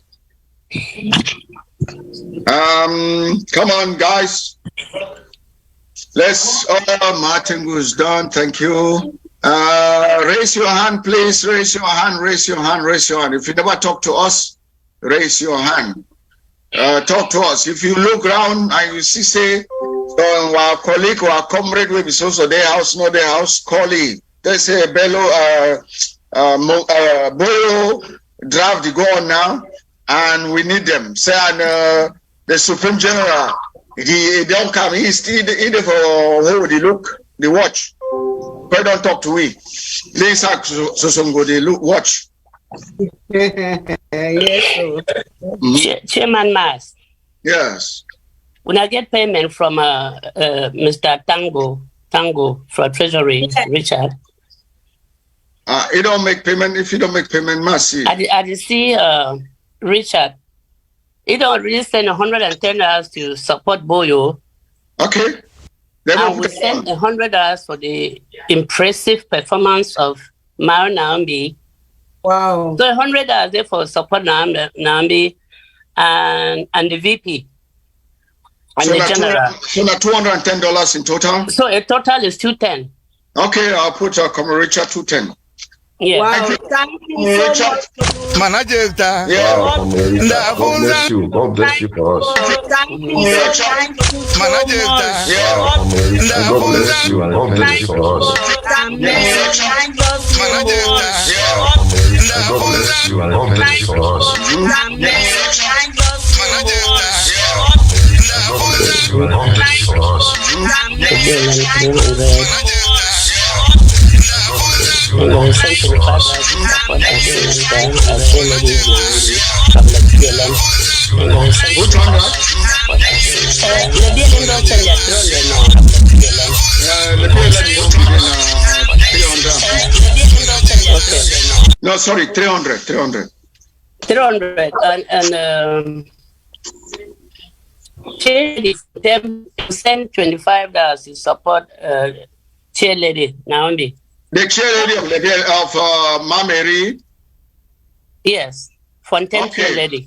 Cheerleader. I mean Fontaine cheerleader. Yes, my sister, God bless you. Thank you so much. Cheerleader for Mary, even put me, give me some smotima, cola, even cola. Fontaine send how much? I not get it. 25. Of Fontaine send lebialem send 300. The cheerleader of Fontaine send now 50 or 25. I can see 25. This say it will send them in about send them. Okay, 25. Mm-hmm. Yes. So, for support a cheerleader Naomi. Yeah, for support cheerleader Naomi. You go for casting support VP. So much. Okay. My Agnes don't just send you $500. Okay, that's good. He said he still come back. So we're waiting. Oh, God bless you. Thank you so much. Through cash app. Yeah, so we're still waiting. He said we can't talk for president.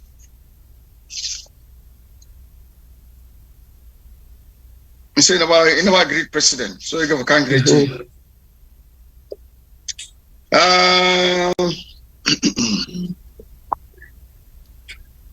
Comrades, please. Yes, yes. Comrades. When I don't say we brought a from Canada, they always give $500. Yes. So when I follow up, take that money from Tanya. Comrade, 500 Canadian dollars. So okay. More than that. Comrade Tanya. Put them down so that when I remember. Comrade Eno Tanya. Mm-hmm.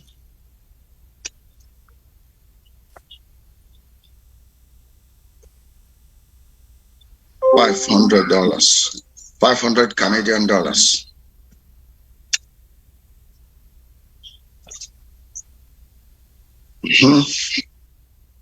All right.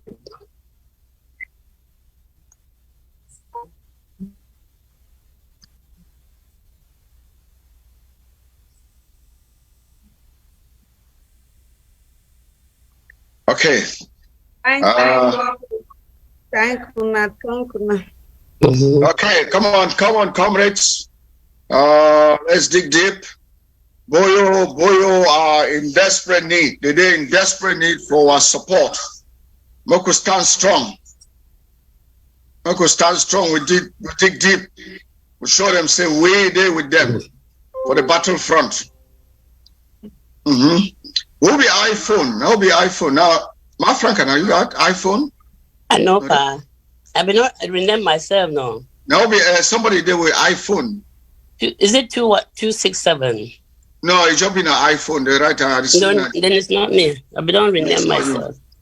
Yeah, it's not you because you're talking and it's not you talking. The person is muted.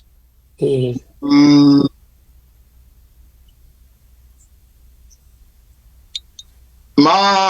Boyo, now get any update for Giwi? Boyo, people them for house. No, I mean the one where when I'll be done anything. Okay, anything. I see Comrade Victor. Yeah.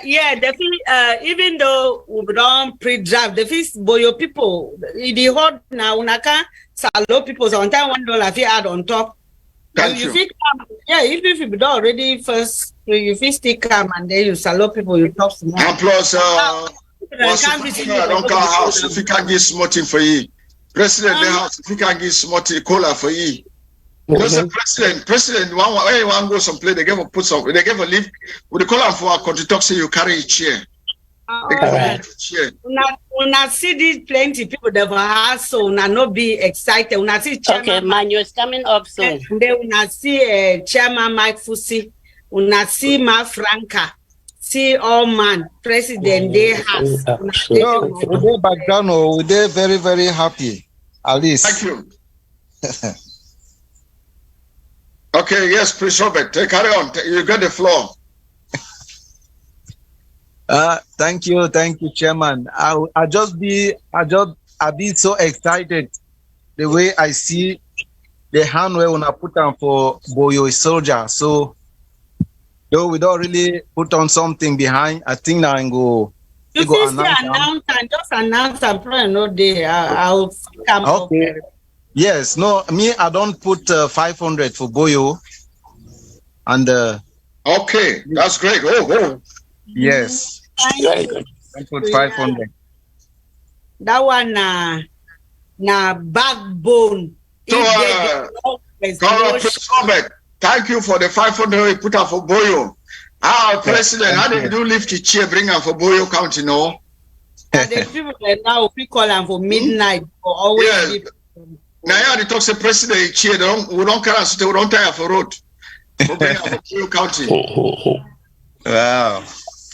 So do something now. Well, that one I not leave them. Truly, I not leave that one. I'll be so encouraged for our president, so I will put 100 for the. Now you are talking. 100 for that one. Yes. God will replenish your store, so it will open more door. I want just to. Praise the so now refugee. He's still there for road, but in the plane. That's good. Wow. That's good. It is now for midnight. You that's call good, code. It go drop as long as ARM be consent. That's good. Yeah. Thank you very much, Prince. Thank you. Bless day. Amen. Yes. God continue to open your doors in Jesus' name. Amen. Excellent. Who else? Comrade Victor. Marus.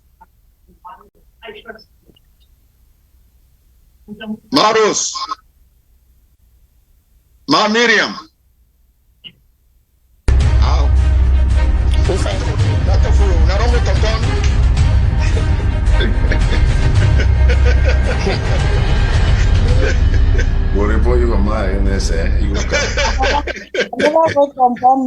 I never vote on a day.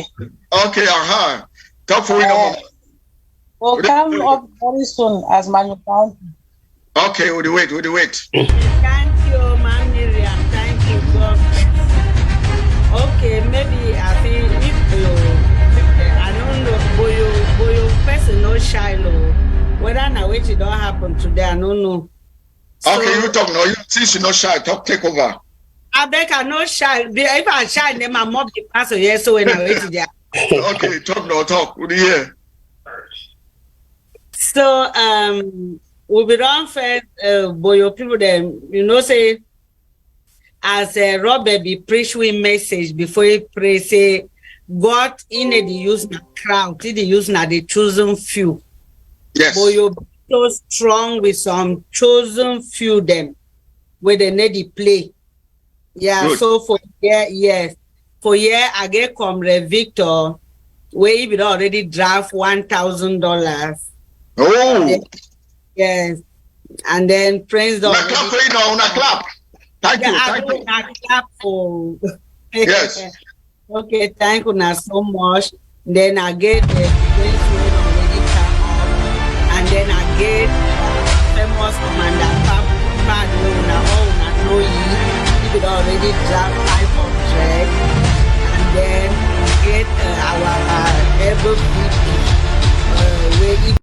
already draft 500, and then we'll get Honorable Chateau. God bless. If he don't draft 500, and then we'll get our chairman Casey we each day if we don't draft $1,000. Oh, Casey, right? Yes. So I no say the Casey no be stranger for nobody for year.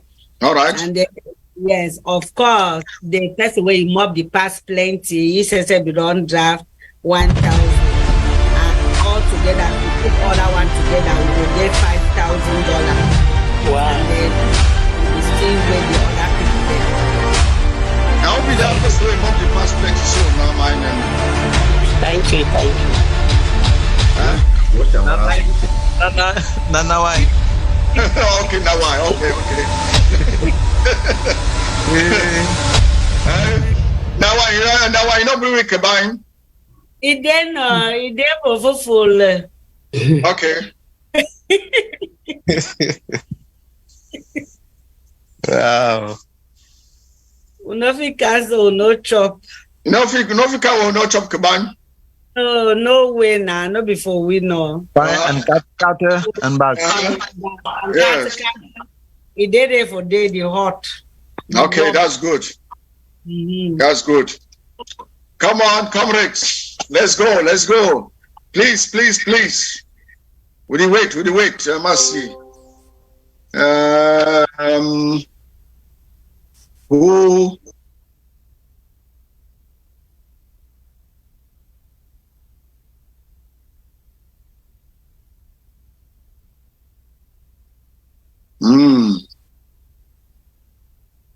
After Comrade Ma, don't be Comrade Ma. Comrade Ma, don't be sorted. Don't talk to it. I think Ma Peggy don't talk, right? The Ma from Mezam. I think it's a Ma from Mezam. Okay, he already paid his $50. Okay. But we forum. Go on a forum. Okay, we don't go into that. All right, that's fine. Grace will be sent 100. Who? For Mazel. I tell you another one no. Who? Grace. Mercy, I not see Grace. You full name them, but I don't know whether. No, just Grace. I know you know they. So we'll put it down for 100. Is it Chris or which Chris? Grace. Grace of God. It's in a 100 now. Yeah, 100. He there for Zell. For Zell, oh, okay. For Zell, okay.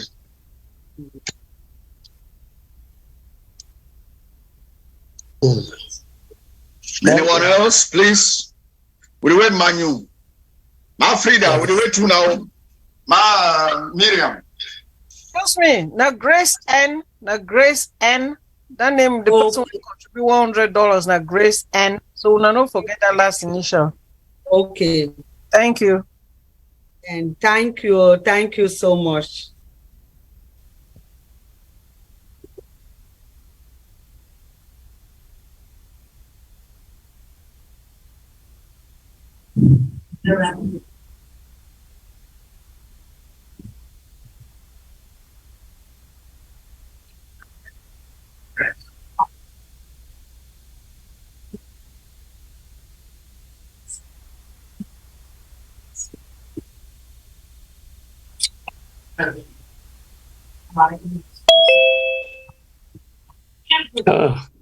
That's quiet too. All right. My Peggy, they sent $50 direct to you, to your cash app. Okay, thank you. So total for Mezam will be $450. Okay, thank you so much. Thank you. I just make sure. Confirm me first. I'd already received from Ma Agnes, and then my Peggy is doing Raymond 1, 2, 3, 4. It will be $450 from Mezam.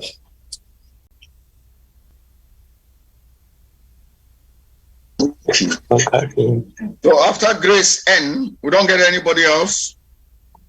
My Peggy don't send in. You go send in $50 to the My cash Peggy, app. yeah? Okay. We will be part of Mezam. So Mezam will come. So total for Mezam na $450. Okay, I'll just update the Mezam total to 450. Yes. No, not 400 because 400 extra because the other 50 we don't already be taken note. Okay. Okay. Anyone else?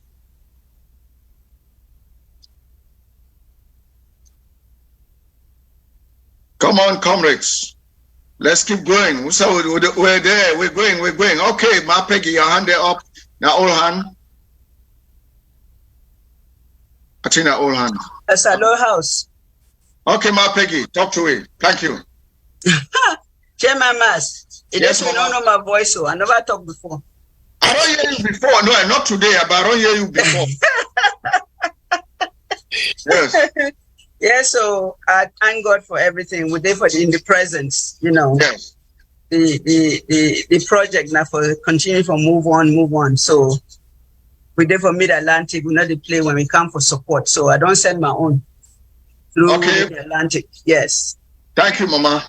Thank you, my dear. My Peggy in another cornerstone for Mid-Atlantic and Mezam. Okay. Combined. Ma Peggy. Yes, Chairman Mas. No, thank you. How you don't support for Mezam, but you know, say me at the house now, President. We don't carry a chair. We there midway. We are head to head. So to do something. Really? Thank you. Thank you. Huh? Sweat what is sweat for you? Chairman Mas, I need to see the sweat. Until you show me that sweat, then I'll put something for Mark, when I put video, you don't see my video. You don't see video. Glasses, see. I see the head shine, but I don't see sweat.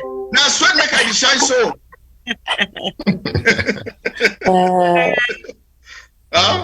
So okay, Chairman Mas, you don't cry plenty. I don't hear you. I go send $50. Thank you. Oh my God. Thank you so much. Yes. Thank you. I go send $50, Chairman Mas. So the good work we do. Thank you. You and President will split that one. I think President too will not say would they try that so 25-25. All right, thank you. You know, it was sweat. Okay. For me, I'm praying. We'll tell you like so. We'll chop granite for it, Mr. Presi. We'll chop granite. Of course, so better something than nothing, right? All right. Yes, so I thank you plenty. God bless. Thank you, my Peggy. Please, thank you. Okay. Amen. Somebody hand it up. No, I've been a Ma Peggy. Okay. Any other hand? Comrades, please. We're there for Boyo. We don't hear the Supreme General, which he don't talk. More supporty. You know, let me down. Now we'll. Yeah, boy, they don't let me. Supreme General no let me down. More no let you down. You need to buy some granuts, special granite, for take and go celebrate with La Republique. But they can't chop granite. Yes. They need popcorn. Some popcorn. Make pop. That popcorn is sweet, eh? Yes. Make them popcorn. Make they chop. And they send them go meet the keme. We get special butter. Make chop butter. Can hide the taste. Yes. They go Akonolinga quick. Yes. Go meet the kema. We need all the support. Who them their house? Where they never talk? More just run through the list. No, we go through math. Chairman Frank never talk. I see for house. We still wait Manu. Ma Frida, Ma Miriam. How Manu did do? Echina. Eh? Ma Frida, Ma Miriam, Echina.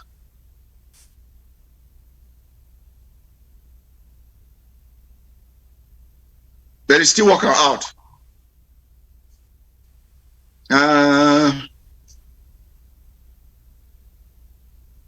Ma Miriam, ma Frida, Chairman Cap.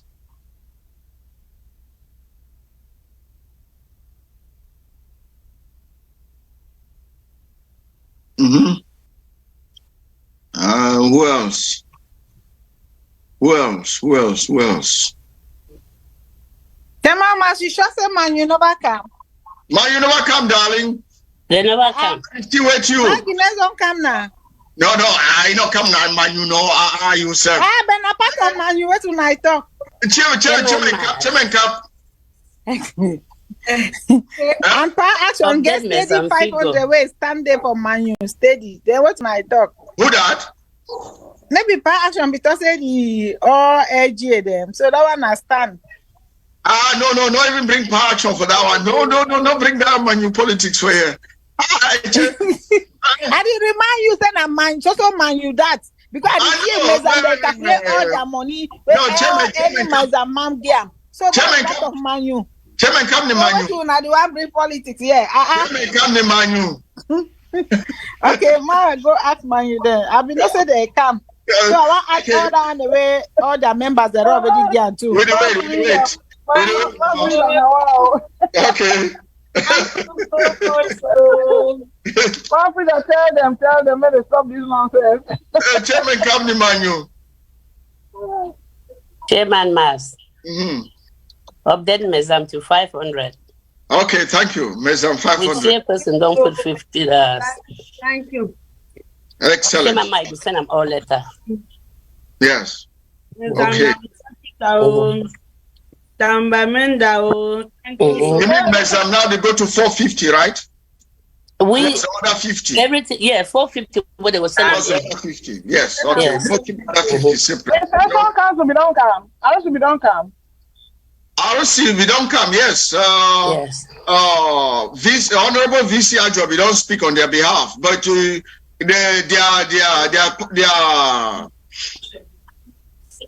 their ports still be open, so you still go out there.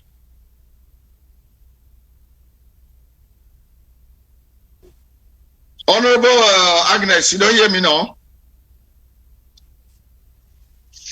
I didn't hear me again. I don't hear you. I hear you fine. All right, okay. Joe, want to make sure you never go tonton again.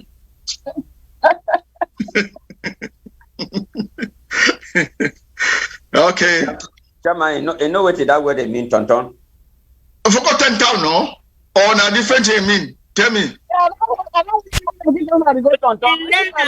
I became the interpreter for we. Tonton means waiting. Not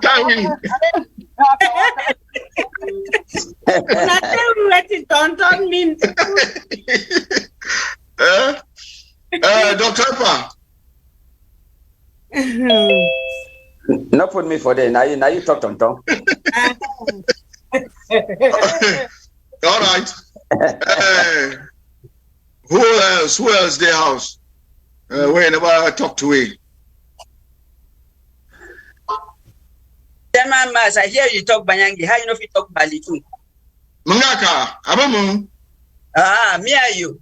Ma. Isaka. Kumbafoni.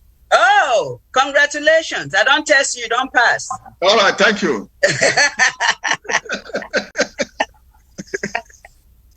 Oh boy, I never know if you talk Bali. I think so you just a joke, that's all.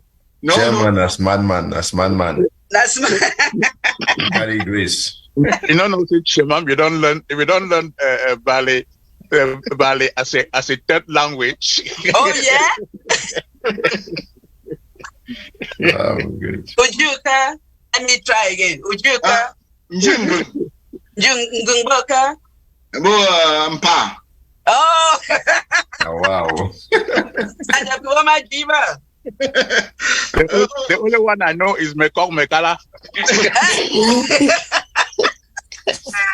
You and livers. Talk Metala, and I wish country talk that. Ma Peggy, Abamu. Gango, Asap, you know. Chulai, Chairman, Chuchu. Nikobe. Only two body. Chairman Mike too. Chairman Mike Chula. Belong to Chubani. Chubani. Chubani. You be go CPC no pa. You know,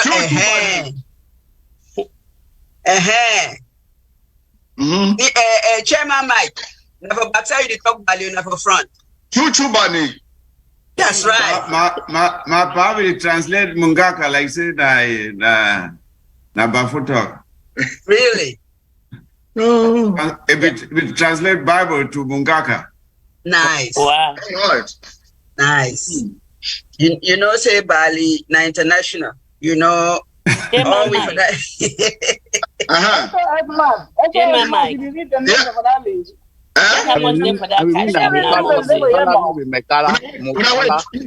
Now slow down. Now, Magnus, I want money first. Money first. Magnus, you saw it? Mukala. Okay, yes. Mari the name them. The one we never talk to here and Chairman Frank the house never talk. I think that the only person that way their house never talk. Esmas, greetings, so. How you, pa? I did fine. Okay. I shall for work with all the team. I want to respond to Reverend Ginny, the VP invitation. I don't do my own small one for doing for Mezan, but I don't see. I want the pledge 100, but I already give 50. Okay. Already 50 will come in by Saturday. Yeah, so my name be check your cash up. I don't say 50. Wow, great. Thank you very much. So grateful. God bless you.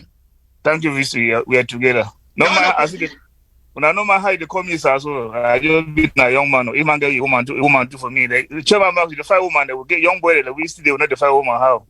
I say you that 100 is also now for VP, no? No. At the other invitation, no chairman must. Okay, then you don't come into me at the sweat for road, so you do how, Papa. As a chairman, I start Mike we talk. We go fix our background. Chairman Mike, we hear trouble. We don't go Sam. All right, too. All right. No, we'll go fix our background. No worry. Next time we'll fix them. All right, okay. Move the chief for eye first, then the lap outside. All right, okay. We don't hear, Papa. So put me down for pledge for 100, but I don't advance 50. 50 will come by Saturday or Friday. Okay. But I don't do my normal ritual. I don't do my normal ritual for Mezam. Yeah. You don't do 50 and another 50 to come. You don't do 50 for Mezam. Through Mezam. Yeah, that one they're different. You don't do 50 for Mezam. They don't pay 50 now towards VP, and another 50 will come towards VP. All right. Yes, correct account. Thank you, Diamond. Yes, thank you, Mama. Thank you, sir. Okay, thank you. Who else? I go down the list. Who any new person to enter house? Any new person?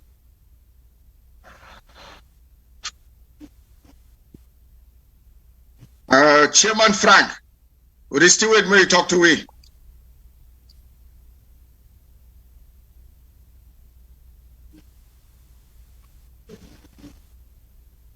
I think that the only person that was in the house will never talk. Maros, would you still wait for Maros? I think Maros on talk through Mezam. Yeah, my nothing forget me. I forget you, no, Mama. Tell me something. It's so cool. She don't buy it. It's so cool.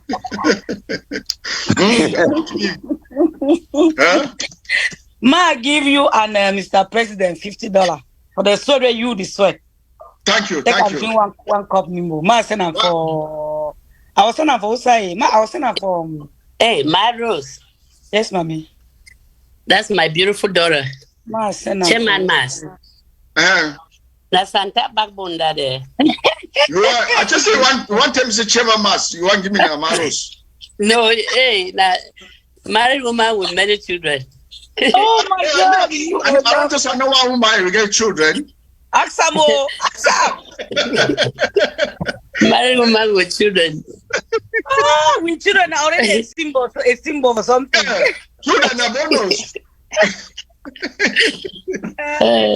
Mas. Chema mas.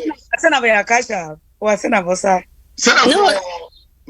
Send them for Bello, Nama. I send them for you. Okay, the payment distance for devil. Yes. Okay. I'll send them. Okay, that's good. Thank you. And you not see VP there also. Hey, VP there also. VP there also. I think money say I did. Well, VP Jenny, not true. Major send 75 for 103. Okay, thank you. All right. Wow. God bless you, Maros. God bless you. Maros already complete from exam too. Wonderful work. All right, thank you. Oh, thank God. We are together. All right. Thank you, my dear Dora. All right, Mama. Thank you. We're there together. Okay, Mama. Mamas. Yes, Mama. You go get for pay fine, because you can't find a dating them over there for response for Boyo. Huh? If the dating them for response for Boyo na flower.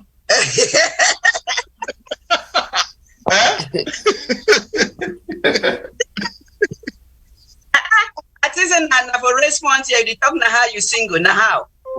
Why would the response? What would the response for? That fun now, would you make that fun no more? I know, man. If there is a chance, we win the war, na flower. No. Now fun with the make. It's just that kind of handsome man feel like woman, mommy. The man is so handsome. Hey, man, you know they know. They say it always works. I don't know if it work for that guy. My pig, you know what? We'll talk about background. Handsome, good, kind people. They need a lag woman.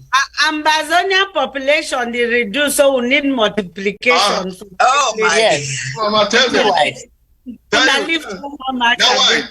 Now why? Yes. Now why? That means say no. I didn't hear you. That means no only phone. I never have back no. I support you strong. How you see? Yes. Only phone now 5. Yes. Now I'm okay. We never talk with the house. Now let Chairman Frank never hear from me. No, I be the talk said the name Frank. If you job in as some Frank, and then when you the add chairman for there, you go the come. Okay, Frank. The person with the name now Frank. Talk to me. Because we never hear from you. SOS Frank. We're there for support. We're there for support Bello. We're there for support Boyo and not Commander. Supreme General, I don't can't talk to we say the wait. So please shake skin. More support Supreme General. Wait the wait. You want to go buy a granite for corn for camp pop and for this military they made a chop. Yeah, right. Very hungry.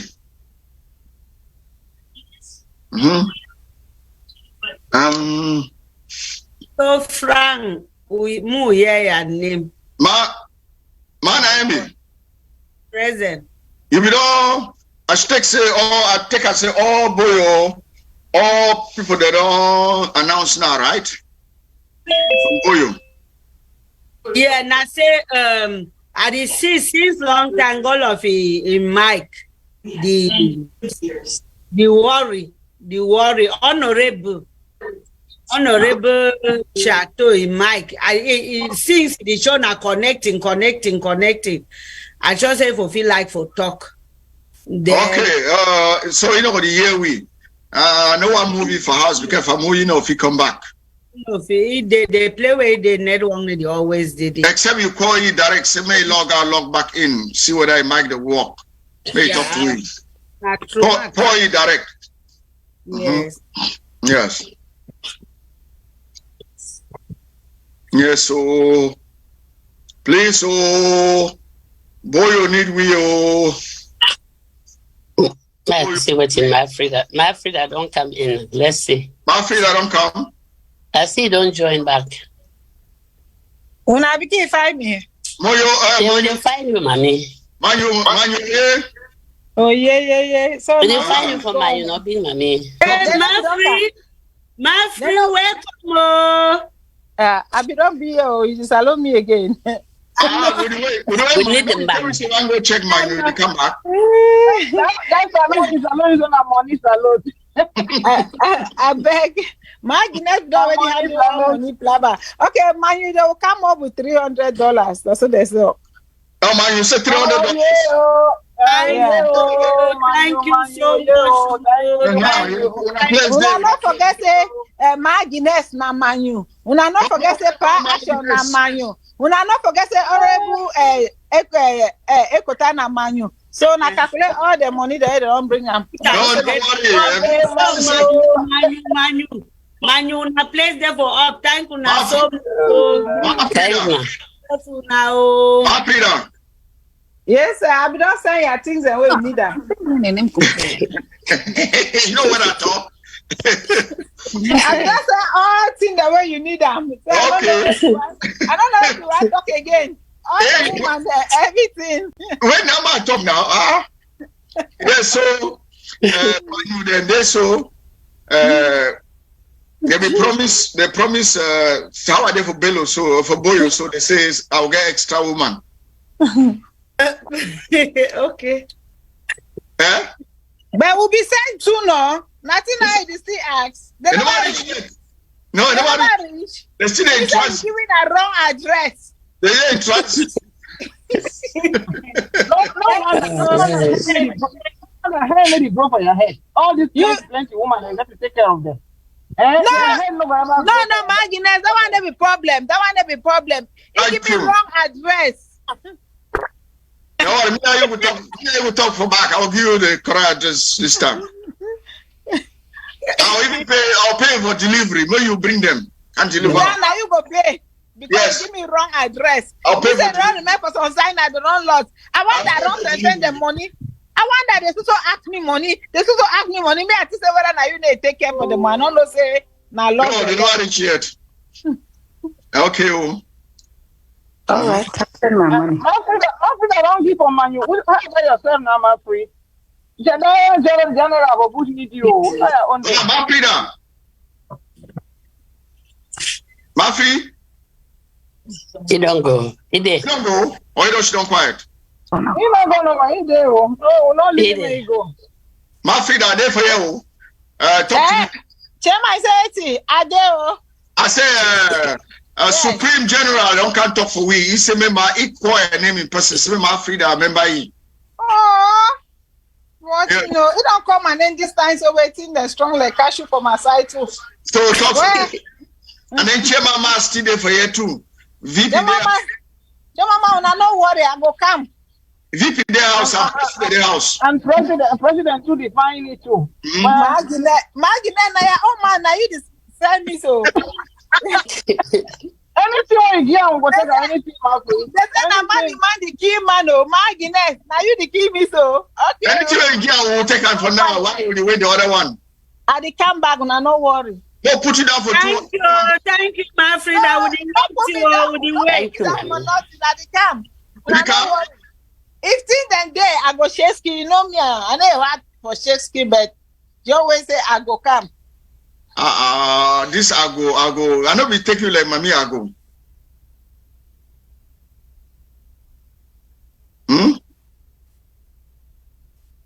Okay. Oh. How's the hear me so? Yes, I will hear you. Hear you. Okay, thank you. I know we take my Frida like mommy. I go. When I don't say ego. No, I never mommy I go. You know, no, so I be born pay.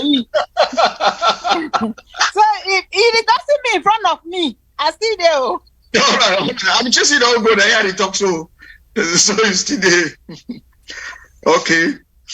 Hello, Mama Amba. Hello, Mama Amba. Passe Sila. This the person where he named Frank for here.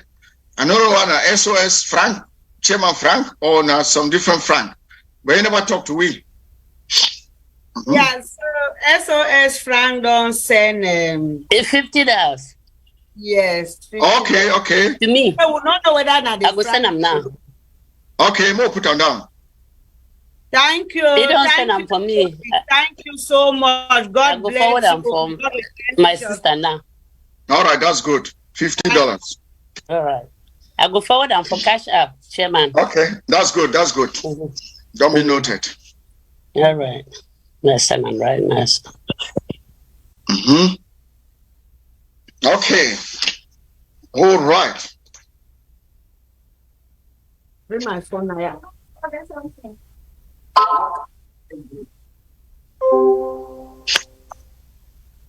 I got a question for us. Yes, Mama. So I see for some, I'm not sure if not for this fora or not. Somebody to say when they send money, that they charge 10% or something like that. It'd be a week. Any other way they were for Europe or whatever? Because when they send money through Cash App, they cut money. PayPal, they cut money. So if they send 1,000, it will be now maybe 900 or something like that. No other way, no, they will be billed outside of the United States for people to send money. Payment on the payment platform, a payment option they for pay outside United States, for pay for Europe. So they get that one where they need to charge. So they get that. No, now for Canada. PayPal. Oh, Canada, yes, Canada. Okay, now for Canada. Yes, man sends $50. It go pay almost $6 in charges. No. If for Canada, if somebody wants to send money for Canada, may the person call me. I'll give person for Canada. I go put the money there. The person will send them for me, and I'll give them. We don't cost anything. It don't cost much. In fact, they pay almost $12 today for all the money we pay them in. Now, Honorable Mark. Okay, if you don't already send, I'm fine. But you don't already send them. They send the one from Mesam. Person will never pay in money. With the Canada, may get in touch with me. 813-506-2107. Chairman, if you reach Tanya, then you didn't Canada no. But Tanya, they always send out through that means. So no, he already know the means. Okay. SOS Mars, my ask question with regards to that payment method then. We get www.ambadues.com where person figure make that one-time payment. It's credit card then where they get Visa logo, American Express logo, MasterCard logo, Discover, etc. If you just go for they pay the money for they know or how? How do you work out? Yeah, the fee go pay for they, but also remember say charges they still be deducted from there too. Ah, okay. So Chairman Mas, you ever update the when they do fundraising like this, you ever update that side of it? You know, like I think it always did it. For Canada, Europe, they send me they call my number. Dr. They did it, no? Of course, bro.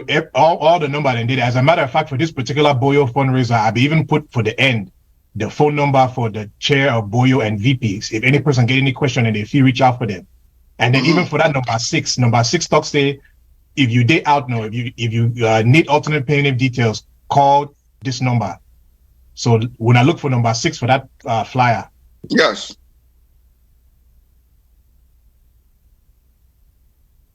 All right, thank you.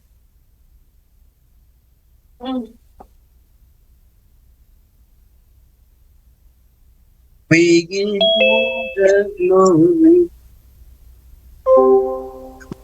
That's the part. Man, now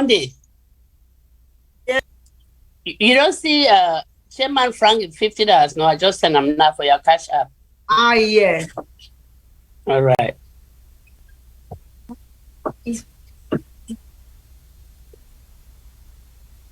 Everything I'm missing it to you. Chairman Max. Yes, Mama. I will check out if you see some $20 runs under Momo. For which payment platform? Patch up to Bello LGA. Okay. My name, they check that $20, please. And which name? BJ.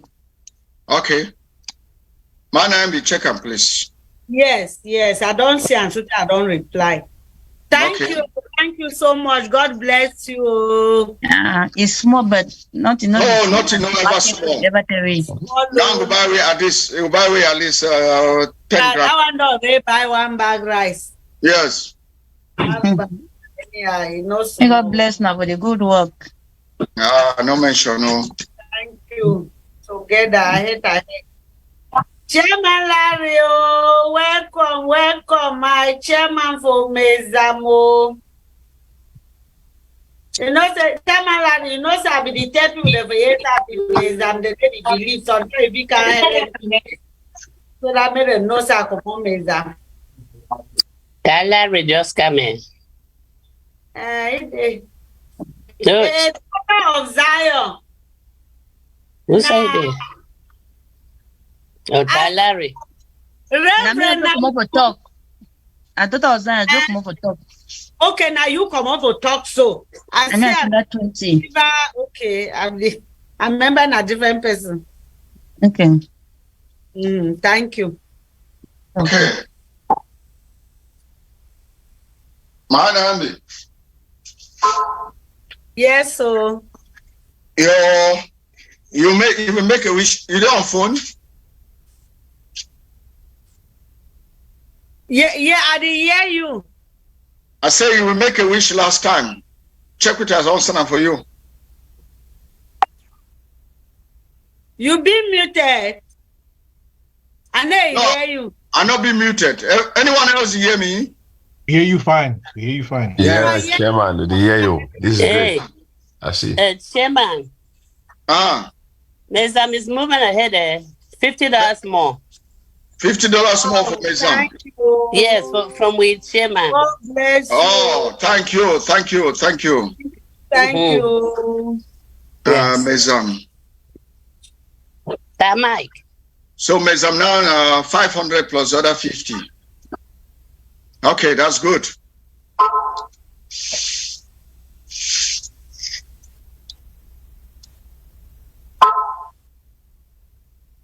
I beg my come get that 20 was not under Momo. You send enough for Momo? Yes, not under Momo. Now Momo, you send them or you mistakenly send them to Momo? No, I don't send that directly to Momo. I just send that directly to Bello. But now you want to make send under Momo. Oh, under Momo County. Okay, under Momo County. Okay.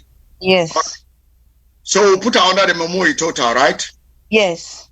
Okay, then all right. Thank you. You're welcome.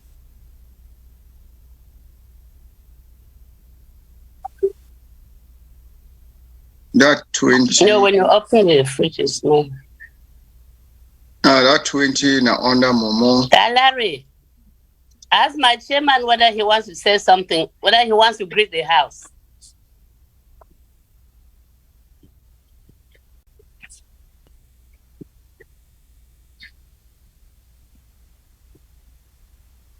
Comrade Chairman Larry. Chairman Larry. Please unmute and greet us from the mighty Mezam.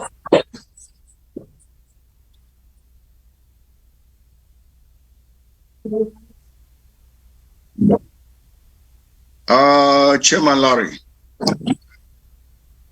One year your voice, Chairman. Chairman, greet the house. Is he still in? I think he's gone. Tell the chairman don't leave. He enter, come out. Yeah, it's on heartbeat. You know day. All right, mercy. Maybe he don't come out. Yeah, he don't come out.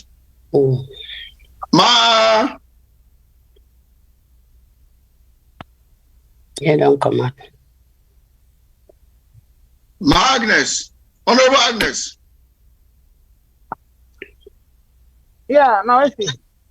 You be promising you can't story with president. You never story, no? Who's the president? I never see. President in the house. They talk for say big man Suji. Say big man don't talk. Say big man they always talk now direct. They talk now through third person. So president don't talk. President don't talk. Say I can't see you. Maybe you talk that you talk. Big man they always talk now. They talk direct. Oh, yeah, mama. I did see my Franca for the why my Franca. Thank you for this good work with the work. So thank you, mommy. We thank God. Always be around the work. We thank God, Mommy. I thank Mr. President. This whole week I cannot be well, and I say the call for check on me. Okay. Where, Maggie? Even when I not be talk, you will leave message. So I thank you for that caring way you get them through. Okay. My frank I had, I give $50, President. Oh no, that's my lady. Thank you, powerful Franca, you give $50, President, you give $50. Thank you, Mommy. Yes, so $100 I will send them. All right, thank you. Amber Iron Lady. Thank you, Maggie. For Honorable Agnes, put something for my Honorable Agnes. I mean, Honorable Chair Lady. No, I don't give it at the beginning. Then I want you to stay out of Bello. It's too work out. I say stay away from Bello. Okay. All the men over there now me I get them stay away. Hey, okay. All right. It's another day come on. So thank you for the extra 150 for President, 50 for Ma Franca. Thank you, Mommy. God bless you. You know, see Dr. Ngwambe for house. Thank you very much. Thank you. Thank you. Dr. Ngwambe.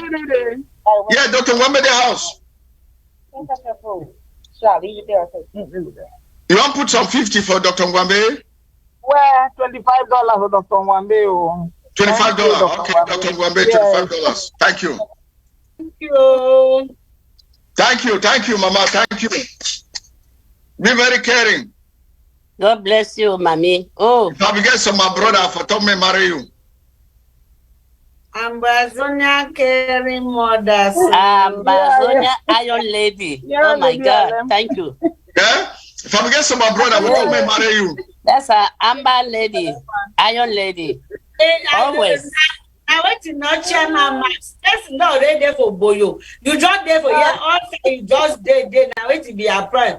You talk about lebialem again. How? I say if I get some my brother, I don't get them. So Boyo fi keep you. We don't really keep you. The king go up for starter for my Franca. Me go show you. All right. Hey, but Boyo they be promised me 2 women, you know.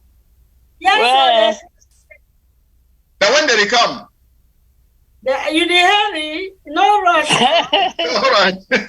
I know for the matter they dey hurry. No rush. They make some man talk or last talk the street better talk. No be last. No right.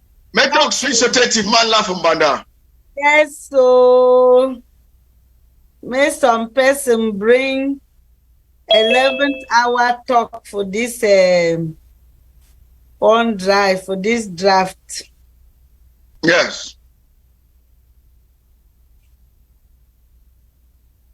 Someone talk we go just come so just. All right, more work hard. We'll get some target for meet. So more work hard to push. Please. More go out. Uncle B in the house. Uncle B in the house. Yeah. Hey, Uncle B, welcome. I don't come for my brother, my sister, I think my president they here. I don't come for Kanji when I'm motion. I've been on react for my county, and I think I will say me again when I 50 get out for the 50. I don't get for the maybe my 100 for today. Thank you, Papa. Thank you. Thank you very much, Honorable. Thank you. We're so grateful. Thank you. And again, I'm not going to expose me plenty to say my former house on right, but don't get promotion. And not leave me go. I'm not going to read my name for here. My Reverend Vice President, Reverend Jenny, please, motion.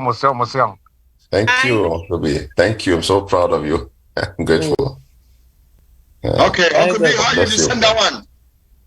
I will be catch up in the next 2 minutes. Catch up, please. Okay, thank you. Why did you send that one?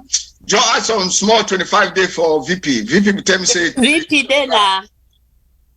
VP na who? Some people don't really talk so. He tell me say bet. That one when you are in talk so no far. Yes. I don't talk say my former house member I never leave me go at the same time double as VP. Now say I must come as another president by that 50 plus 50, 100. They are for president now. President. Thank you, Pat. Thank you. All them ready to go now, president now. No, excuse my man. No, because excuse my man. Thank you. Oh, I like this. Thank you, I tell you, I like this. I say a bit tired of somewhere. I know it be also a bit tired of somewhere. So I don't know. Thank you, Pa. Thank you. We'll meet up again for the next one. No worry. Oh, man. Thank you.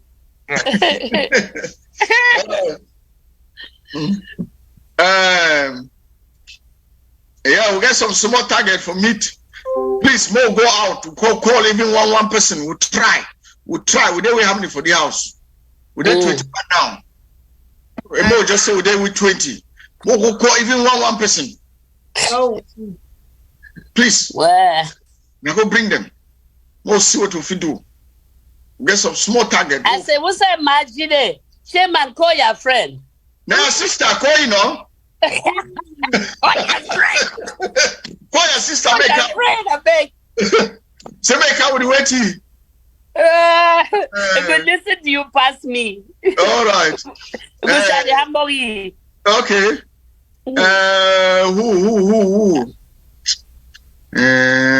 Who them know there? Define who the for color. Imagine no there.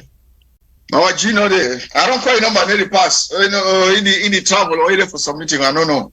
Our very secretary for Home Affairs. So you need for deal. And in fact, how Mama do after Modima for this Boyo draft swing? I will send you note. I will text you note. All right, text you. We'll wait. Don't forget.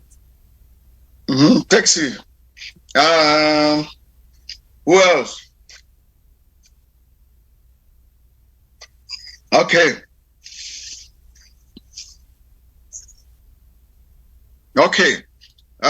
Wait to be what target? 7 o'clock or 7:30?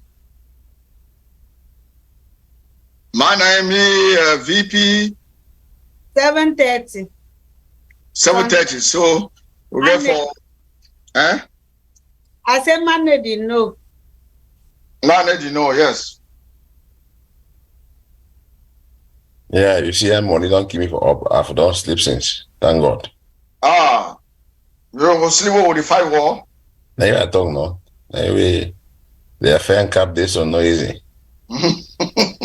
Great.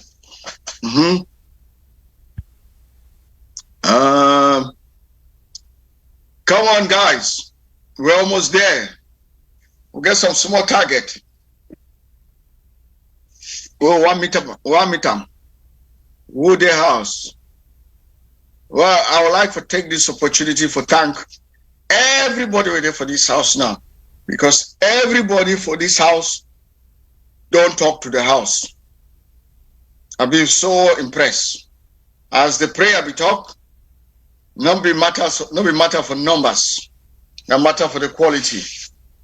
So everybody waiting for this house, I be very certain say they don't talk. And they don't do a great job.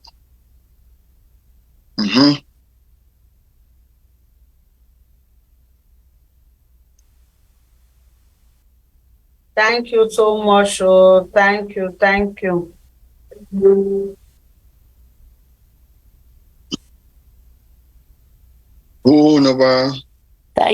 able SOS for finance. Oh, very able. Thank you. Chairman Mas. Yes. Now you say all people they don't talk. Now only me one I never talk. Hey, dog, I never talk. Yeah, voice, so doctor. I beg. No, Dr. Epa, I know it's senior man never talk. We don't die. No, Dr. Epa, I know it's in the talk. Dr. Epa, Illinois, go ahead, dog. Dr. Epa, talk now with you here. And they talk say my chair say there for meeting. That's how we think so. Yes. May send with smoking on a phone they pay that money, no be anything. Send it to me, Maggie. I will send it, I will send them in. Or make a pledge even. I will text you. Cutlass will be done. If you talk say it don't lost. It don't run. He say it don't die. So now which time you will make celebration for death? The death celebration day for Christmas Day. All right. Celebration for who? We been last year, and there's celebration for it. ABB for farm. ABB for farm. When would they look in? Then he talk say he could not die. He say a phone be don't die. So then I talk say now since your phone be don't die. Now which time now you could make celebration for that? Then Jaman true what you talk so Dr. Chairman Max. Then Jaman been there happen now. No worry, Mama. And I don't know say it happen. Oh. It will just happen. Okay. All right. It will just happen. Something. Okay. Africa. Yes, wait. Okay. No close yet. All right. What's that? Pa Sheriff go add another 100. Pa Sheriff go add another 100. Look, just wait 1 minute. Let me reconcile something in Mezam. Okay, that's fine. 1 minute. Margie, una put Margie. Una dey hear me? We hear you. Fine. Okay, put Margie down. Margie for $100. Put that like. Well, Margie, thank you so much. Oh. All right, mommy. Our able iron. Margie, right? Yes, Margie. Fantastic strong woman. Iron lady. Okay, great. Well, you want to reconcile something. You say you want to reconcile something. No, right? no. I see it's for something else in Mezam. Okay, good. So we wait. Yeah, somebody paid 100, but it's not for this draft. It's for something else. Okay. Oh, for something else. Okay. Yes. All right. For our in-house business. All right. Okay. Mezam in-house business. Now, sorry. Yeah. Yes. Okay. All right. So Margie, $100 pledge, you go pay. Well, it says $50. Listen, $50 for Mezam and $50 for support Boyo. So Mezam money go up to what? Okay, $50 for Mezam, then $50 your own direct support to Boyo. Okay, yes. ma adjust them accordingly. Yes. Okay. So $50 there. And then Mezam, their money $550. What would they still owe now? Yes. Now plus pledge. 50 when we don't come in, so Mezam the envelope now 600. Yeah, that's 50. I don't put that separate. Yes. All right. Thank you so much. You're welcome, mommy. God bless you. Yes. Make a mirrors update. You were like a night goes to Who is there for Santa or Mezam? If you call it, I see. You go. I say, go make some calls for Mezam. My Rose, you there house? My Peggy. My Peggy don't go. Yes, ma. More call me Atlantic no mommy. To be them with Eric. Me they can support Boyo. May I try? We get 20 minutes. We get 20 minutes left. May they come quick. We get 30 minutes now. 20. All right. And make una call Amba Newsline. Say Boyo the draft. Make draft Boyo. Chairman, thank you for your money. I don't already send nothing. May bring for the American draft. I don't think about that one. I don't think I said they only send this one, send that one. What's that all them day for the fighters forum? They only send them. What's side the Sunday? The sons have been talk plenty. May come contribute. What's that all them day? Honorable the son, when you give man peace, may come talk. I did text it right now. Honorable the son. I know. Money Too much word, only the money. I tell you. Don't forget Barrister Tumasa.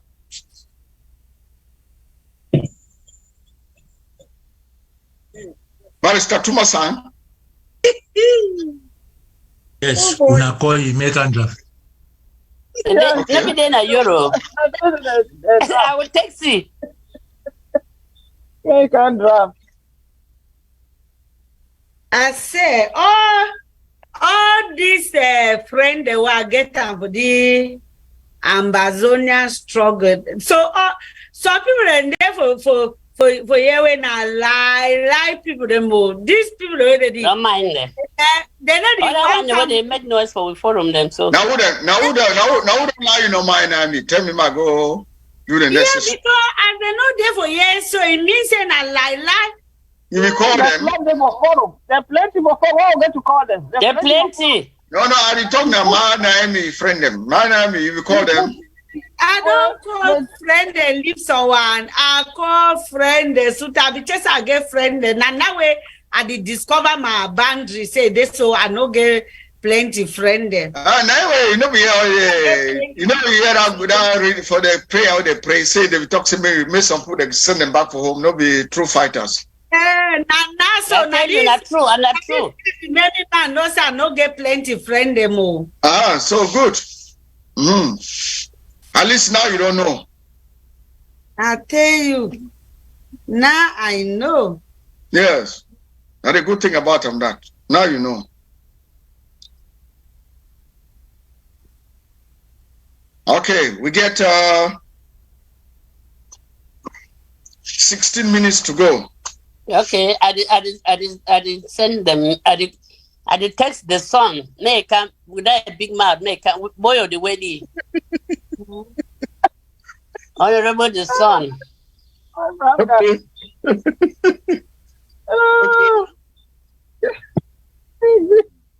My brother, they tell him a series. Yeah. Okay.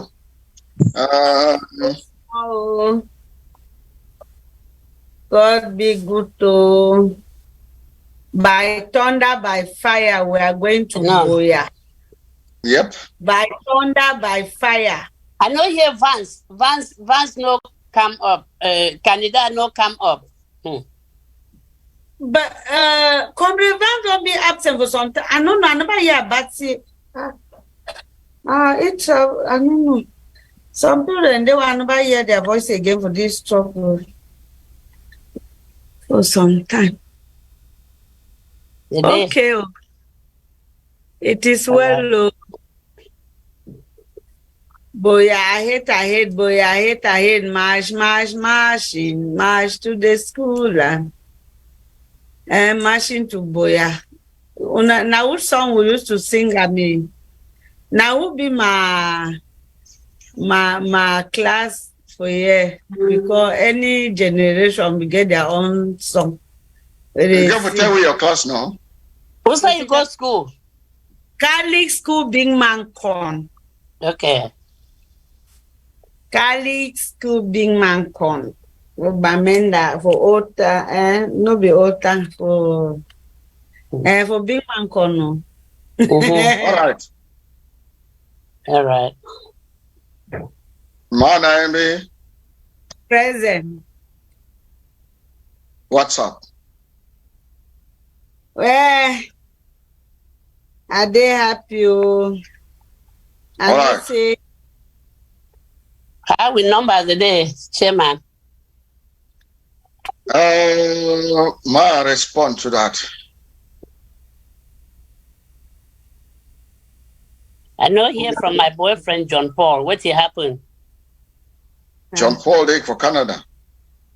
Oh, he didn't Canada. Send me private message. Yes. Now I thought my Frank I say me send a boyfriend. Yes, I did send him right for here. So what happened at the wedding? Send him need them. You need that money. Okay. Yeah.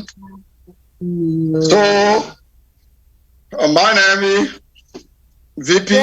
VP check and advice. Okay, my check. Yeah, we are checking.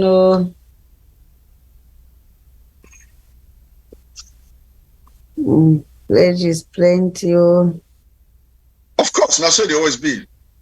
Yes. So now for chase that down.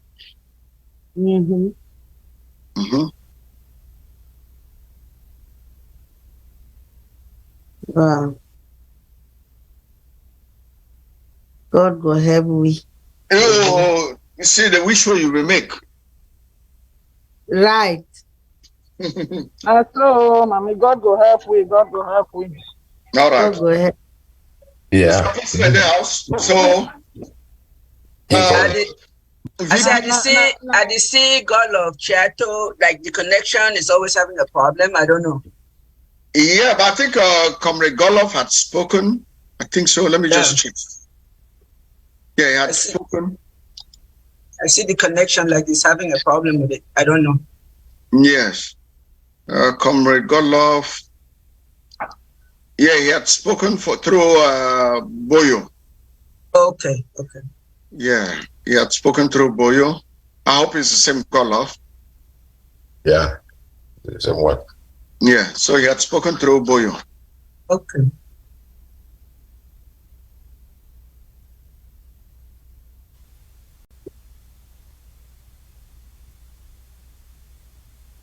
Where we dey? For Boyo.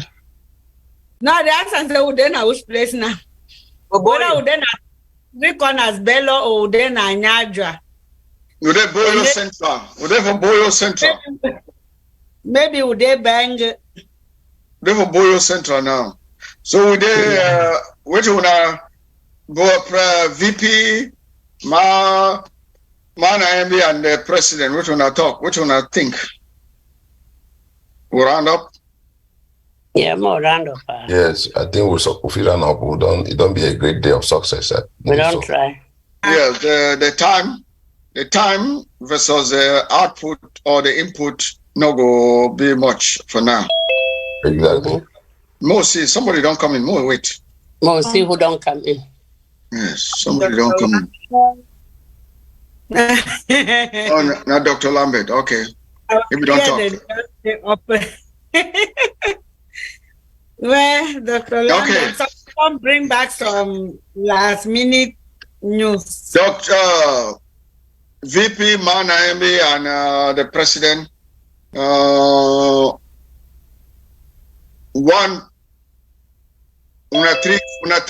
One talk or two. At least the president will have the last word. But between VP and Manaembe, somebody should say something before we round up. So that we round up. Don't Paul the connect. Don't Paul don't come on my Franca. Yeah, yes. Don't Paul connect. Oh, welcome. Hello, my dear boyfriend.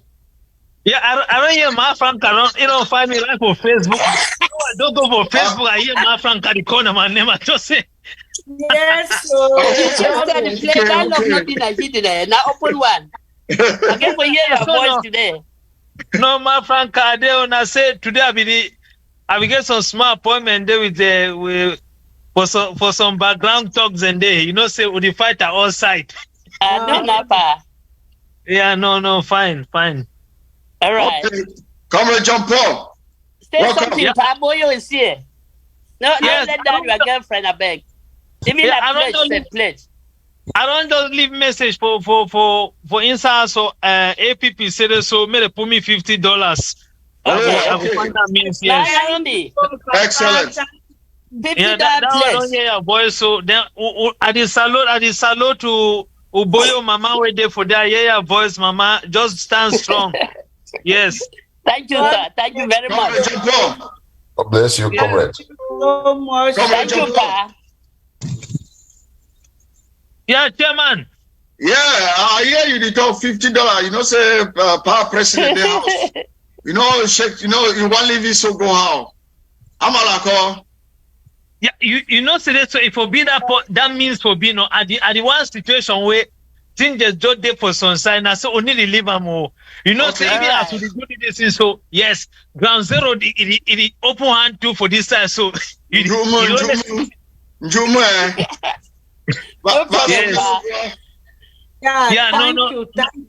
Thank you very much.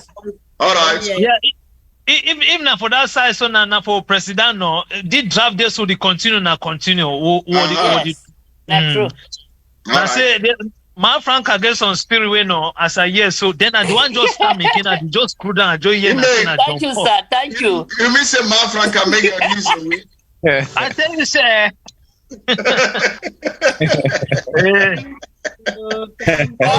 Thank you, Pa. Thank you. All right, we don't hear. That compliment, that very good. Thank you. Thank you. Yeah, Thank you. Well done. And the way one boyfriend will never come, the son. Yeah. I don't see message we don't drop on for us. I hear you call the son and not say. He will come down, so I must drag him put something for him. The son, sorry, they come back, come quick, go. I see you for Man, Frank, I don't enter the day I learn the Chakara place. I know. Now my people, my people. My people. My Frank, I didn't know say this so for Fontaine place where they be fight war for German for 9 years. You know say this in a place, you know. I know. I will not lose the war. Yes, when they hold them, they need to go for back. I know. Yes. I know. That's good. Thank you, plenty. Sir. Have a nice evening.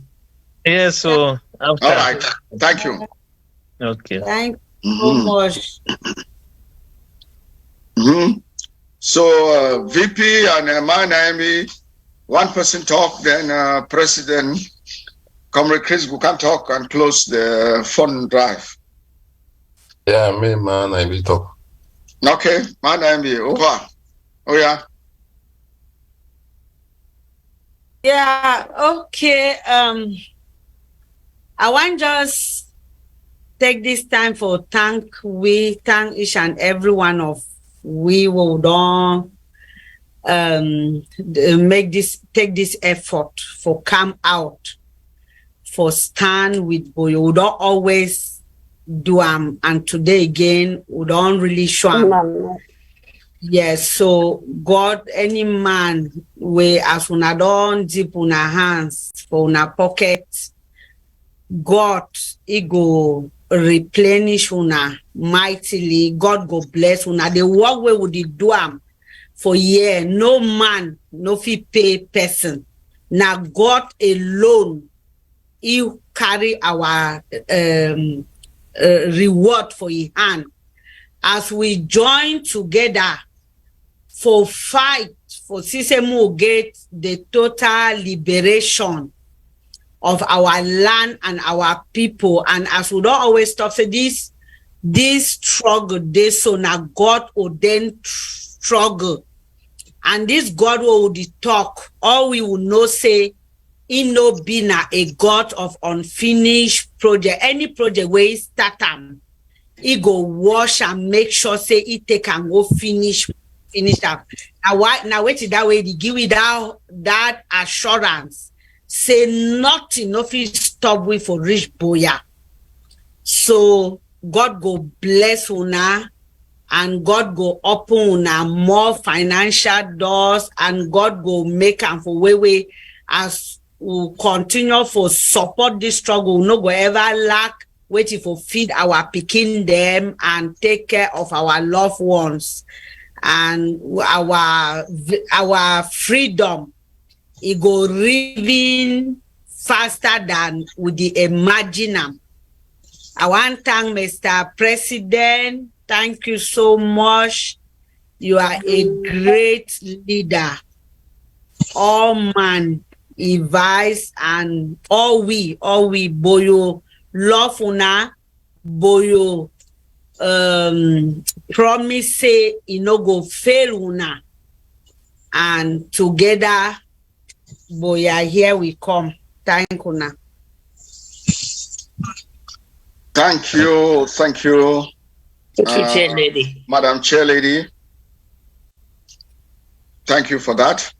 Mr. President, Comrade Chris, you got the floor. Yes, thank you, Chairman Mas. That was an excellent job. It's not easy to coordinate this and ask money from everybody, and then you want to marry all women just for get money.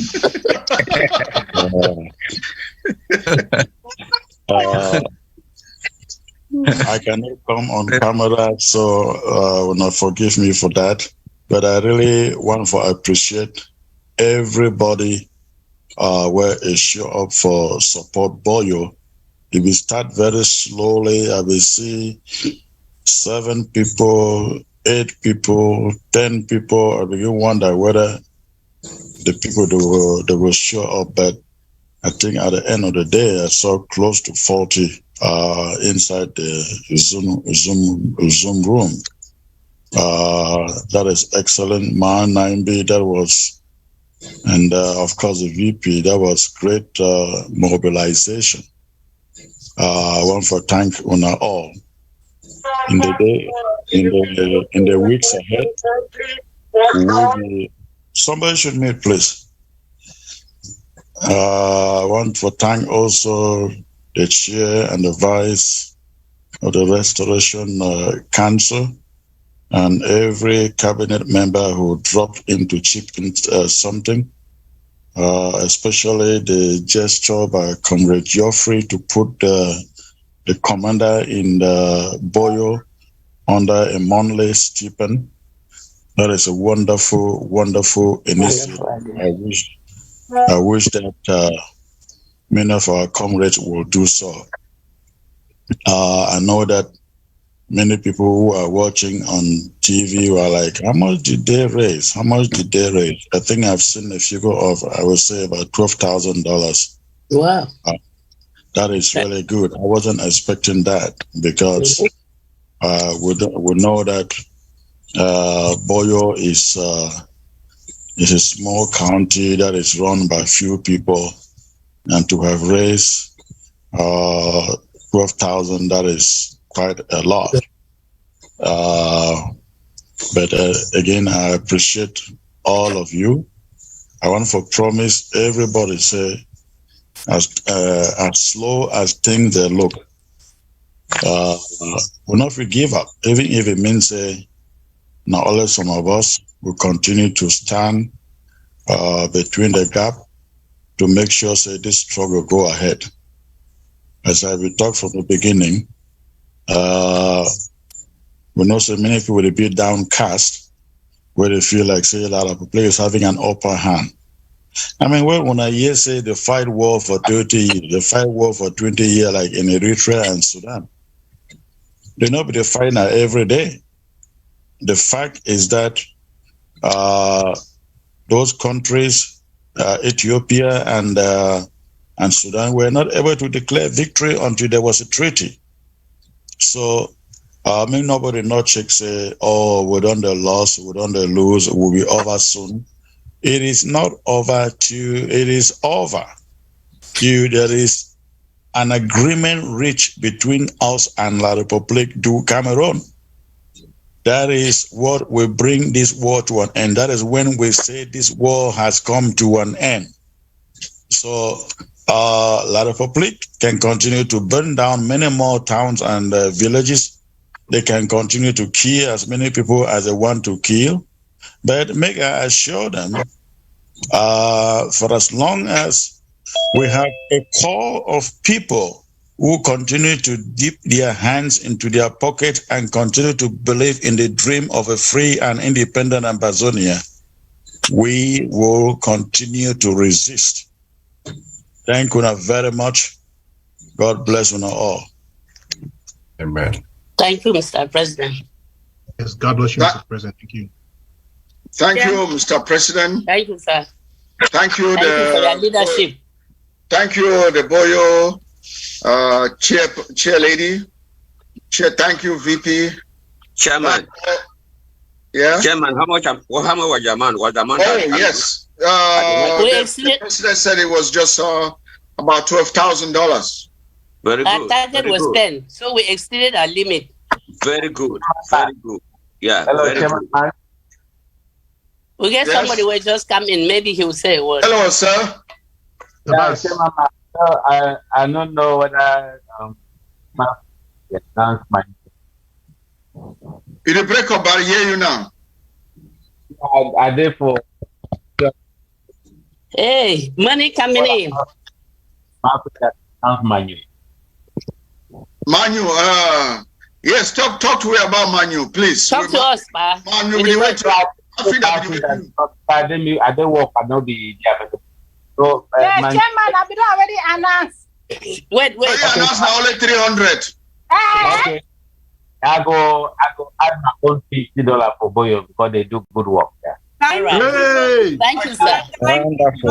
Thank you. Thank you. Thank you, sir. I'm through with Chairman Sabas. Chairman, make 100. Chairman Sabas. To pay that one, you go finish. Marshal go add and Oh, I see. It is said I'm through what means. Chairman Marsh. Yes. Chairman Marsh. Yes, sir, Mr. President.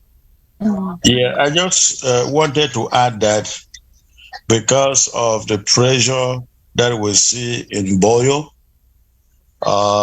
and the need in Boyo,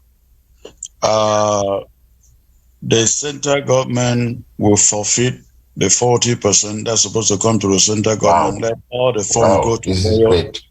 Very good. Thank you, sir. Thank you very much. Very good. Thank you, Mr. President.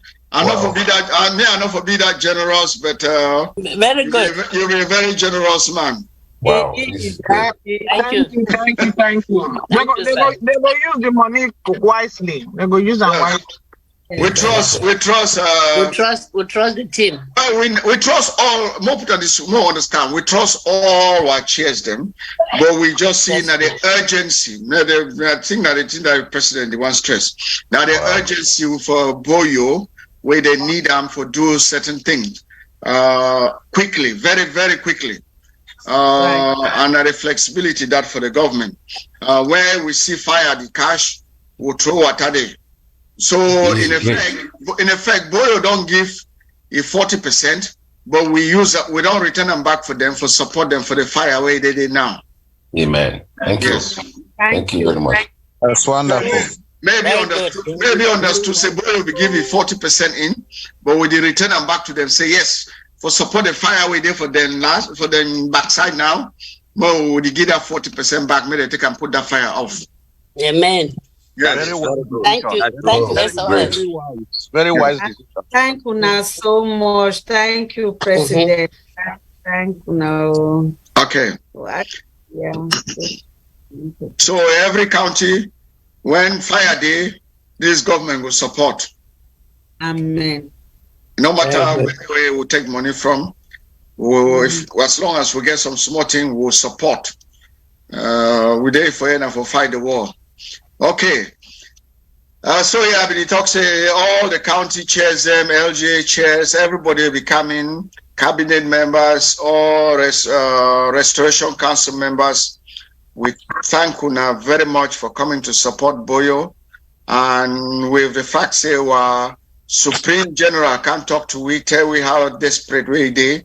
And one that we push the decision from the cabinet from the government for return the 40%, send the 40% back as our contribution for support them. May they fight the war because they're very busy. May money not be in the problem where they already stop war for go think about. May they carry on, and if we get more, we will support Boyo. The county they fight war, we will support them. Yes, thank you. So we thank you very much again. Dr. Ngwambe, you want to have the last thing before we close, or we they fine? No, we did more than fine. God bless our Supreme Commander and his team. When our cafe day up, when I been at people, then they know how to fight this war with distinction and when I deserve with honor. The only thing I want to add for they looking at the program, I say if any prayerful person their house, and they say our brother, our senior comrade, Reverend Ginny, our VP, he day, I don't see he pray fine, but if you don't pray earlier, I don't know whether he want to close this great blessing where God don't give it today. If you want to close we with prayer or you want to designate them for some different person, because I go through the list. I wish I did Mapolini. I don't say Mapolini, a prayer warrior, but I know the see. What you don't do with your sister, Masa? Well. Where? But Dr. Pepper, you too, you get strong prayer. I know you like man for prayer, so maybe you can add your voice for prayer for we. Oh, unless Boyo person, any Boyo person. Oh, may VP take him. VP, may VP take him now. Yeah, VP. Okay. Yes, VP. Thank you very much. May we pray. Dear Lord, we humble our hearts before you. We are grateful for your grace that has been at work during this meeting. We endeavor all into your hands from the beginning. We have seen your hand all through till now. Lord, helping through your servants that stood the gap in coordination and different interventions from different ends. Lord, it was a timid beginning, but we did not, Lord, minimize, or we didn't disbelieve the days of little beginning, the time of little beginning. We have grown from number to number, and we have arrived at this point. Lord, with the sacrifices of all who came in and contributed, we are grateful, very, very grateful as a county in all that men are called to do, while we are trusting you to do what you will do at your own level. Lord, I pray for every man, every woman, oh God, all that have sacrificed in their contributions. Bless them sovereignly, bless them jealously, bless them richly, and replenish the sources of your people. Those who are here, those who have contributed and have signed out, oh God, for other duties, may their labor and their efforts never be wasted. Oh God, reward them accordingly. You, a God who blesses and add no sorrow, bless everyone who stood with Boyo today in the center of your will, in the justice of this struggle for freedom. Oh God, that their sacrifices will be rewarded and that they will rejoice and be strengthened in you and never regret. Bless us, dear Father, as you grant us victory, as we maximize, Lord, what has come in with the warriors in Boyo. Grant them the wisdom of discipline, wisdom of direction, wisdom of strategy, and that, Father, they will make the Southern Cameroons proud the more. And that, Father, all who are put in a support for them, nobody will ever regret. And that, Father, as you shorten the struggle, you grant us as a people, as a nation, Father, victory and peace and prosperity as soon as possible. In the name of Jesus, take the glory and take all the honor to do more than we can ask or imagine as we sign out of here, but not out of your presence. We pray in Jesus' name. Amen. Amen. Amen. Amen. Amen. Thank you. Thank you. But as Professor Ngugi wa Thiong'o has written in his book, women are builders and creators of nations. Women are carriers of knowledge. They are the backbone and the glue that holds our cultures and our communities together. Women have always been at the forefront of change. So I thank you, Professor Peju, and I thank you, Nanette Snoop, for your work that you're doing and you're continuing to do. The debate about restitution will not take place without our voices, and we can see these voices today here with the presence of His Royal Majesty and Her Royal Highness. The rightful owners will have a space to talk and say what they feel and how they think about the restitution. So the restitution of the Benin bronze, and as we have, been able to have here, it's just one story, one narrative of many narratives that are going to follow. And one of these narratives is that of the Bangwa sculpture, which I first saw at the exhibition of Resist, the Art of Resistance. The sacred Bangwa or Lefem sculpture was violently stolen during the German colonial times. And this is a history that continues to be hidden or underneath German history books. Many colonial loots were distributed all over European museums. And this sacred Bangwa sculpture has also moved from one place in different places, in different spaces, and in different times. In 1900, from Bangwa region, to the German Lieutenant Kurt Stumpel, to the collection of the Municipal Museum of Brunswick's Braunschweig, from 1901 to 1955, to Klaus Meyer's collection, 1956 to 1966. And since 1966 in this museum, and was displayed in the temporary exhibition, Resist, the Art of Resistance. So if I may borrow the words of Benedict Savoy, restitution is no longer a mission impossible, but a mission possible. And the presence of His Royal Majesty and Her Royal Highness and the royal delegation from Bangwa at this event attests that it is possible. So now I'm going to welcome Nanette Snoop, the director of this museum, who has been, as I said, at the forefront of the restitution debate and has opened up this museum so that we can have this discussion with each other and not against each other, where we can change this museum together and share power together. So welcome, Nanette.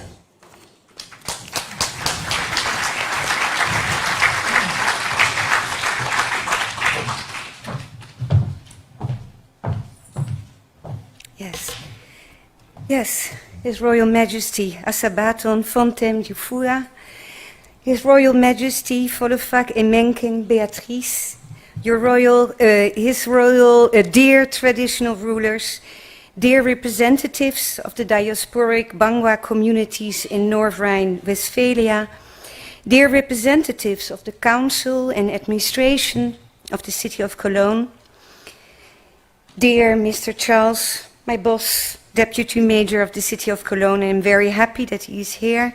Dear representatives of the press, dear Ricardo Marquez Garcia, who has organized this all and is over there, who did the provenience, forschung, the provenance work, research of the LEFEM, and who organized this all and made this happen. But also, dear Vera Marucic, one of my most precious colleagues and soldiers and in this long battle for restitution. And also dear Jerry, our moderator of today, and of course you, dear guests. Welcome to the Rausslag Joost Museum. This morning was a very emotional moment and I'm still very moved and affected. We sang. We cried, you cried, and so I cried also, and still. I'm very pleased that we have the King as our guest today. It's a great honor for us that he has come with his wife from Cameroon to Germany, to Cologne, to face in person for the very first time the LEFEM, this sacred wooden sculpture which disappeared from the kingdom during the Bangwa-German War more than 120 years ago, and has been in German museums ever since. I am very delighted that the king and his delegation, who have also come from far away, from America, from Italy, but also from Bonn, have come to show us the deep emotional bond they have with the LEFEM, with this sculpture, and to explain to us why it is missing and the deep painful void it has left since its disappearance 120 years ago. It was in our last exhibition, our last show, Resist, the Art of Resistance, that we have told for the first time the long story of resistance of the Bangwa people and their king against the German invasion. This story is directly connected with the sculpture, the LEFEM. It was him, the LEFEM, which was the very first object one could see in this show, in this exhibition. It was this sculpture who welcomed the visitors to listen to another unheard story, a painful story, a story of 500 years of anti-colonial resistance in the Global South. This was actually our goal with this exhibition, opening up a new chapter, disrupting hegemonic narratives, revealing, reversing, rewriting, and reinterpreting the colonial narrative, colonial injuries and wounds. I would like to quote Aimé Césaire, how he defined colonialism. And I quote, Colonialism is a system which drained societies of their essence, undermined their institutions, confiscated their lands, smashed their religions, and destroyed artistic creations. I think it is crucial to take this into account, seriously into account, in order to better understand the high emotional element of restitution debates. And this we have seen this morning. Colonialism and coloniality hurt, deeply hurt. It hurts. In contrast to the forgotten official history written by the conqueror, the memory of the attacks and devastation of the German Schutztruppen and the Bangwa-German War are still very present in the southwestern region of Cameroon today. Chief Charles Taku speaks of the traumatization of the Bangwa population by these violent events and their consequences, and emphasizes that reconciliation between Germany and the Kingdom of Fontem is still pending. After we closed the show Resist, the Art of Resistance in January 22, the sculpture, the lebialem, is now back in our permanent exhibition.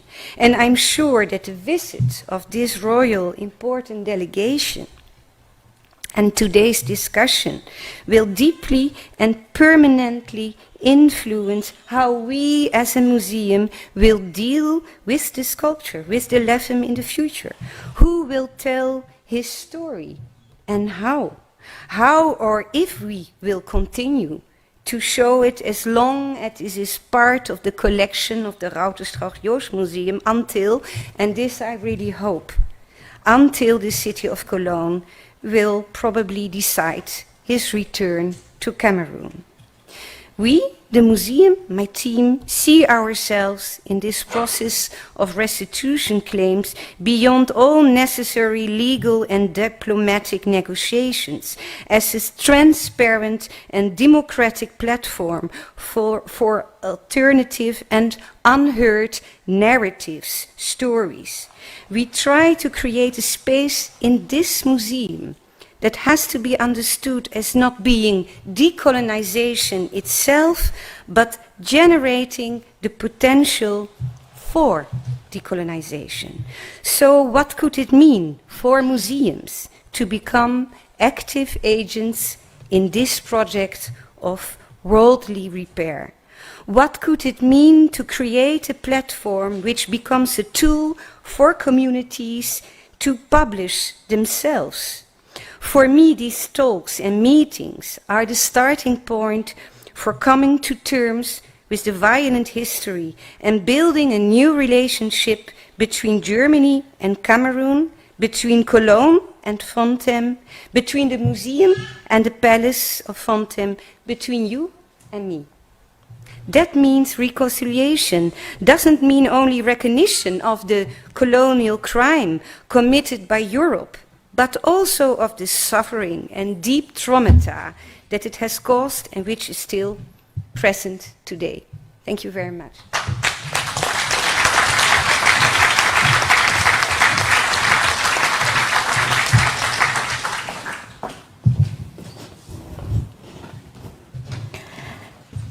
So now, thank you very much, Nanette. Now, as protocol holds, I will let Chief Folabela Moufoir, who is going to introduce His Majesty, and then they will tell us how to continue with the protocol, because this is the first time that we have a king here, so we do have to follow protocol. So welcome. Yes.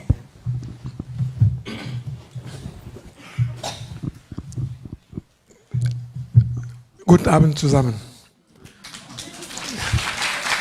Yes, so I would start from the picture. That is the great Asongwanyi, Fontem Asongwanyi, who ruled Leban from about 1885 to 1951 when he passed on. And it was during his reign that the sculpture was taken away. And when he left, Fontem Lefang took over from 1951 to 1982. And the whole reign of Fontem Lefang the successor, he dreamed of having this Lefem back, but it didn't work. And on his dying bed, as he passed on, Fontem Jifwa, his father, took over from 1982 to 2014. He dreamt and talked about it, but he never saw it. And when on his dying bed, the new fund, Fontem Asabatong, the king of Lebang people, he took over in 2014, and today, just a few years after, I would say, because this is 120 years that we're talking about, and he took over in 2014, and today, 2022, he was able to see the film and touch it. Let us give an applause.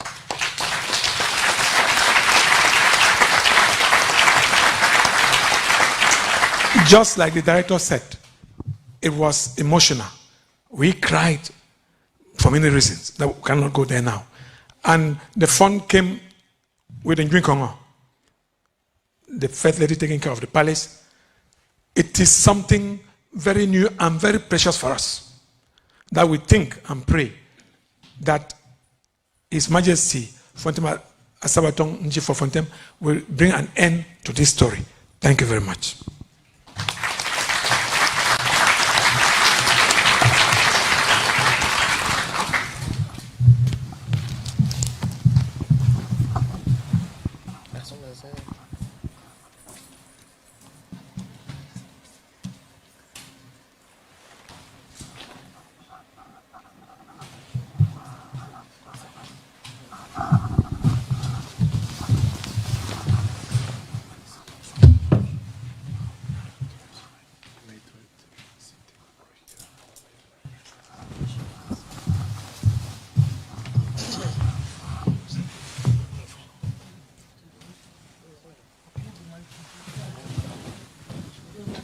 Yes, so right now we are going to get a word from the horse's own mouth.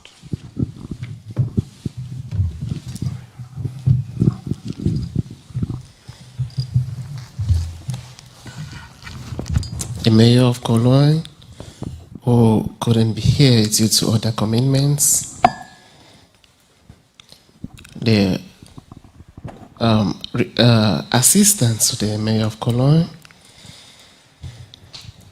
the director of the museum, Your Royal Highnesses, chiefs, mafuas, notables, the representatives of the folklore movements, the representatives of the lebialem community here present today, our friends who are here present of the Cologne municipality. Good afternoon to everybody.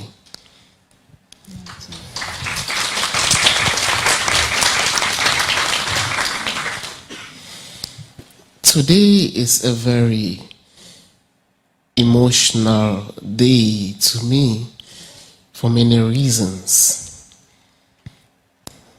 I have visited so many countries. I have studied in Canada. I have visited the United States of America so many times. I have transited through Europe so many times, but I cannot say I've ever visited Europe. So this is my very first visit and stay in Europe. And it does happen to be on an occasion such as this, wherein I led a delegation from Cameroon to visit an artifact which is very close to the hearts of the Bangwa people. I touched 3 times the Lefem, which is very dear to us. This is something that my predecessors, two generations back, only dreamt of seeing it, and they couldn't. But like Chief Obele said, within less than 10 years of ascending the coveted throne of Fontem, I am here for the very first time in Europe, and I'm able to touch and to see Le Femme. It means a lot to me personally. It's a lot of blessings to me personally. It's a lot of blessings to the entire people of Fontaine. I wish to express my sincere thanks to the director, Annette Snoop, for inviting me and my delegation to the municipality of Cologne. This invitation is a welcome response to our request for the restitution of our ancestral artifacts, which were looted during the German expeditionary campaign, in which my people were subjected to collective punishments and enduring misery. One of our reverted artifacts, which was looted from our Le Femme, the most sacred ground within which matters concerning the life of our kingdom are discussed, is found here in the Municipal Museum of Cologne. Prior to being looted, the distinctive place of this artifact was at the entrance to Le Femme.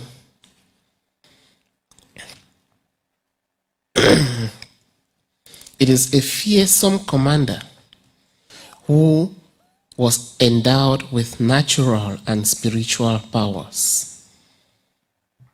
It was a spirit medium.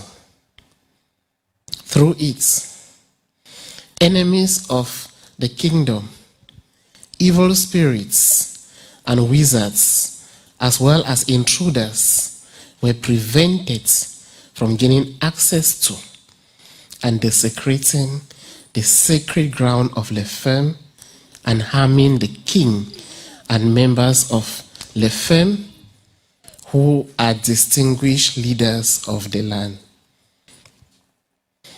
Looting and taking this artifact into captivity, far from its natural environment, deprived us of the natural and spiritual protection which were provided by our ancestors and by God. The desecration of our Le Femme and the looting of this artifact was one of the grievous collective punishments which greatly impacted our cultural and spiritual norms and dysfunctional societal dysfunction.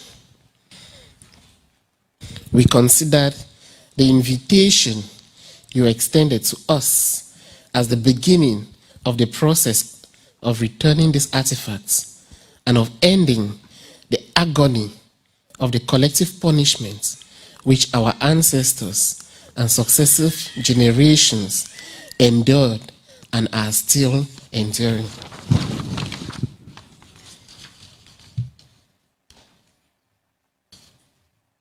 Honorable Director, your letter of invitation dated July 1st, 2021, highlighted the fact that this reverted artifact was on display in a temporary exhibition called Resist the Act of Resistance in the Municipal Museum. We are here to welcome your invitation and the opportunity it presents for us to reiterate and emphasize our request for restitution, which we sent to the Lord Mayor of Cologne. Honorable Director, our presence here today is also an expression of our support for the new era of collaboration and friendship which you highlighted in your letter of invitation.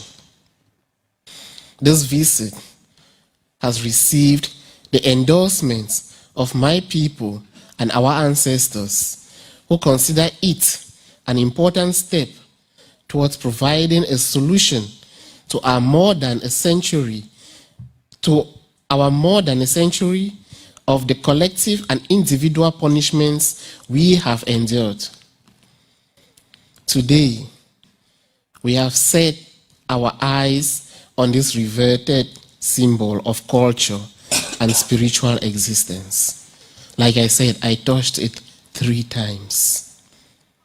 Today, we can at last hope that it will be returned to its natural environments in our homeland, so that the void, the disruption, the nightmares, and the enduring sufferings, humiliation, and shame we have been subjected to will end. I am accompanied by direct descendants of His Majesty Fon Fontem Asonganyi and notables of my kingdom who have come to witness these historic moments and to support our request for restitution. They have also come to commence a new era of collaboration between us and the museum and the municipal authorities of Cologne.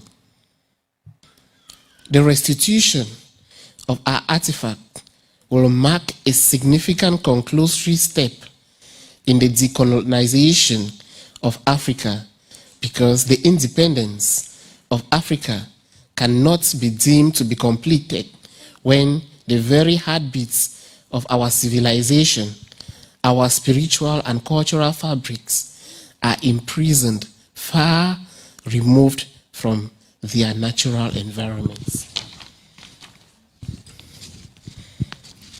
The return of our artifacts, that's Lefem, to its natural environments will mark a new era of collaboration in which the ghost of our violent colonial past will no longer haunt us and successive generations. We are hopeful that this visit will open the gateway for the restitution of our artifacts, which are held in about 14 other museums here in Germany, and as well as in other countries in Europe, making them one amongst the highest in European colonial possessions. This platform in Cologne, we wish to make an impassionate plea to all, for all our artifacts to be returned to us without any further delay. I take this opportunity to extend my profound thanks to the many persons who have turned out to witness these historic events, in particular the Bangwa diaspora and the folklore movements who have accompanied us on this long journey of love, unity, despite multiple general challenges which we have collectively endured. Honorable Director, the people of Cologne, thank you all for your hospitality.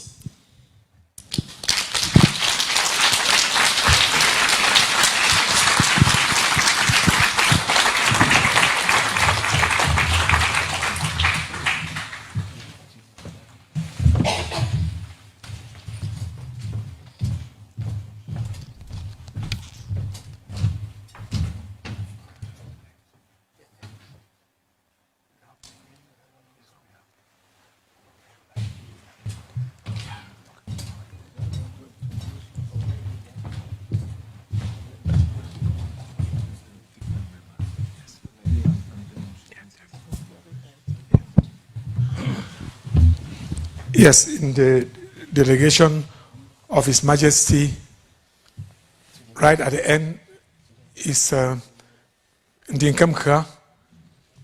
Yes, he's in Rome, Italy. Then Mafok Mbin, she is in Ohio, in the United States. She lives in the United States. Mbe Fojong, also a direct, a notable who decide affairs of the kingdom. He is also based in the United States, in Virginia. Of course, we all know the king. I don't need to come back. Then that is the Lord, the heartbeat. You can see, yes, the heartbeat of the palace. Yes. Then Ma Fongolofe Fontem, she's also a lawyer based in Yaoundé. She said this thing cannot be without her coming here. And then we have Fotawache, the heart of this issue, that they have put their heads together.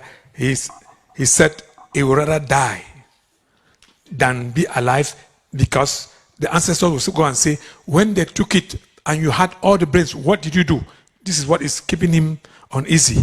Because he told me, he said, Chief, if I die, what will I go? My mother asked me that you saw it and you were a lawyer. What did you do? So he said, let me do my part. And that is why they have been working on that.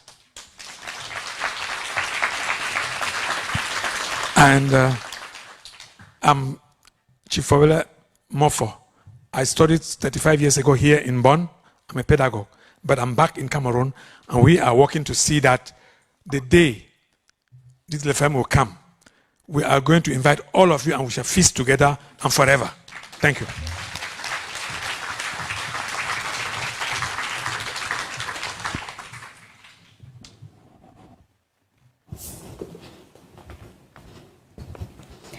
So thank you very much for that introduction. Now we know who is sitting here at the front. And we thank His Royal Majesty for his positioning about the restitution and what it means for him and for the Royal House and for the Bangor people. I also want to thank Museumgesellschaft and also Kulturstiftung des 360 Grad for also being part of this event and also being involved in it. So we thank you very much for that.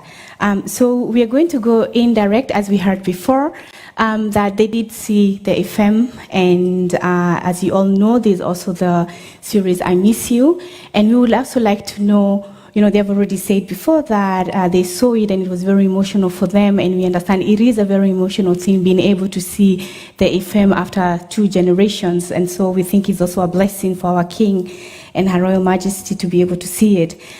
So I am going to sit here, and then I am going to start maybe with the first questions.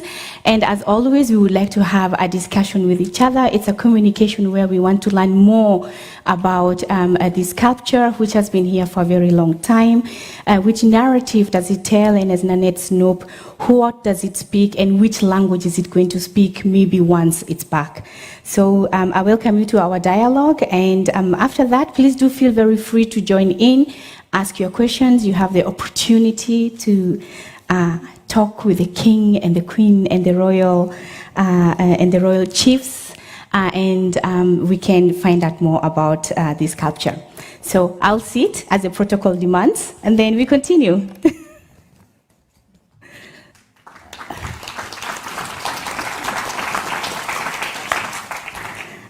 Okay.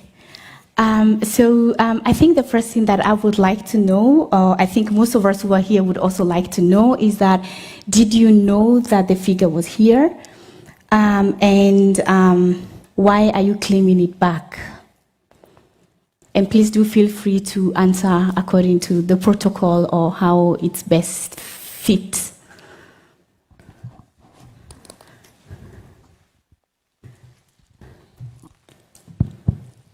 Thank you very much. A specific person took this particular art. When it leaves your shores and it's traveling, sometimes you lose track of it. So we knew who took it. But if you think of 100 years ago, where we generally were in Africa, it wasn't easy to keep track of things. Why do we want it back? That's no longer a question to ask. This is our very existence. 100 years ago, you can imagine, we've gone from pain, mourning, to the point where some generations thought it is just a myth. My grandfather spoke of Le Femme, my father spoke of Le Femme, but where is it? What is this Le Femme? Is this a myth? And of course we want it back because it brings hope and it becomes a reality. Psychologically, spiritually, our people have never been the same. We were even more so a proud, industrious, civilized people. When you rip away the heart of one's spirituality, what is left but an empty cocoon? So of course, we want it back to be complete. A lot centered around the Le Femme. From the everyday thing, like women taking their crops to the palace for blessing, communicating with our ancestors. You heard the king, protection. The once proud, hardworking, rich land is no longer the same.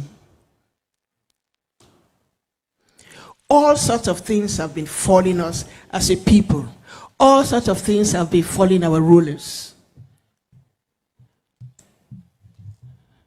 Who do you pray to? Why do you want it back?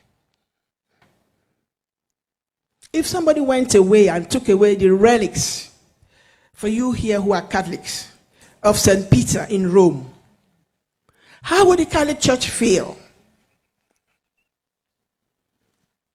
If the relics of St. Peter disappeared, how would the Catholic Church feel? And you ask us why we want it back? Of course we want it back to be whole again. That's the simplest answer I can give you. We need to be whole again. We need our young generation to believe that 100-year-old stories they've been hearing is real. You can feel safe again. You can feel proud again. You can feel whole again. So we want it back. Thank you.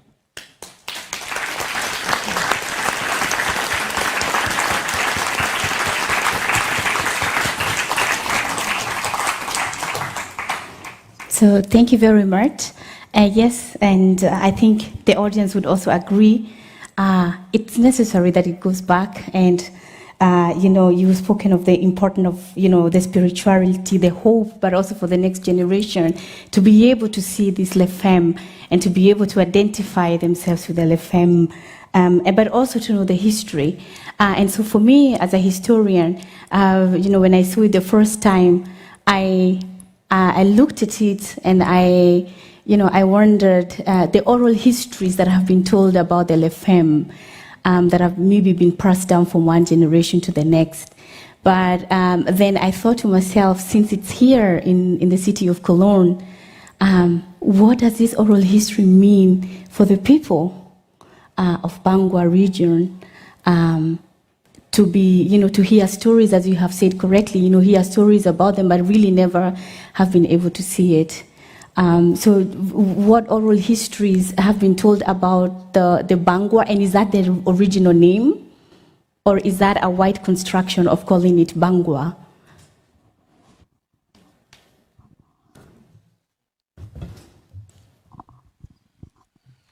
Oh, you answer.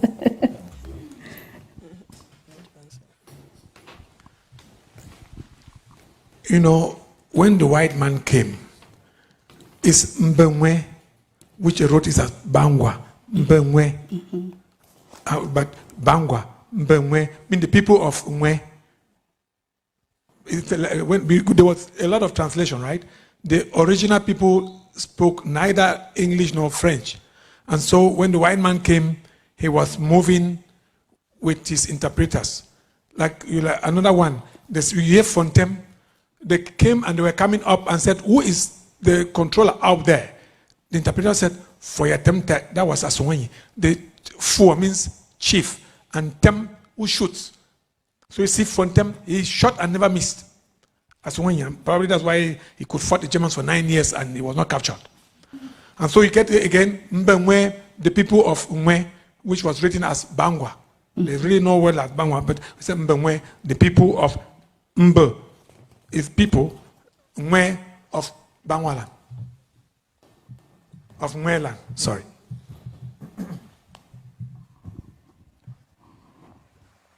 Yes, thank you. Anybody else would like to say something? Okay.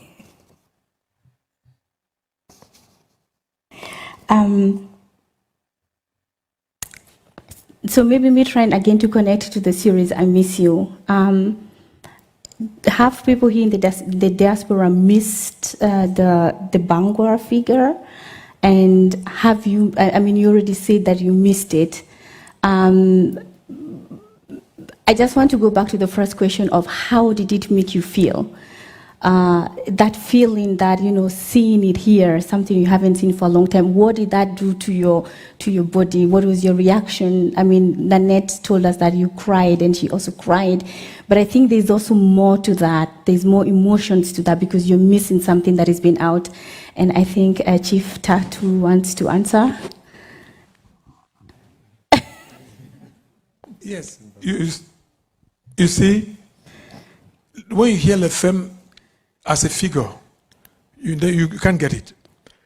It's an institution. I'm the chief of Bela. When you hear for Bela, for means chief, and Bela is that village where I'm on the throne. And this is the paramount. I'm answerable to him. When I have crises that are above my level, I go to him. And in those days, that colonial period, the palace had a prison because he was a king. And if he meted punishment. So when things are above me from my village, or if two villages are in crisis with a neighboring village, then we go to the fund, and in the try the case and give a judgment. And so when we talk of Lefem, it is more than a place, because those the young people now, which we regret, when they hear Lefem is a place where they sit, but it is more than Lefem because the justice department is decided inside there. Each chief has LFM, which is a smaller one, because all the chiefs meet. But we can't go into details because we can talk to you tomorrow. It will not get through because the history of 200 years, we cannot come and say it in 5 minutes. So the chiefs come and meet in the firm in Mazi, where he presides, and what they decide, they go back to their chiefdoms when they come to the fund. And so this the justice came from the source and then to the villages. And so this, as it was taken away, we've all missed it. The generation, 2 generations we had, did not see it. But they had to be working, and as I can say, in sociology, the society has missed a lot because the link, the origin left. And that's why we're hoping that when it comes back, what they have been hearing, like fairy tales, it will be a reality. Mm-hmm. Yeah, just to add to what His Royal Highness has said, the kingdom of Fontaine and the king, they have total sovereignty over the firm. 120 years ago, before then, and today. Even in international law, or in whatever case you look at it, the notion of sovereignty belongs to states. But with this specific area of the cultures and the traditions of the people and their spirituality, they have sovereignty, absolute sovereignty.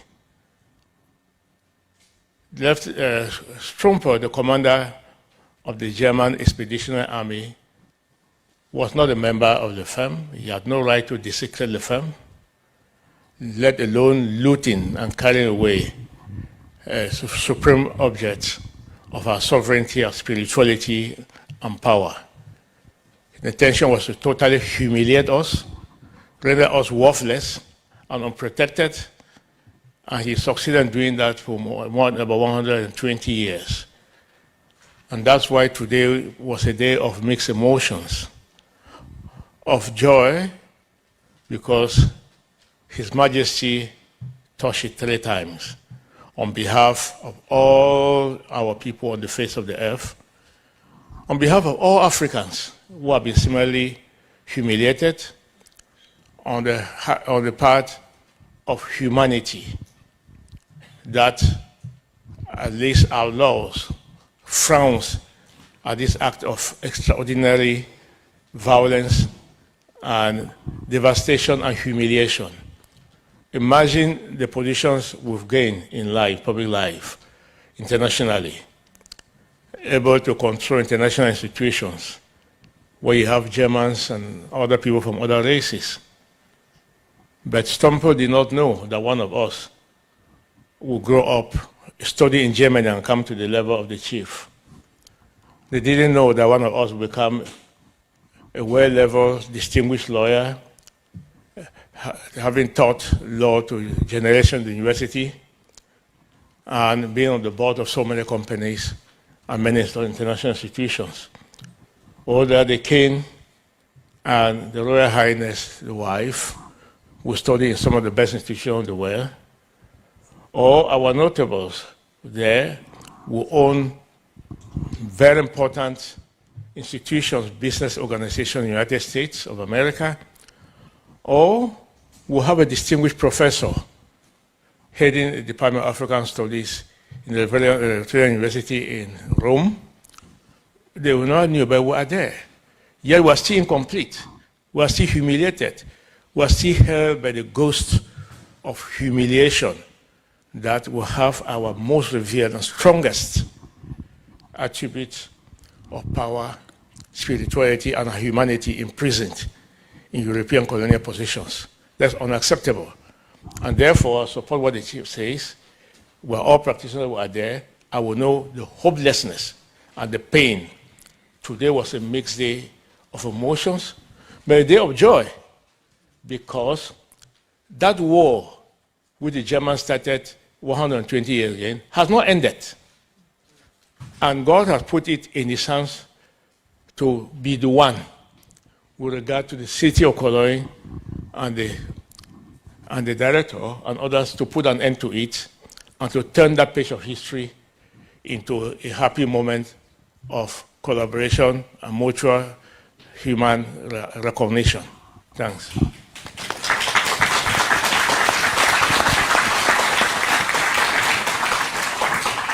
Thank you very much. You also wanted to say something? Yes. So, you were talking about emotions and how we feel about this day. For those of you who were in the room yesterday and today, you probably felt a piece of it. I'm sorry, I'm getting a little bit emotional.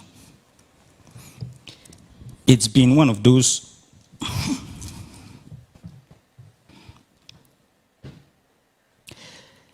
I feel alive. Just seeing that beauty. I've heard about it. My dad talked to me about it multiple times. I've studied it. I jumped on an airplane, still with a lot of skepticism in my head. And you can imagine. And not that I did not believe Chief Charles Tagu. I believe him fully. But when the call came and I'm thinking, is it real? And it is real. The Bangwa people can finally, at the end of the day, feel that piece of them, that link to their ancestors. And so, yes, the feeling is overwhelming. And it's going to take some time, for some of us to get, through it in so many different ways. We're going through different emotions, but we are very grateful because this door has been opened to us. It probably would never have been, but for the kind-heartedness of the museum, of the people of Cologne, and of the city of Cologne itself. And so we want to thank you all very much for giving us that opportunity to be here today. Thank you.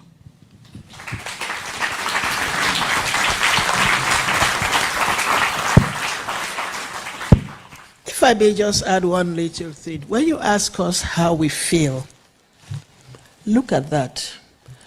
Look at His Majesty Fontema Songanyi. For a people who could make that attire 120 years ago. What were Europeans wearing 120 years ago? Even today, look at that. Look at that artwork and the other pieces. The essence of this was not just an artwork, as we've told you, but you have other pieces that were rich artwork. For a people who could do that 120 years ago, for those of you who've been to Fontaine, you've seen the palace of Fontaine. What happened to us? Why did we stop growing? This is our hope, that the curse, the anger of our ancestors will stop. They will lift up that cloud and will once more start growing. Today, if you imagine that we could make that 120 years ago, look at his neck work. Look at that. 120 years ago and before. So when we look at it, what does it do for us? It gives us hope that our younger generation will be free to express themselves again. We'll be free to grow faster, to assume their rightful place in this world. Thank you. Would you like do you want to say something?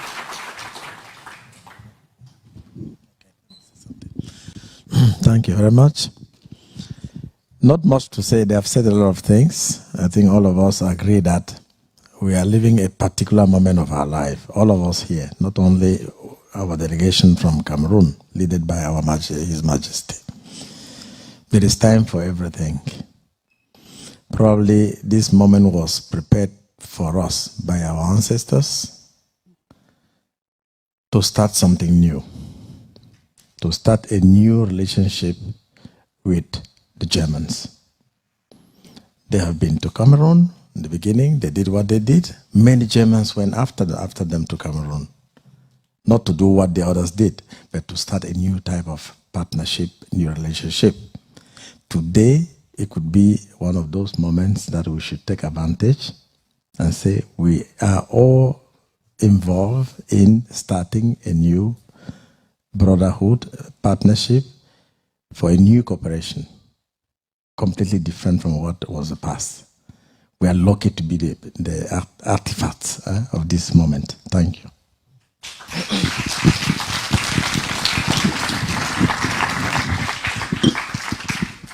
Thank you. As for me, I was young, of course, when Fontema Songanyi had traveled. In our dialect, we say he traveled. So when my plane landed in Cologne, I think I started to feel it. I felt that touch of my ancestors. And I'm so happy to be here today because my mother is 100 years old and she's been asking, have you seen it? She too, she was born in, early 90s, and I don't think she saw the Le Femme. So you can imagine how we all are feeling. And I'm happy to go home and tell my mother that I have seen it. And that's where all the emotions are really coming in. When I arrived here and came to this museum and saw him, I started crying because this is history. I felt connected to my ancestors. And for that, I'm happy for the initiative that brought us here today. Thank you.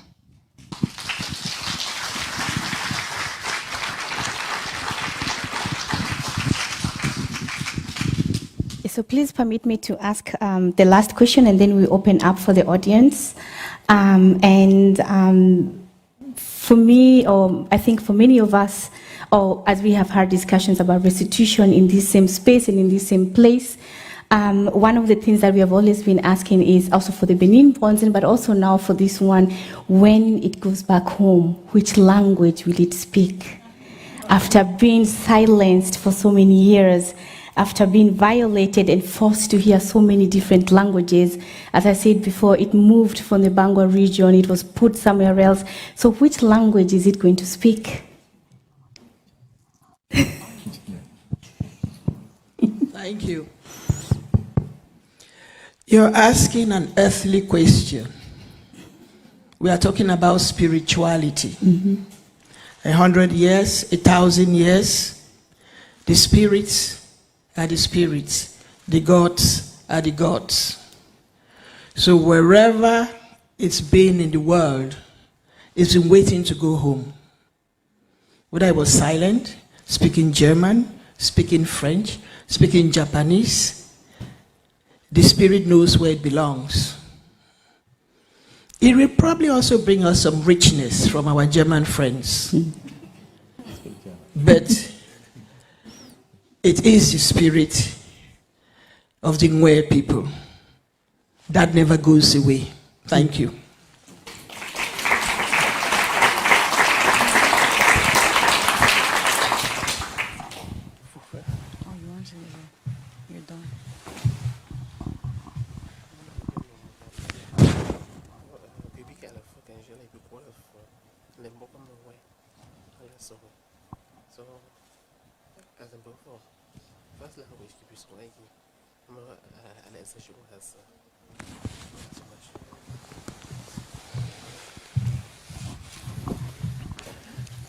You see, His Majesty, when we got here, the first language when we got in there was Mwe. And so, and don't make a mistake, even if there are colleagues here, the mistake the Europeans made is they thought they could bring religion to us. This Lefem is not a god, it's a spirit. Because like the Catholics, when you say the saints in Mwe, because when you hear Belem, if you translate it wrong, you say gods. No, there's only one God. I'm a Catholic Christian. I want to make this clear. God is God everywhere. And Jesus is Jesus, the Son of God, everywhere. And so we don't pray when he comes back. It is not, we're not calling it that it is God. No. It represents our ancestors. And our ancestors are not God. They are nearer God than us because, like many Christians, they want to go to heaven, but they don't want to die. I don't know how it is possible. Right? So our ancestors, we ask them to intercede for us because they work so hard.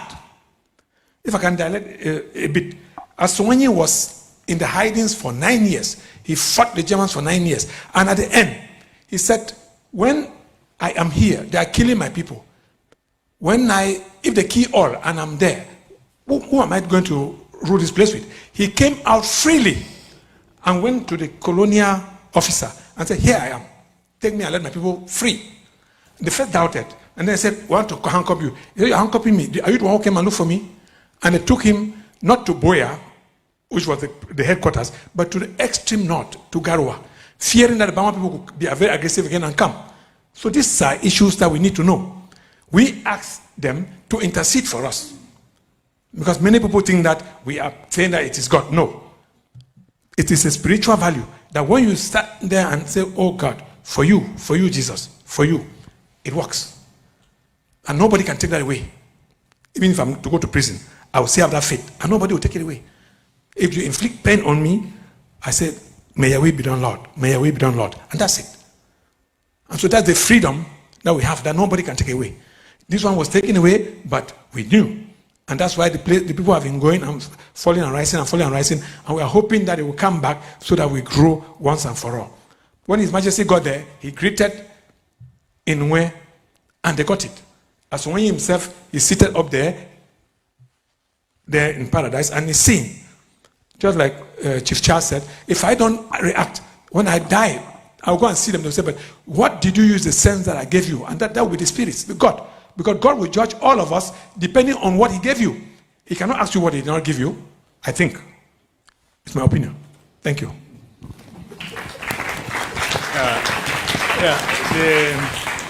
His Royal Highness the Chief, when he spoke first, he said something important, and he has repeated it.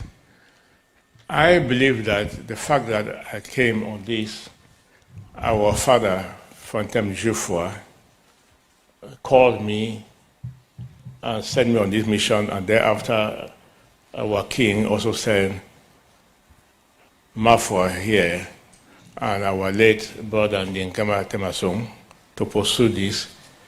Unmistakably, it was our ancestors who are leading the battle. It was unheard of to hear that we surrendered. For people who know us, we never surrendered when we are right. That's why when I came here, one of the first questions that was asked, first in conferences, and thereafter, is that, why have you come? I said, I've come to continue the war. Because the war never ended. And indeed, it never ended. Because I felt the spirit of our ancestors. If you knew anybody were to tell the history of each of them and their influence, and perhaps the influence of their offspring, those of us who are here and others, in our communities, in our different professions and elsewhere, you will believe. And therefore, only somebody who doesn't know the tradition can ask us that, which language will they speak?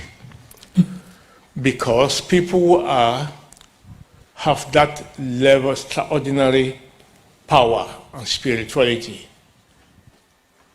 they were able, when they were fighting against the German Expeditionary Force, what language were they speaking? And yet they prevailed in many ways. It ended up in these crimes. It took these crimes of collective punishment, mass killing and looting. It took it for himself to come out, to say stop. If we were just fair warfare, following the rules, nobody will ever have prevailed. So the question, what language do they speak? They've been able to speak the language of the new German, of the new generation of Germans that we'll find in the director of this museum, and also of the mayor of Cologne and his representatives, and the workers and the researchers we find today. They're able to communicate with them. That's why they now came out and challenged the colonial narrative. We were not there when they challenged. It was this spiritual fight that inspired them, their researchers, to challenge and to say, these people are right, will come to them. So whatever language they will speak to us, which they have also acquired, is going to be positive, only to help to promote the values of Fontem, our ancestors, and not to counter them.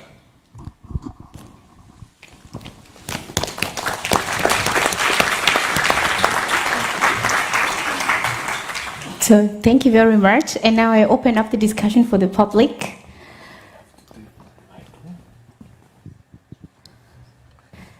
Yes, we already have someone here. Here.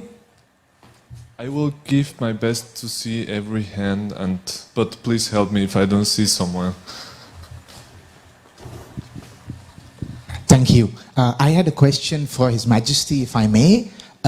We spoke a lot today, everybody's spoken a lot about emotions. I wanted to know if there was one dominant emotion that you felt when you touched and came in contact with the artifact, and whether it was anger, whether it was joy, whether it was sadness, if that's possible to sort of identify a dominant emotion. Thank you.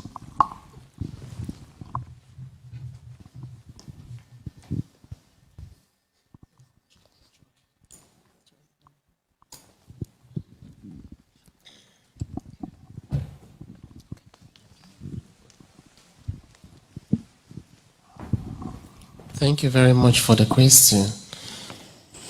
The emotion I felt personally was that of joy. Joy because just seeing it resonated hope.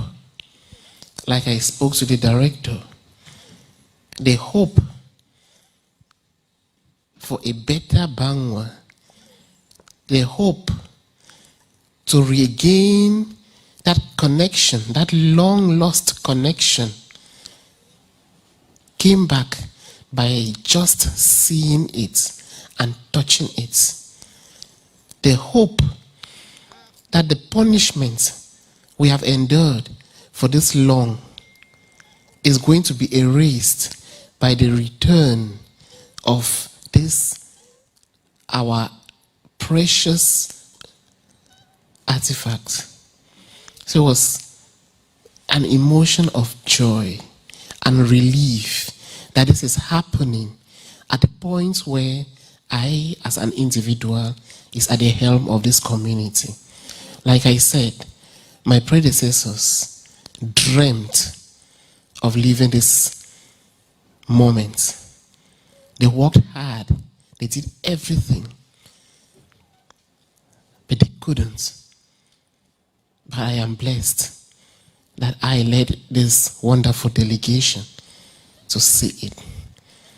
So the emotion and the tears we cried were tears of joy, and the tears that the beautiful people of Cologne are ready to end this long war and to bring back peace to our community by restoring to us what was taken from us wrongly. Thank you very much. Ricardo? Then? Thank you very much. It has been a great honor to listen to all of you. I just have one question. We've talked a lot about colonialism, and I come from Kenya, and in our case, they did not just take away all these things, they also took away this respect and this meaning that you have told us. There's so much of our history, like the things that I wear them, but I don't know the meaning. If my grandmother will talk about them, she will talk about them in a different meaning. And I just wonder, how is it for you people at home? Do they also await this artifact, this spiritual art? Do they know the meaning? Are they waiting for that meaning, or has that meaning gotten lost? And how is this re-education? How are you re-educating your people so that we as a younger generation can find back our meaning to these things that were taken from us? Thank you.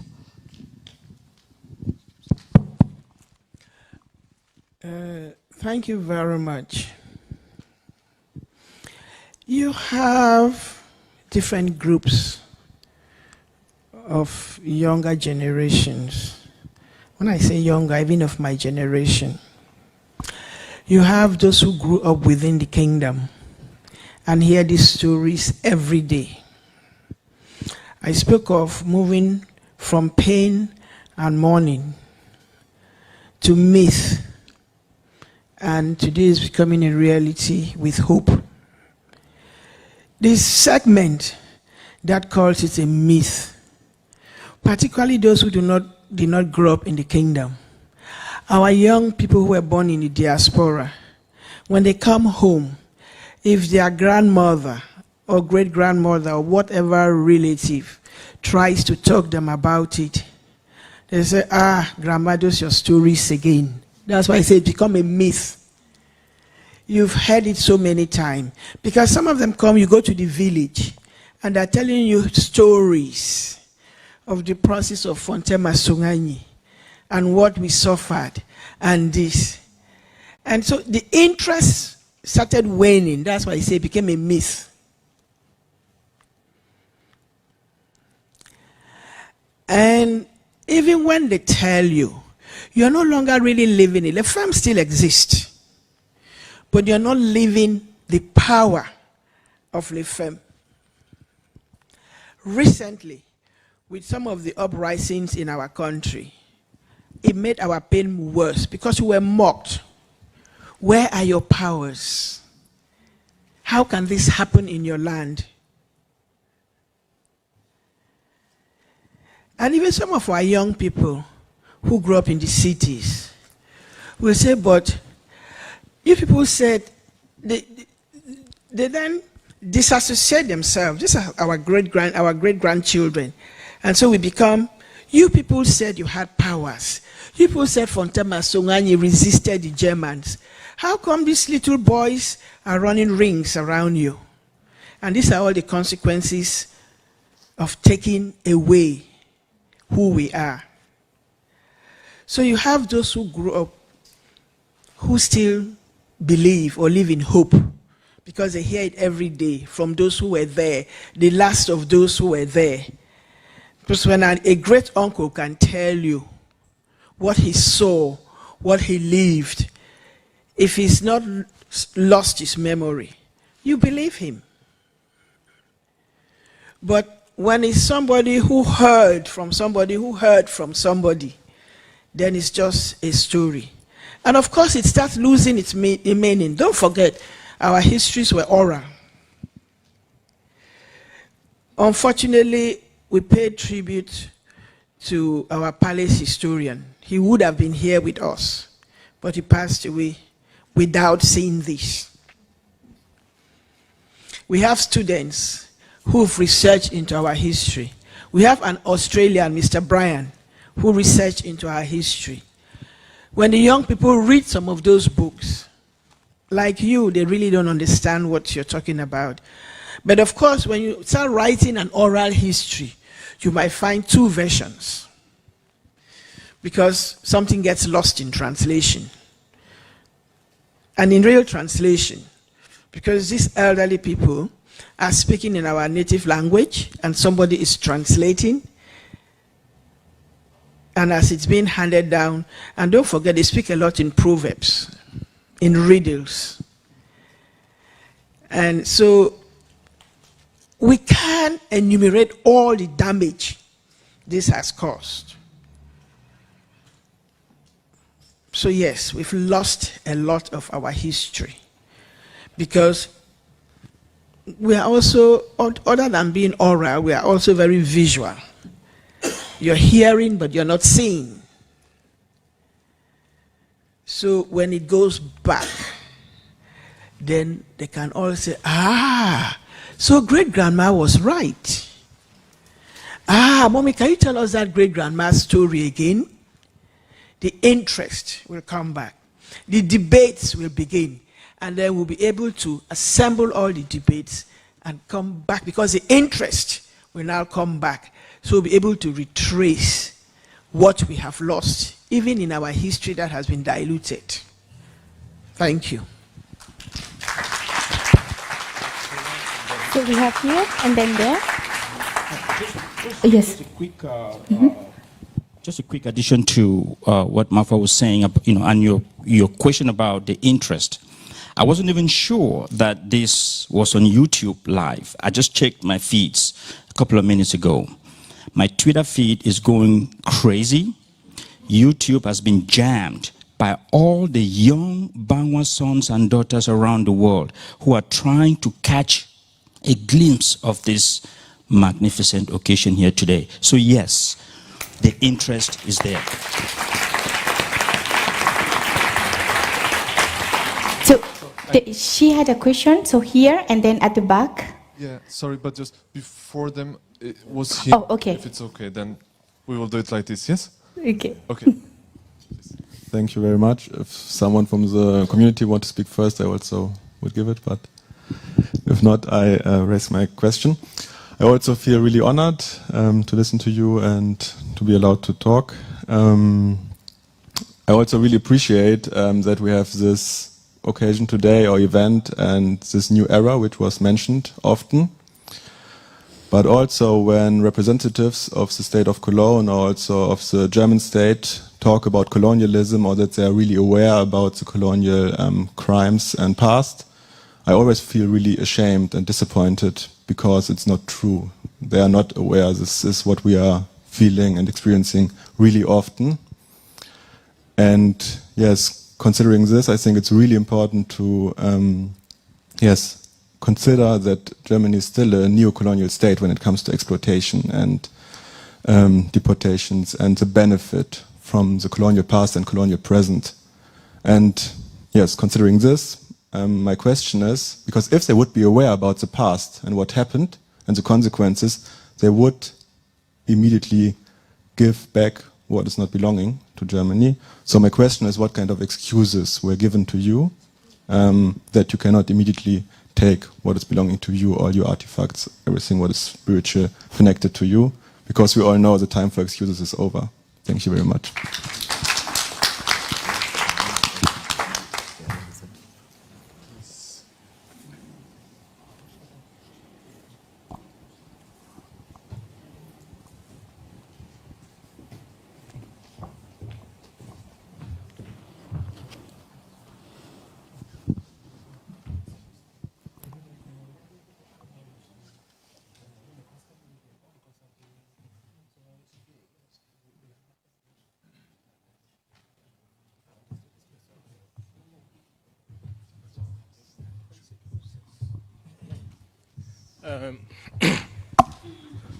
One of the things I want to make very clear, well, we did not come here to hold the museum and the authorities of Cologne responsible for the crimes that we endured. No, far from it. They played instead a very positive role. And I also praise their researchers and also the researchers of the museum in Brunswick. I think I pronounced it well, because they're able to challenge the narrative that glorified colonialism and its crimes. And that's why I said it is perceived as being revolutionary. I work in international court and tribunals dealing with crimes against humanity, war crimes, and genocide, and other inhumane acts. And many of the crimes, especially those committed in Africa and elsewhere, are linked to colonialism.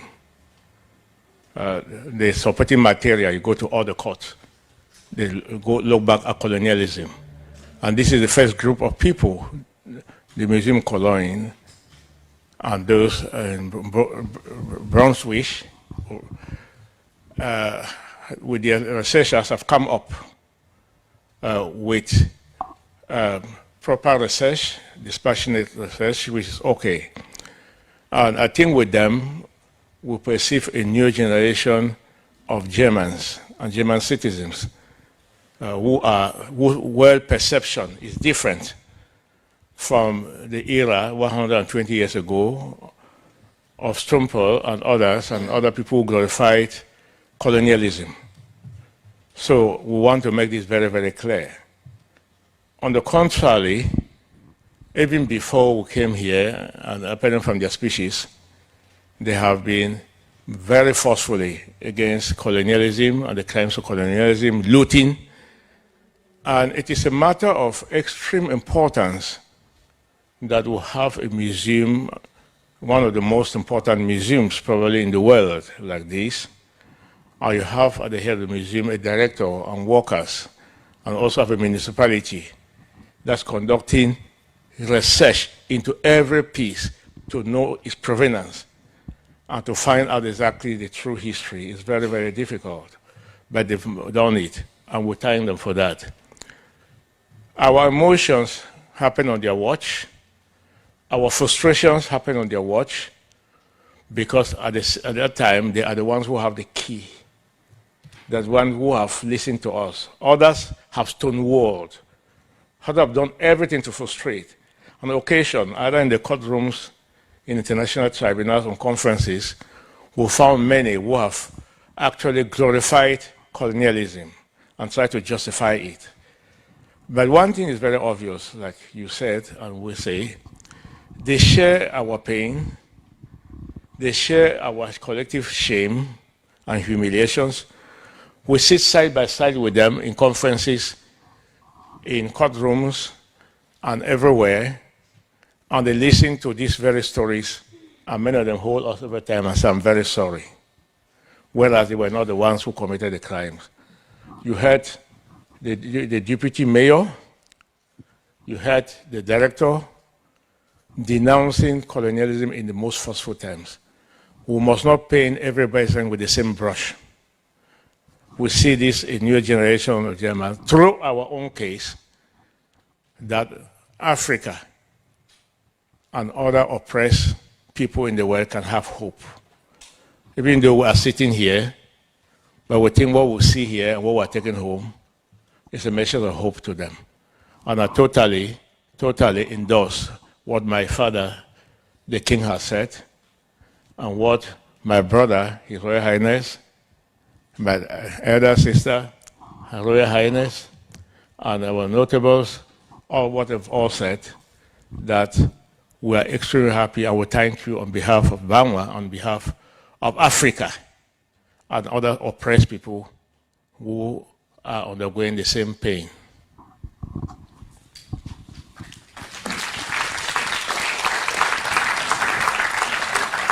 Yes, here and then there at the back. Well, good afternoon all. My name is Antonia Taku. I'm the wife of Chief Taku. I'm here today. I don't have a question, but a comment. I'm very honored to be here with my two daughters, Gwing Taku and Atabong Taku. She's actually, Atabong is actually named after my mother-in-law, who was a princess. I'll let my husband introduce her. So we were planning a vacation somewhere else this summer. But when he told us about this event, we had to cancel that other vacation plan to be here today. So it is an honor for us to be here as a family to witness this, what our great-grandfather, who we never met, but we've heard a lot about him through my husband, whose mother was the granddaughter of the fund.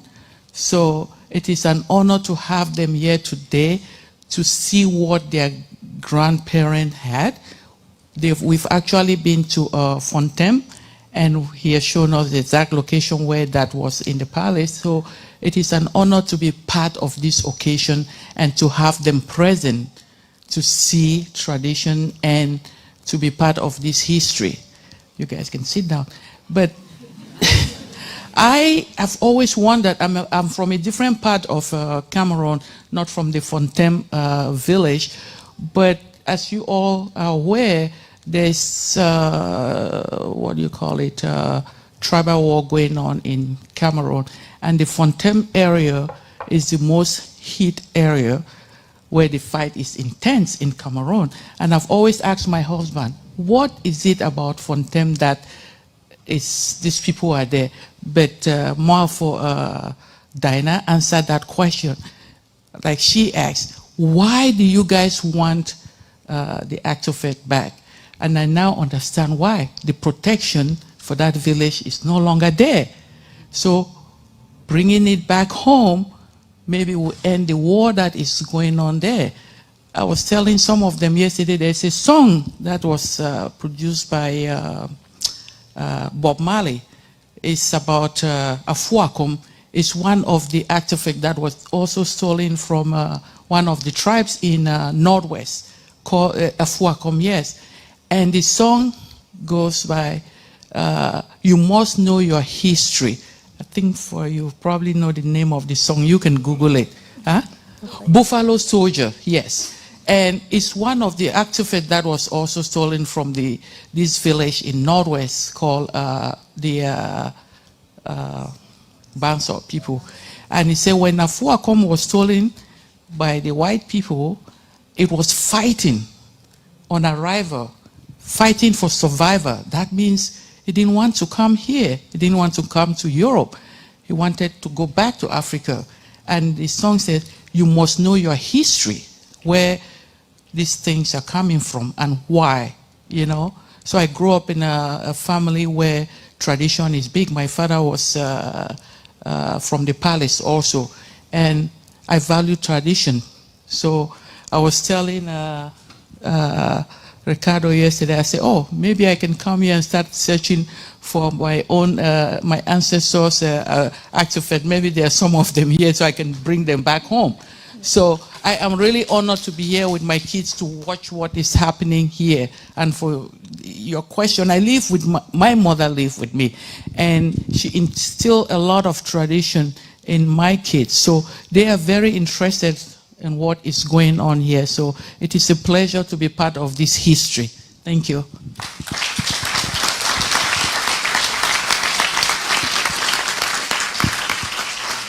Thank you very much. Just wanted to say, as long as I'm here in the museum, you're always welcome.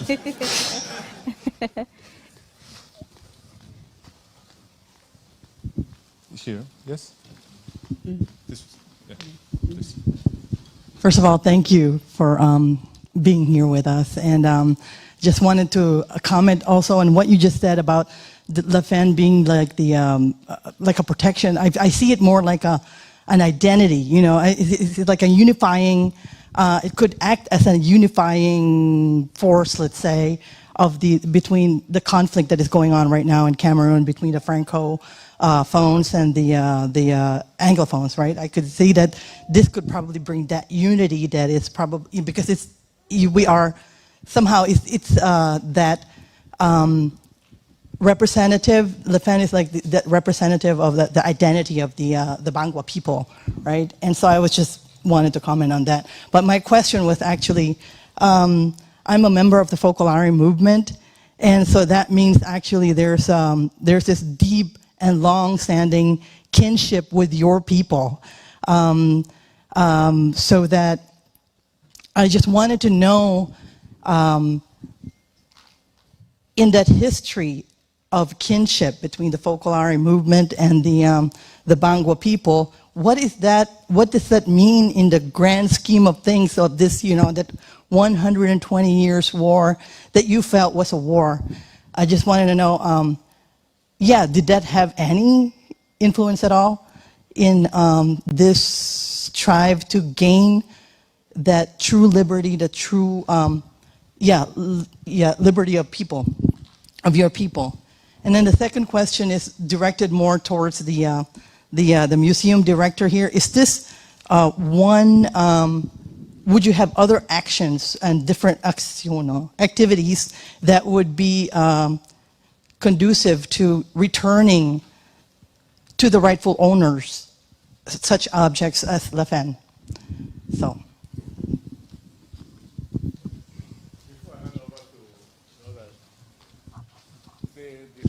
Chief Charsak with the micro, please. Hello? Yeah. Yeah, as you heard, and thank you, Antonio, I heard from my wife, and you heard before from the Royal Highnesses here before. What you call the war today is part of the disruptions from 120 years to date. The society has been in disarray, have been different forms of disconnections, and that's why we thank the Focolare movement that their involvement in our community helped to caution some of the effects when they came in. When you came in, we had sleeping sickness that blighted nearly a whole generation. And I'm one of the beneficiaries because you build a hospital and thereafter build a college, which I attended. And you worked with us. You tried you did that. And that's why His Majesty said that you have accompanied us through challenges over generations. And that has helped trying to caution the effect. But what is happening today, and you heard my wife say it, you heard my elder sister Royal Highness said it before, and His Royal Highness Fabella, is if these, all of them, had returned at the spirit of Amasonian ancestors, the society will never, ever have fallen into this level of complete disarray, dysfunction. I can assure you, it will never have. And the day that is coming back, all the people of the kingdom will be as one as they were supposed to be. I can tell you from here that the mere, even hearing that we're here, His Majesty touched it 3 times, and we came and we had this reception. I can tell you, everybody will pay attention. The Nkamfozong just already told you that these young people in social media, in YouTube, who are the people fighting the young people? They are their generation. And of course, because of the cooperation that we are having today, that international element that Fontem Amasonian brings and the firm today, they bring to us, even the government and others will pay attention. Because what we have today is higher, is one of the highest attributes of the African personality. What happened in Benin, the Oba of Benin, we paid attention because I was involved. The prince, handed by a wife and others, were fighting. I was by them. Just that I could not come forward. And they are involved in what is happening here. And I just told a number of people how in Niger Republic, we have Isabella here from the British Museum who participated in the Conference of African Bar Association where we talk about the issue with some other people. So it is an issue that every other dissolution will wait. When Fontem Amasonian comes and the firm and other come, every other person pays attention. In every community that happens. The community people in Germany, if people were in a state of war and those people come up, everybody pays attention. And I can tell you that that authority for us to say, stop, it was received. Some obeyed. But as Her Royal Highness has said, some said this is a myth. That dysfunction, this is going to eliminate that myth, and the reality will come. Fontem Amasonian held the community together. This, the firm holds the community together, as His Royal Highness said. So do not be worried about what is happening. If you came here at this point in time, because we are also sure, and we will assure you, that the restitution is going to resolve this problem. Now, the director was asked a question, and I think the director can answer that. Yes, I would say for us, dealing with restitution, dealing with colonial history, has become a daily task, and it will also become our future. And not only at the Rijksmuseum, but in every museum, in every German museum, and also outside Germany. And so I also would like to, as a Dutch director working here in Germany, I would like to say we do not speak about German colonialism. Colonialism is a European history. I think it's very important to say that. So the Rijksmuseum has already a long history dealing with restitution and also proactive. In 2018, the Rijksmuseum restituted a toy moko to New Zealand. After a long provenance research, contacted New Zealand and sent it back.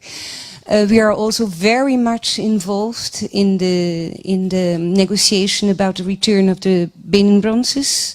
Last week, Friday, 1st of July 2022, I was in Berlin with some members of my team, and we were there during the signature of the agreement between Germany and Nigeria. Rouwsgracht Joost Museum has the 4th largest collection of 96 royal artworks from Benin City. And so we here are very active. And here in this room I have my friend and professor, Dr. Peju Laiwola. She is from Benin City, and she is over there, and she is actually the patron of this Benin collection, and she has joined us in this negotiation. The end of the month of April, we opened our new exhibition space, and the title is I Miss You, about missing, giving back and remembering. And this is a place, a kind of mourning place, and also how to come into, how to deal with this common history and what will be our future. And in this space, I Miss You, we show the collection of 96 royal artworks from Benin City, and this is really a space which we will also use for future restitution requests. So it is a daily work, and I think that is our mission, to open our doors for those communities, and and to repair the colonial wound. That is, I see that as my mission, and this is the mission of our Rouwsgracht Joost Museum. So a long history, and there will be future restitution requests, but I think this agreement, this incredible agreement which took place last week, and Germany is here the very first country in Europe to organize this agreement. And here we speak about the transfer of ownership of more than 1,130 royal artworks which are in German collection. So here Germany plays a really important role, and this is very, very symbolic. This is it's a huge symbol for the future of our museums. And so, so we enter a new era, and we will open the doors more and more, not only for communities as here, for this fantastic royal delegation from Fontem, but also, and even really, this is for us really important, open the doors to the African diaspora living in North Rhine-Westphalia. Thank you very much.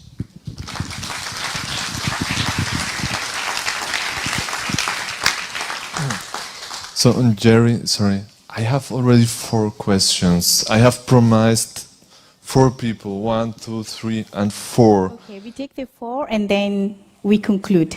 So I would keep your questions short so that we can get all 4 people to ask their questions. Thank you. And also because outside there is something very special waiting for you. Okay, I try to keep it short. My name is Axel Hill. I'm from the Cologne newspaper Kölnische Rundschau. Thank you, Your Royal Majesty, and all of you for sharing your emotions, because that is so much more than just reading a letter. We want this restituted. So that was very, very heartbreaking. Okay, so now my very profane question is, when it returns to Cameroon, and I hope that will be very soon, where will it find a new home? And how will it find a place in your daily life? Because I have a feeling that on a spiritual level, you need that. So how will it be on a practical level, if you excuse that question? And sorry, if possible, short answer. Sorry for this important question.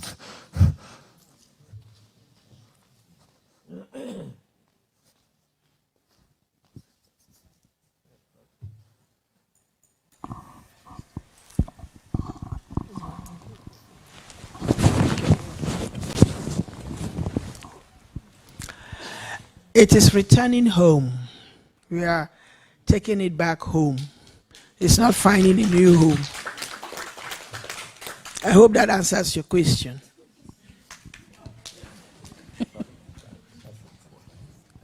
So, is it on? Okay. I'm very, very overwhelmed to be present here today, especially in front of His Royal Majesty, the Founder of Fontem. I want to greet all the notables present. And you guys, you people have talked a lot about emotions. We've seen the emotions. You've talked about damages. I have some few questions, and one of them will go to the director. Is this, I don't know, what is the emotions of the Germans or of this, of the authorities losing or giving back this precious artifact of us? And is this a platform where future discussions are going to come up, how you're going to make amends for this, or is this just like we're giving back what we took from you, or is there going to be something that's going to come afterwards? And I would equally like to ask my elders, who most of them are on the legal bench, if during all your struggles, all this fight you've been fighting to get back Le Femme, if you envisaged any program or any plan for getting back reparations whatsoever for keeping Le Femme for over 100 years out of home. Thank you.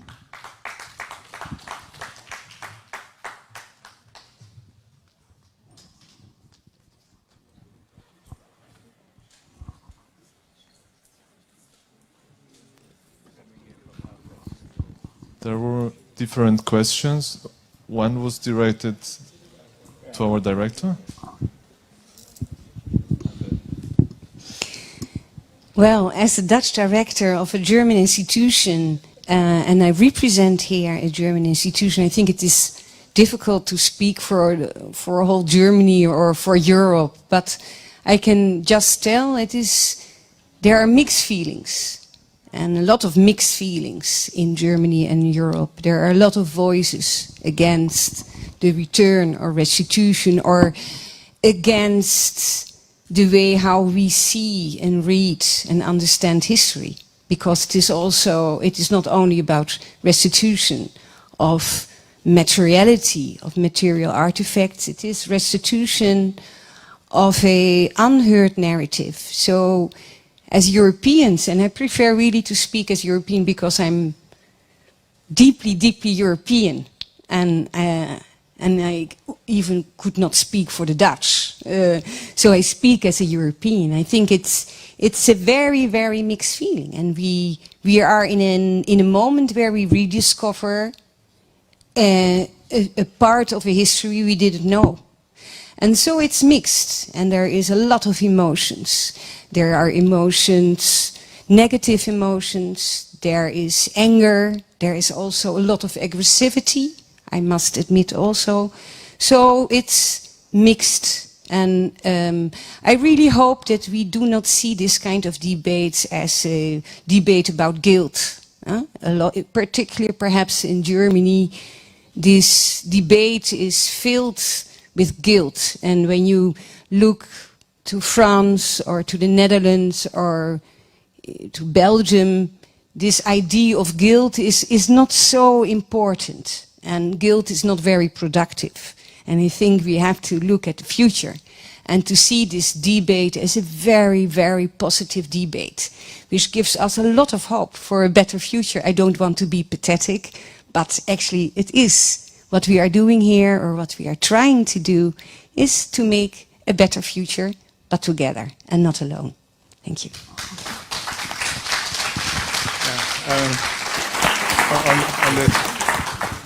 Okay. You raised a question that delves into the domain of international law. We made a conscious decision to ask for restitution, because restitution is possible with regard to the museums and the municipality. They can do the restitution, and perhaps they very cautiously and wisely also write in their request about cooperation. They talk about restitution and cooperation. They are not using the word reparations because the word reparation has profound legal consequences.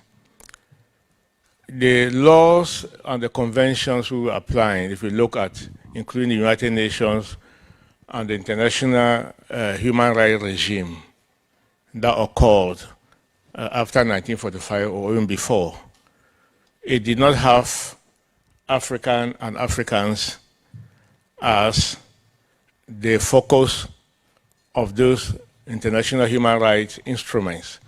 Take note, because Africa at the time was not subject of international law. Colonialism still occurred, even to countries of the free world that fought the Second World War against Germany and others.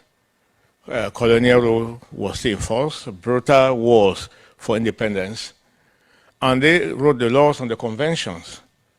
It is with independence that Africa became subject to international law, and they made sure that the international treaty regime we're having now, that the International Criminal Court and others, and many other laws in the continent, are the first time we find Africa negotiating as equals in negotiating these treaties. Nevertheless, the United Nations has passed certain resolutions on the question of colonialism. For example, the United Nations made colonialism a crime against humanity. And two, the United Nations resolution asking for former colonial powers to negotiate in good faith with colonized people and see as much as possible as they can compensate or do some reparations. But it is just at that level.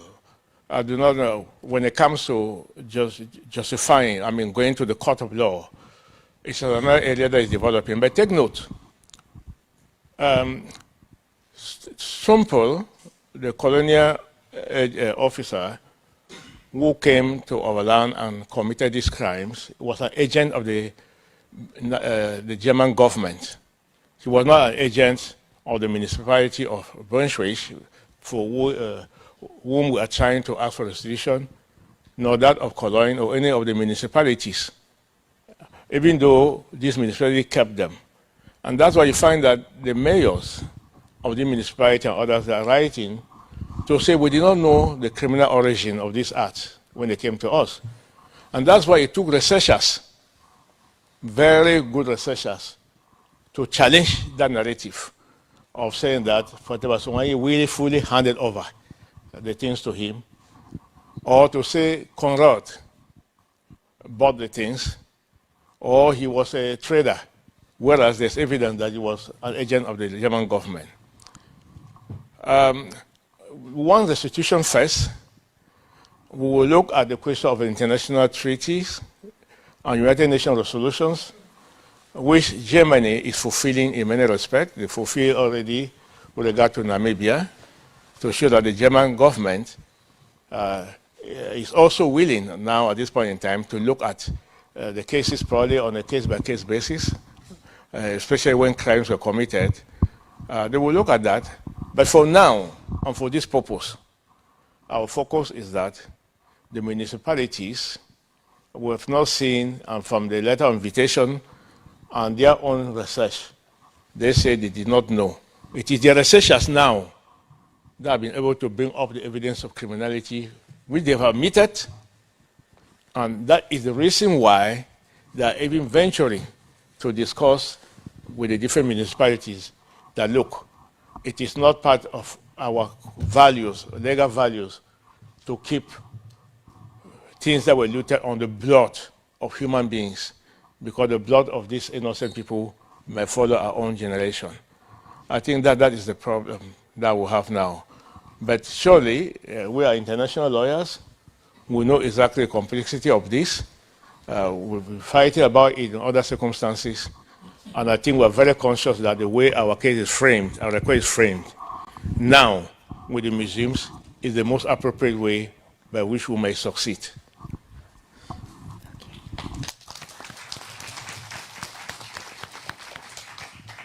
Last two questions, which I already have promised before, then we will have to end. Please, short question, short answer. Because food is waiting for us, drinks are waiting for us, and very, very special dances.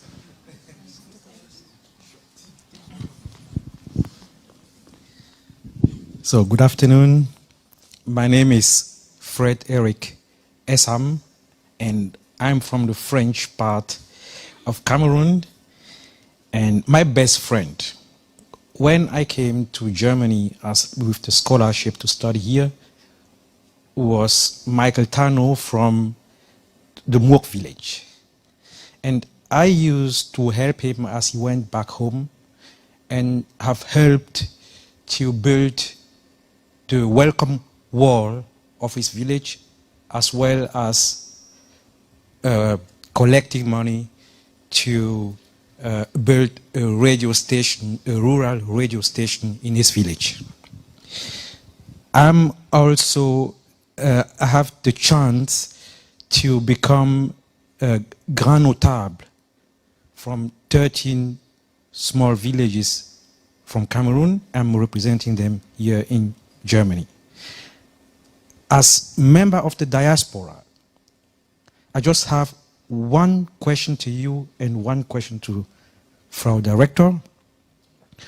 What should we do, or what could you recommend us from the diaspora to do when it comes to promoting culture, to promoting peace, and to promoting vivre ensemble together? Thank you so much.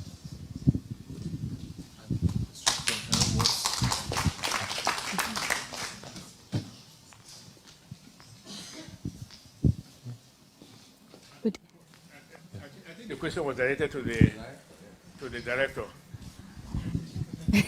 Well, actually, it was not a plan that, that I had to speak, but it is an important question. And I think that's why I said in the beginning, this museum, we see it as a platform also for the diaspora. And you can feel here in this room, it is not enough a platform for the diaspora.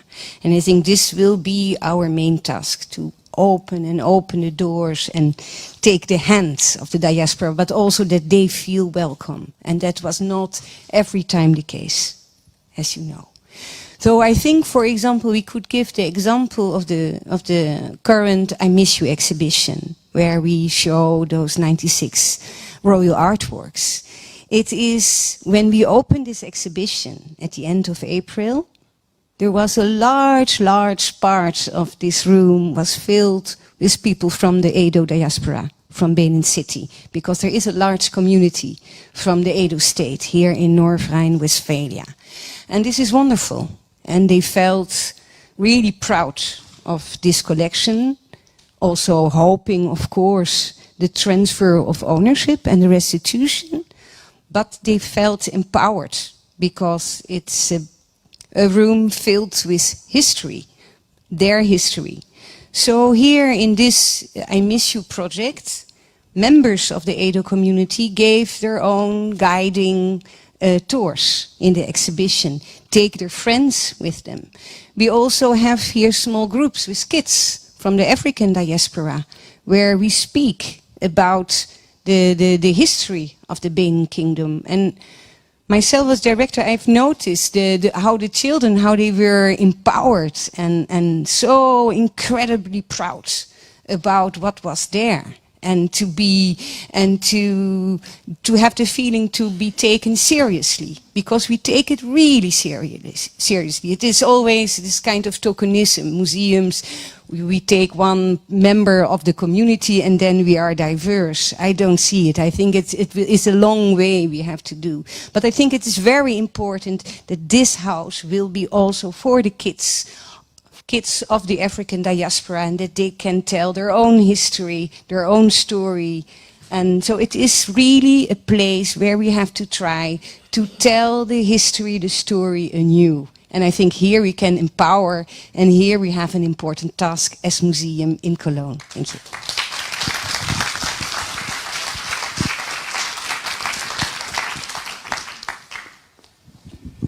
Thank you very much. Your Royal Majesty, it's such a wonderful thing listening to all of you and all the royals in the house. The story of Fontem is a story of the expropriation of artifacts from all over Africa. So I come from Benin City, and it was very similar to your old ancestor, Oba Voraba, that was exiled, that died in exile in Calabar, is also my ancestor. So when we talk about looted artifacts and the pain that you expressed today, I can actually relate to that. I remember when I touched the Benin work for the first time, I had a wave of emotions, and that also inspired the poem that I wrote. So my prayer, I don't have any question for you. My prayer is that your reign will be beautiful. This is a very good sign.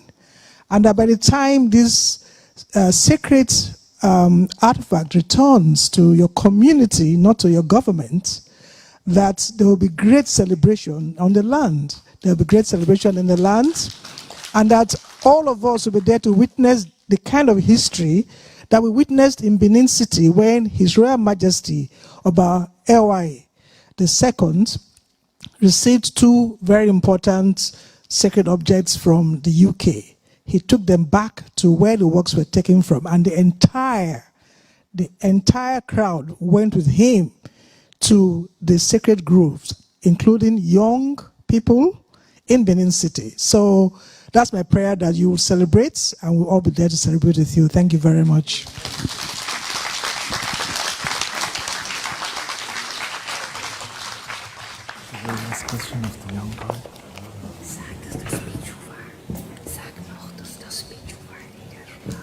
What? Sorry. Oh, I forgot I have the micro on. But there was one very last. Hello? One young boy who wanted to ask something. There he is. This is our future, so the future gets to ask the last question.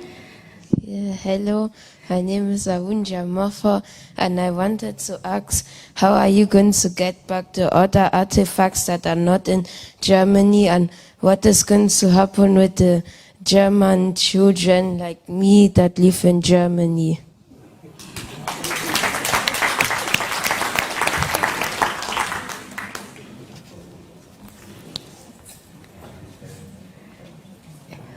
Would you like to answer?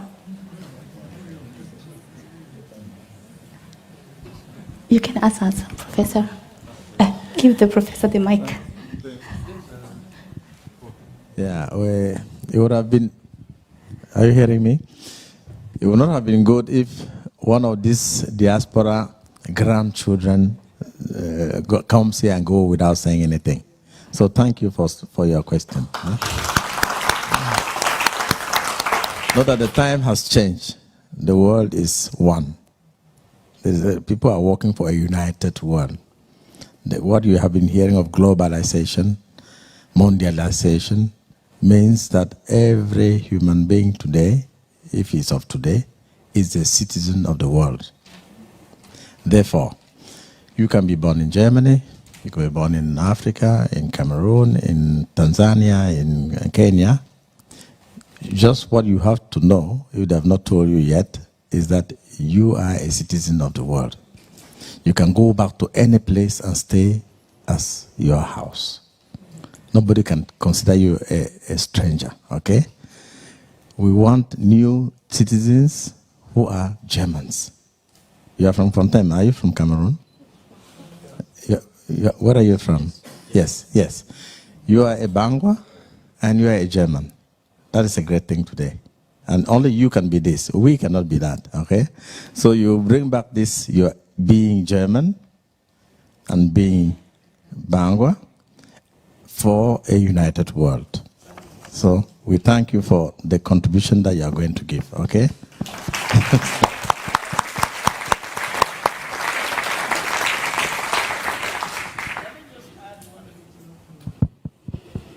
Hello. Yeah. Just approach it. Yeah. I think when His Majesty, His Royal Majesty spoke, and when His Highness Chief Staku spoke, he mentioned that the letter spoke of restitution and cooperation.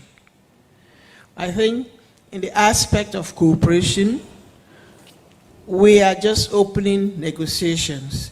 But the aspect of cooperation is where you probably benefit. Because when it goes back, somebody asks what language you speak and all of that, it will bring you now back home to visit it. If it's here, you see it in a museum. You hear stories. But when you be coming back to visit it in Cameroon, you will see it in another light, in its rightful place. So, when your father is bringing you to your roots in Bele, you will visit the Lefem and all the other Bangwa Americans, Bangwa French, Bangwa British, all your generation. When you come home for various ceremonies, for holidays, you'll be able to visit it in its rightful place. And not just the Cameroonian diaspora, the young Germans, particularly those who saw this or their parents saw this here and told them about it, they'll be able to come to Cameroon and see that history and see where it is. I believe that's what the museum meant in his letter when he was talking of cooperation. These are things we're going to discuss in the course of the negotiations. We are not taking it away from you. We are taking you to go and visit it in its rightful place, in all its glory. You'll enjoy it more.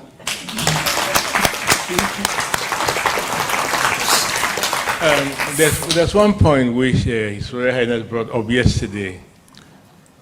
We realized that this historical narrative has gone around for too long and brainwashed everyone, including our own children. That's part of the damage when our children go to school and they're talking about their own art, their own Lefem, and they label them in derogatory terms on language which is not inconsistent with what they really.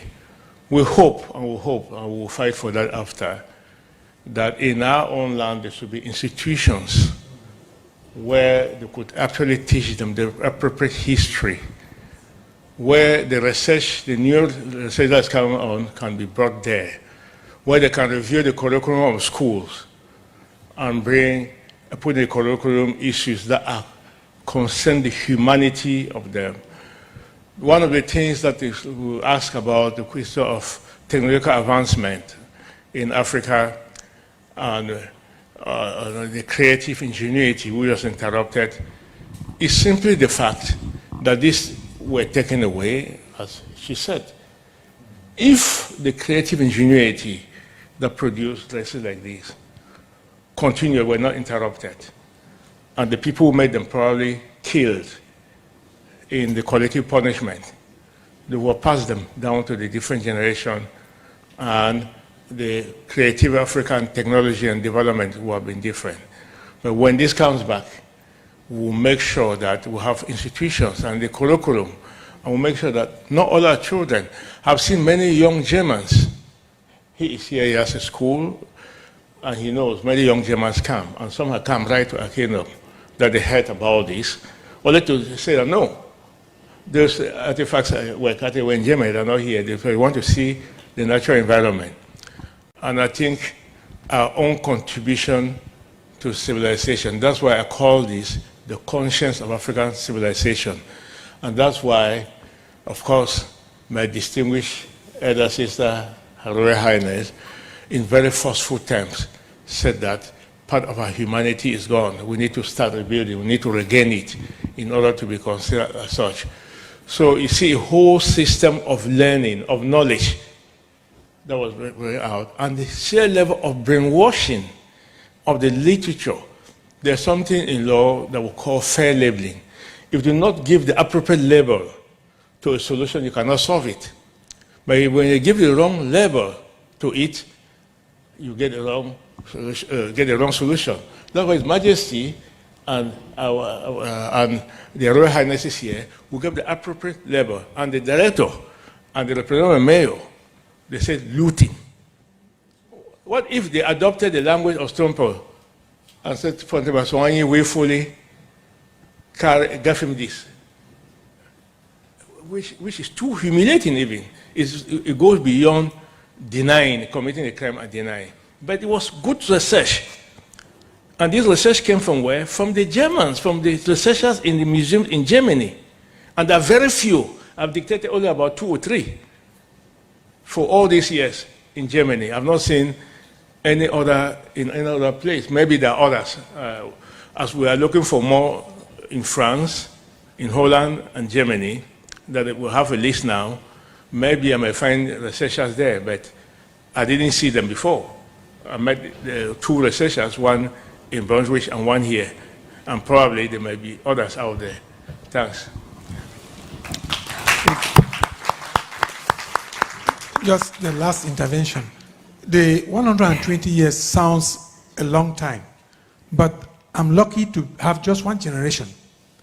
When Fontem Asonganyi was taken out of Leban, my father was a young man. My father. And so when he came back, my father was present. And my father retired in 1955 before I was born. I mean, these are the dates. He died in 1951. So the stories, I got it from somebody who lived it. I have an uncle, Patik, who is now on his bed. He has cancer, the legs have been cut off, but he's still up here, very correct. Who saw Fontem Asonganyi when he was taken away? That's the last of our uncles. And when he came back, when Fontem the Fang died, I was a mass servant. The successor to Asonganyi, I was a mass servant in the college. In 1982, I was in Fontem, in the college. So this story, I have lived it. And Fontem the Fang came and died. When Fontem Jifo was taken over, I was there. And when Fontem Jifo died, and His Majesty was there, we were the people. So it is sounding very long, but I'm lucky that I missed only 1 generation. My father was part of this deal, and he told all the stories. And so when I got there, I was crying. I said, so this, what I was hearing, like Mafa said, they said, stop, those are stories again. Those stories have become a reality.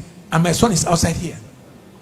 That he will say, my father, you see, this is a continuation. That falls for the new German generation, the young generation. And that those who come to Cameroon for Social Friday, I'll take them to Fontem and they'll visit it. Thank you. Thank you. I just want to pay some tribute. In our kingdom, the women have played a very important role. And I want to pay first tribute to Mafoka, Fontem Asonganyi's elder sister. When he was taken into exile, even before then, but I'll just go to this part. She was the one who fought violently for her brother to be returned and who secured her throne to make sure when he came back, he sat on her throne. Her stories are very long, but this is one of the great women of our kingdom. I also want to pay tribute before her to Onyisom, Onyasom, who is one of those pillars of our dynasty. She said they will introduce her mother-in-law, my aunt, Princess Oatabo. She was another great woman who stood by her brothers. Without these women, we might not even be here today. So I thought I could not come and sit here and go without paying tribute to these great women of our kingdom, of our history. Thank you. So thank you very much. Thank you to the audience. Thank you also for this wonderful conversation and this wonderful dialogue that we have just had here. Please allow me to just conclude with a few words that I think are just important. For me, I think as a person who, is here in the city of Cologne, I really do understand, the decolonizing of the museum, as one of the audience asked, as an effort to confront the colonial ideas and practices present in ethnographic museums up until this day. I would like to invite you, all those working in this museum, to become part of the intervention and the broader conversation about the role of justice within this museum. We must decolonize this museum, even when it makes some people uncomfortable. Decolonizing should not be a word that we use as a vogue word. because it requires us to do the hard work, to imagine or re-imagine better museums. And yes, this is work, it is painful, but it can be done. We must decolonize a museum from the standpoint of history, from the standpoint of culture, and from the standpoint of its publics. We often hear museums referring to themselves as neutral spaces. But then how can they be neutral when they are also spaces where knowledge is produced and consumed, where colonial legacies and practices are kept alive, reproduced, and histories omitted? Words like white privilege and oppression are hard ones for us to think about in terms of museum practice. Individuals may be good people working for good of the society, but they work within systems that they have inherited but have not necessarily dismantled and disowned. It is in these systems that communicate messages of exclusions to people who have been objects of various forms of oppression over the centuries. And by now, most of us have already known, and we have also heard about this story, that, most of this work was not acquired without violence. Addressing these controversies within our own museums can help museums use their platform to highlight injustices in power structures, rather than simply using them for their own advantage. So European museums will have to be prepared for many more, like today, coming from other mother African countries, and also places who will demand the return of their property. What the rightful owners do with their property is their decision, and this must not delay restitution. Restitution demands that we look at our own museums and the structures within it from a critical point of view. This work is a process, a hard process that will require the work of not only the people working within the museums, but also from the communities outside the museum. Because we can no longer be silenced. We must tell our stories in our own truth, in our own voices, and in our own words. We must rewrite our histories to include our voices. So yes, restitution matters. Sacred Bangwa sculpture matter. Benin bronze matter. Our narrative matters. So I thank you all for taking your time to be here, and thank you also to our honorable guest for visiting our city.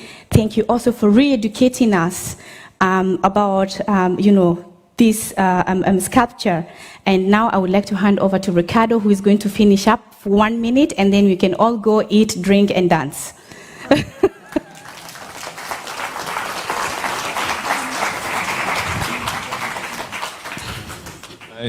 I don't want to repeat what has already been said. Just want to thank you again for being here, and I invite you to join us at the foyer of the museum. There will be drinks, there will be music, and there will be very, very important traditional dances.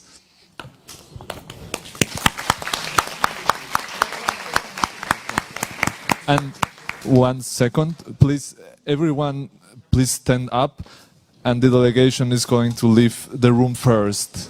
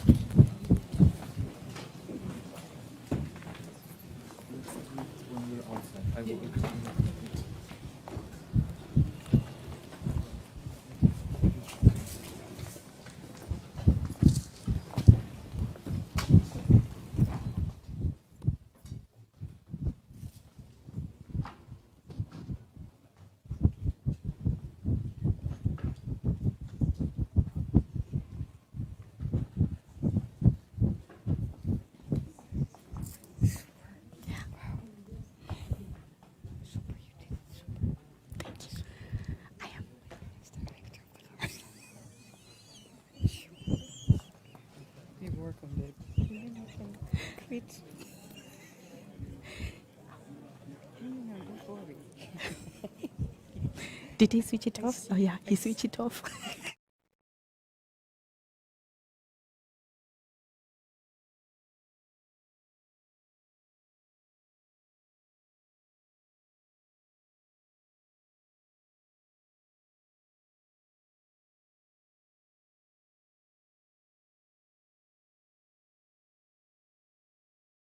For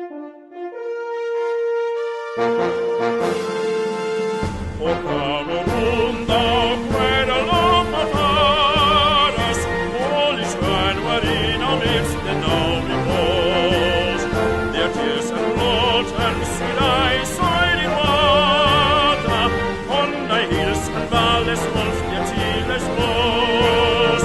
Yeah, fatherland, thou of no tongue can tell, how can we ever pay that you?